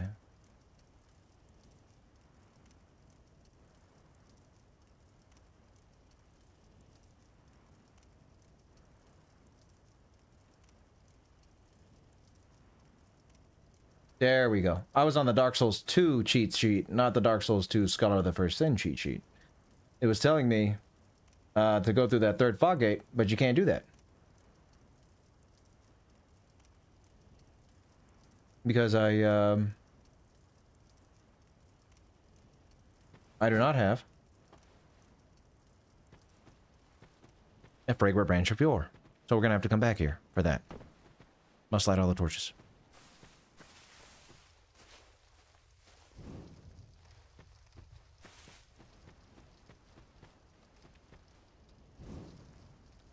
Oh, I see. I don't know that, Wander. Eh. Okay. Torches lit. Not all of them, I'm sure, because there's more in that area. But, let's see. Amber Herb, what do you got to say? Annual herb. Oh, like it grows once a year.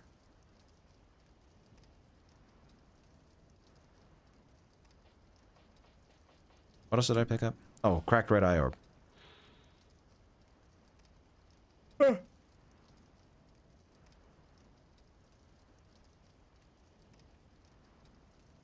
The residual sins of those who have succumbed to dark temptations are contained in the form of the cracked red eye orb. So, again, another reference. So, a lot of callbacks in this game. Vague callbacks to stuff that we already learned in Dark Souls 1.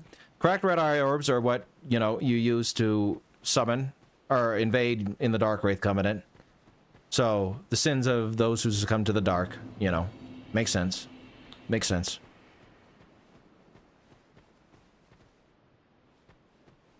Oh. Thank you, Bugzone. I'm glad you think so. I'm glad you think so. I've thought about doing, you know, some creators will release videos like 10 hours of so-and-so to fall asleep to.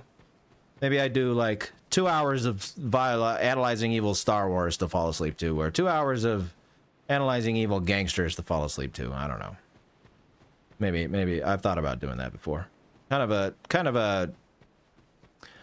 I guess you could see it as like a gimmicky way to get more views, but it's also could be helpful to people who actually like to use my videos to fall asleep, if there are any out there like Bugzone, you know?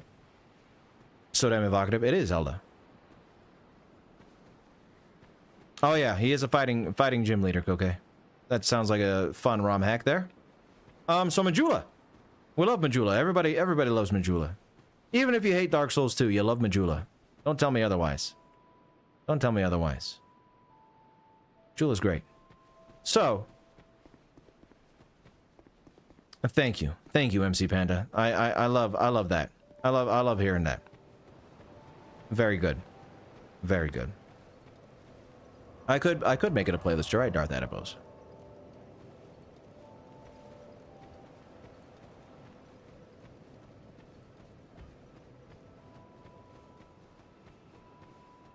Oh, it'll drop a petrified something.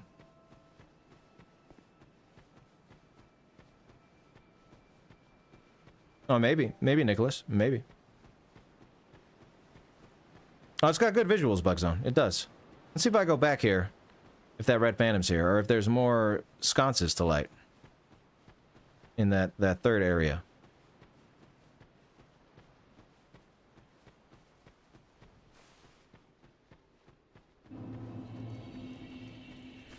Looks like there might be. Yeah. Okay.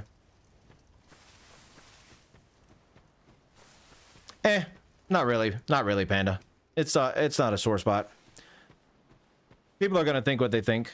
The only thing that's sore about the AI stuff for me is I just hope, like, new people who come across my channel, you know, they don't see comments like that, or they don't think that. They see comments like that, or they think that, and then they choose not to watch me because they think I'm AI. And that disappoints me. But other than that, it doesn't bother me.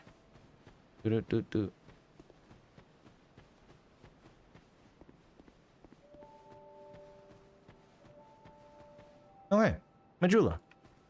I guess I should do my thing. Majula. But you know what?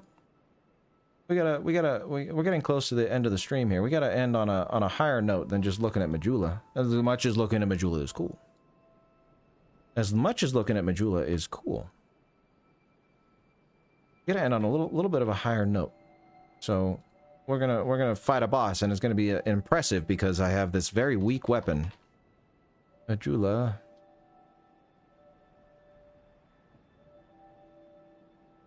No, not that color.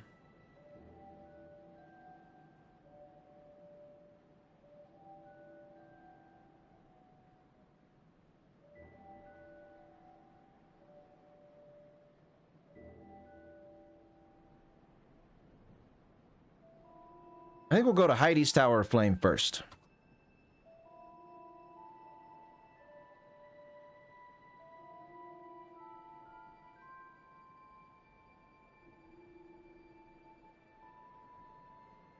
And I'll do this color coding stuff later. Oh no, I'll do it now. I don't want to get lost.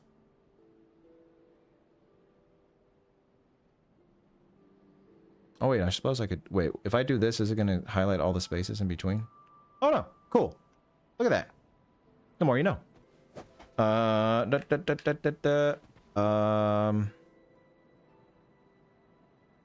Yeah, we'll examine Majula later. Let's go, well, first let's talk to the Blue Sentinel, or whatever. Make sure he doesn't get any dialogue.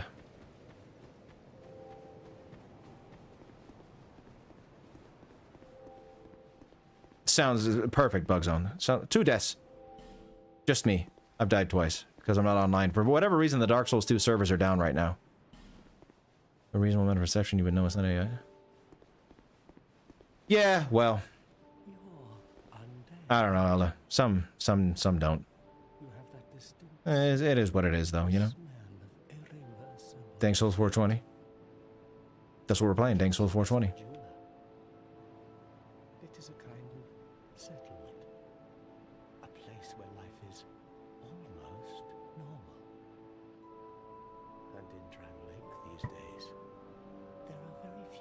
places like that. I am Solden. And like you, I lost everything. And now I'm here. You probably heard that it was possible to break the curse here. Well, that's not true. There's nothing here for you, me, or anybody. Do you know much about souls? Even I'm not certain, but I'm told that the soul is the essence of life itself. Anything living, sentient or no, supposedly what we call the curse is traceable to the soul. Do you see what that means? To be alive, to walk this earth. That's the real curse, right? We undead will never die, and that's quite a predicament, really. There are 4 beings in this land with giant souls, and wherever you go from here, you'll sooner or later come up against. Each has a powerful soul, and a terrible curse. If that frightens you, then you ought to just give up right now. Do you ever cry out for help? The journey of an undead is long, and you'll face invaders from other worlds at every... If you need help, why not proclaim faith in the... When you face danger, the protection is yours, if you wish.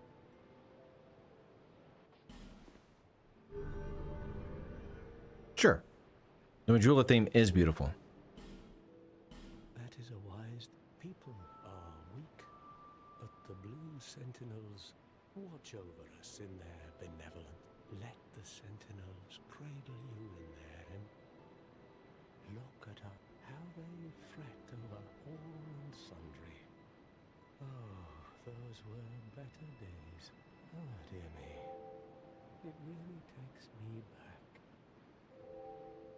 Do you see the way beyond the bonfire? That will take you to the forest of the giant. There was once a great fort, but little of it remains. You may just find something there that will be of use, but don't venture too far inside. Hade's Tower of Flame lies beyond the fog. In the cathedral, the Apostles of Blue gather, but the road leading there is perilous. The gate is rigged with some contraption, but how it works, I am just... Have you seen that pit, that gaping? I don't know what it's like down below. Besides, you'll never make it down. Laddersmith Gilligan. You see there, Damn, you got a lot of dialogue. if you are tired, trot the flame heap. Long ago, a woman called a firekeeper.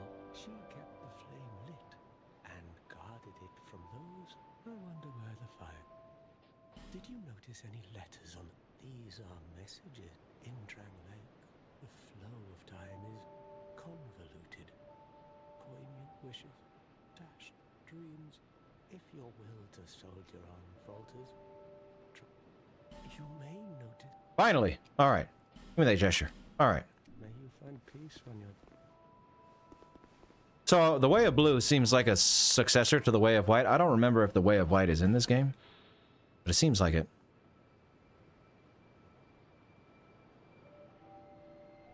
But we'll do a Covenant section like we did last time. Look at that water, though. Look how nice that is. Look at that view. So pretty. So pretty.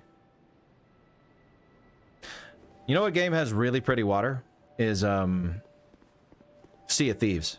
Man, the water in that game is crazy.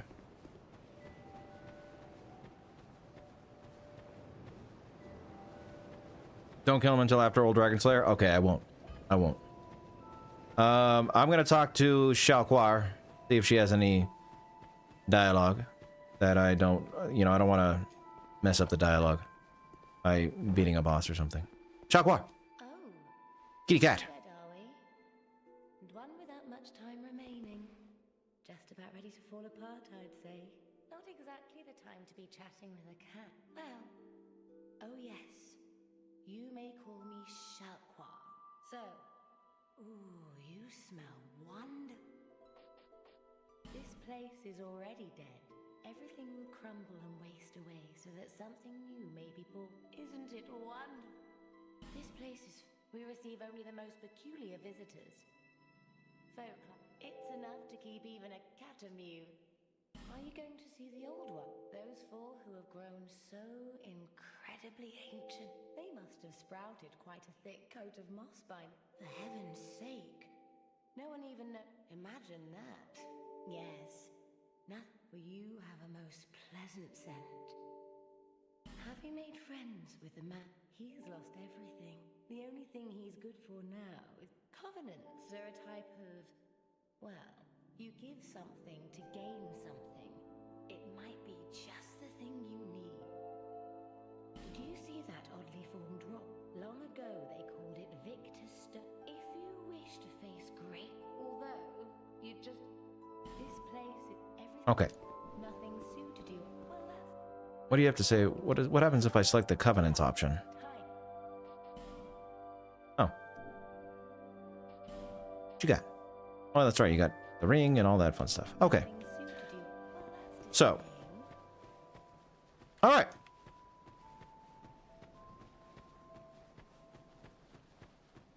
Oh, makes sense, Zelda. Let me go ahead and go this way.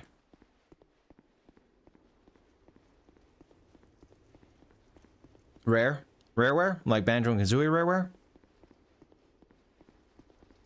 Like I said, we'll look at Majula next time. No, no Mothman. No Mothman killing. Yes, that's Sweet Xiaoqua. Okay, it's a cat. Oh, hi, Shroom. Welcome back.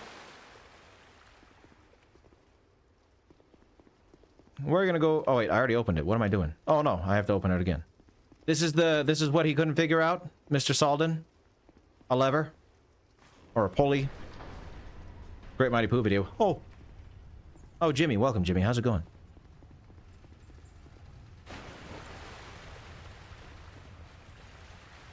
What do we got here? Cool. Mint julep would be great. I do like minty stuff. My buddy.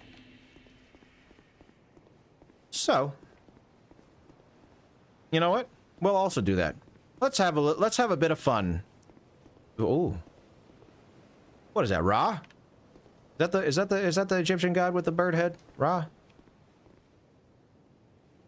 Looking mighty Ra-like. All right. What I was about to say though is let's have some fun for the end of the stream. Let's just go beat some bosses. And next time we stream, we'll do our examining stuff. We'll examine Majula and we'll examine all this. Oh, is that your first day, Jimmy?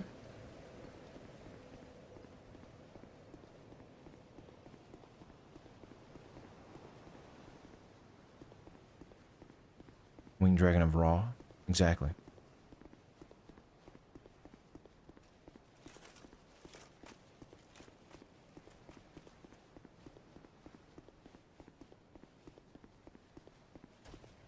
But yes, let's go and beat the boss. Both bosses.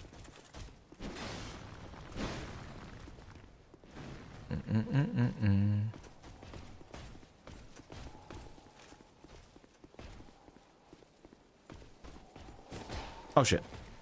Pay attention. Oh, wait. Wait a minute. Wait. I messed up. Hold on, I messed up. I'm sorry. I really am. I forgot this is Dark Souls 2. And running through stuff is not a good idea. Hold on. Hold the phone. Hold on. Hey, I'm human. I don't want to lose my humanity. Get away from me.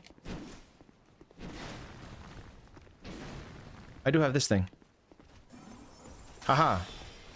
Hold on. Hold on now. Let's reset here.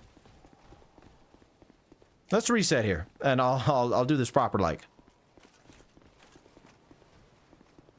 Oh yeah, you had a good time on your first day, Jimmy?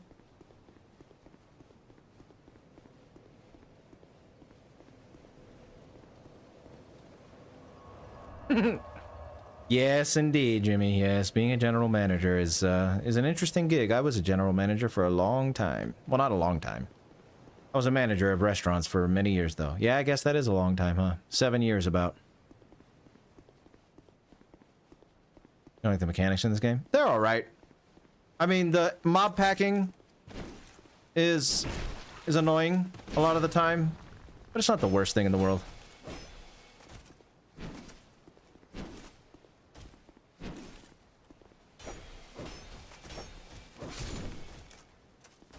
Just a little stabbing. Put the rings up.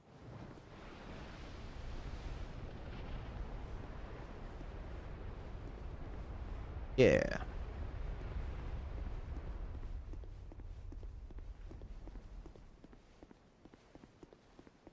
What teaching job? Jimmy, I don't remember you talking about a teaching job. Come here, buddy. Actually, let's do this. Then we run away like a coward.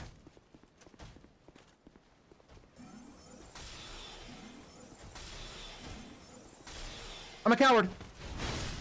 Okay.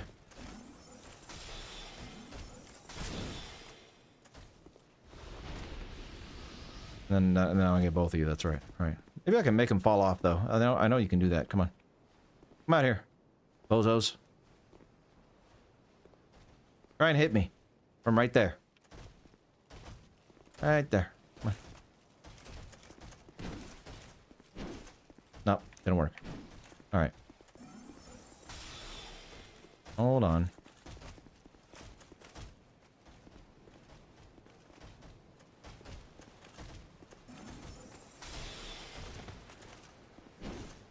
Oh, raising the oh.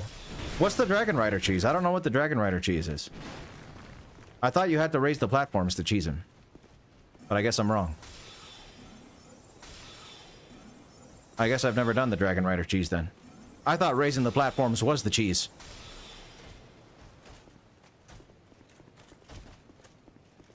That is true, Jimmy. That is your favorite pastime.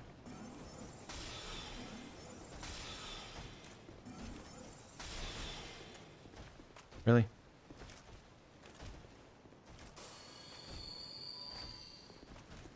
Oh, where are you now, Jimmy? I didn't know that. Okay. Don't look at chat.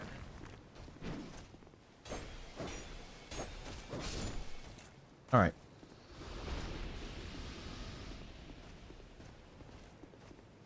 Oh, well then I've never cheesed the Dragon Rider, so... Oh, come on.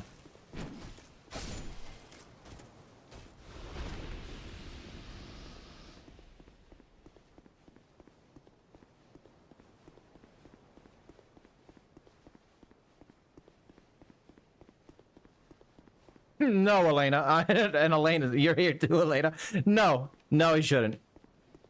I mean, maybe he should. But my gut says no. I think Jimmy would be an okay teacher. Depending on if he actually took it seriously. If he was regular Jimmy as a teacher, then no. But like Jimmy the teacher, like as a different person, then yes.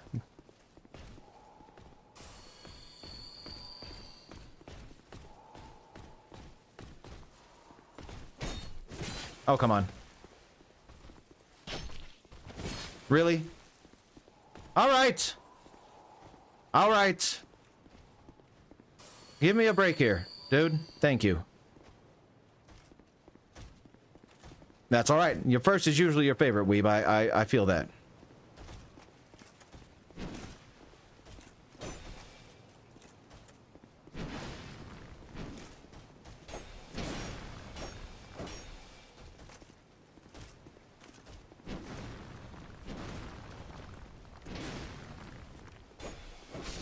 Alright.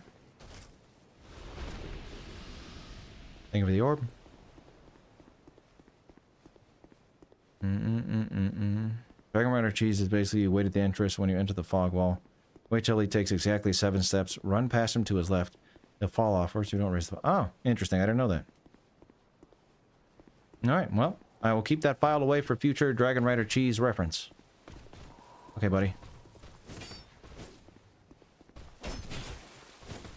Really? I can't hit you once without you hitting me?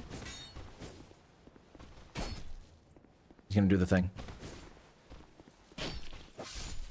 Good. Good. Good, good, good. I'm gonna pick that up. So I don't have to deal with that again.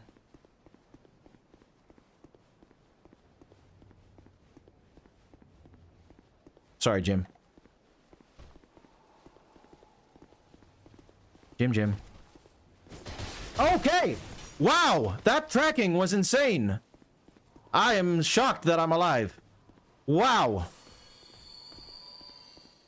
Anyway, what I'm gonna do is hit him with spells, because I'm a coward. And that scared me.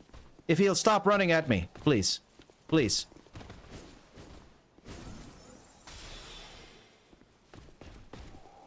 Do it.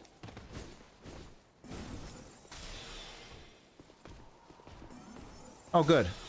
Oh, no, not good.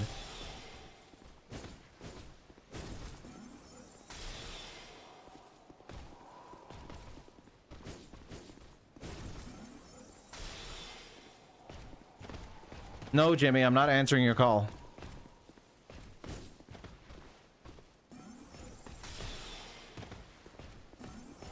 Anybody curious? I know Jimmy in real life, so that if it seems weird why someone in chat is calling me, it's because I actually know him.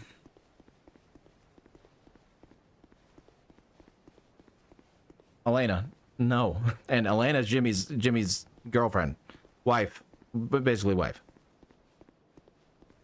Why?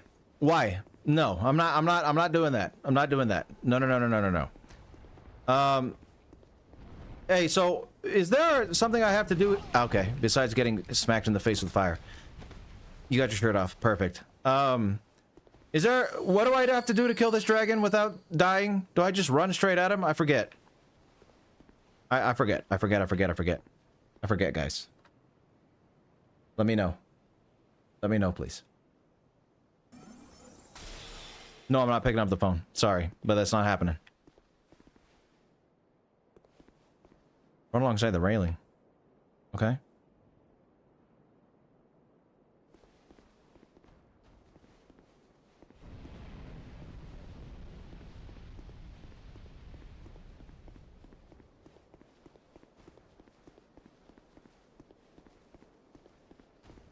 Can I run, please? Okay, game. Thank you for not letting me run.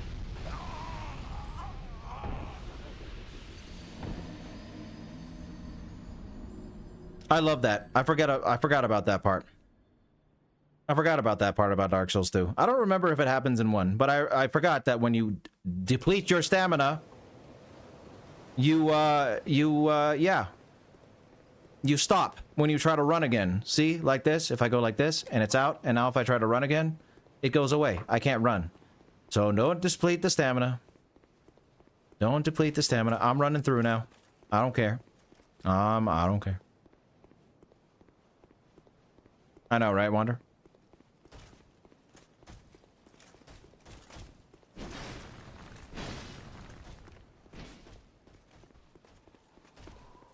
I bet you are, Jimmy.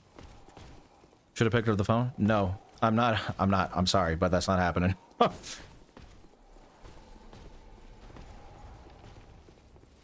Come on. And then... No! Oh, okay. Okay, running was a mistake. Yep, it sure was. I knew it was gonna be, but I did it anyway.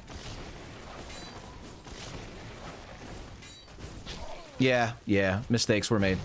Mistakes were made. Bye. Okay. So we're gonna fight the Dragon Rider tonight, and then I'm gonna get off. I'm just closing the stream. Yes. I'm not killing all those things incrementally again to try and get there. No. Sorry, it's because I didn't answer the call. I didn't answer the call. That's what happened. Alright, let's go fight the Dragon Rider. Why? Why, Maximus? I want to end the stream on a win. Why will I regret it? Why will I regret it? Can you elaborate before I do so? Oh, that's okay. That's fine. No bit tonight. It's too late for a bit, Bugzone. I don't mind the aggro. I don't mind the aggro part. It's okay. Ow? Well, let's see if I can, you know, do this. I'm sure I can. Hi, buddy. Do a move. Thank you.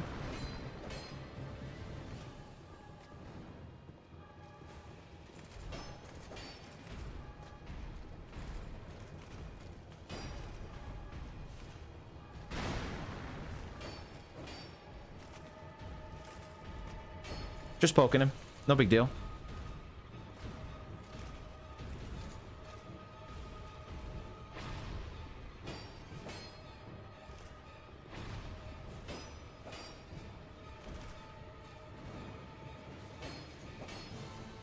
Hardest boss fight.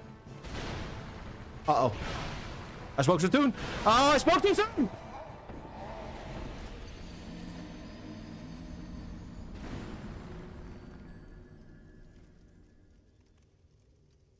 There you go. There's the bit. There's the bit. All right. I guess I'm not gonna kill the Dragon Rider either. I'm not gonna kill the Dragon Rider either, and we won't have the White Knights aggro. We won't have the White Knight them aggro. Whoopsie. Whoopsie daisy.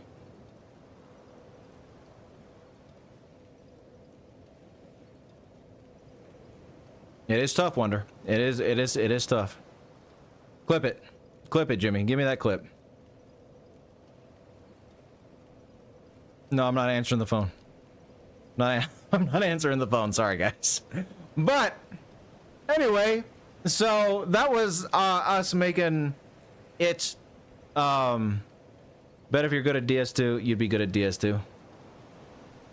Yeah, I know. It was great, Shattered. I'm the best. I'm the best at this game. I'm a pro, Dark Souls pro, as everybody knows. Anyway, we made it through Dark Souls 1, everybody. We got through all the... We wrote down everything, at least, that we needed.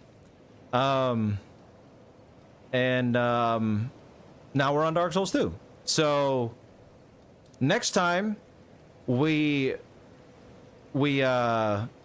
stream on Thursday.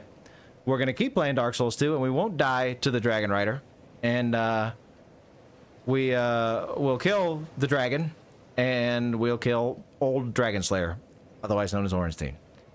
I've been subbed since the first vid. They've always been great. Thank you, Jesser. I'm glad you think so. I'm glad to have you here, and thank you for stopping by the stream. It's great to hear they've been subbed for that long. But yeah, I appreciate that very much, Jesser. People die when you kill them. They do, Maximus. They do indeed. Thank you, Bugzone. I'm glad you guys had fun. I had fun as well. It was great getting the final bits for Dark Souls 1 down, and now I think, you know, we're gonna do the same thing. We're gonna get everything down for Dark Souls 2, and then immediately go into Dark Souls 3. And once we get into 3, we'll start doing all that we need to do to put stuff together. But I'm glad you guys had a good time again. I did as well. Thank you all for being here, and I'll see you all on Thursday. Have a good night, everybody. Bye now. Maybe. Bye.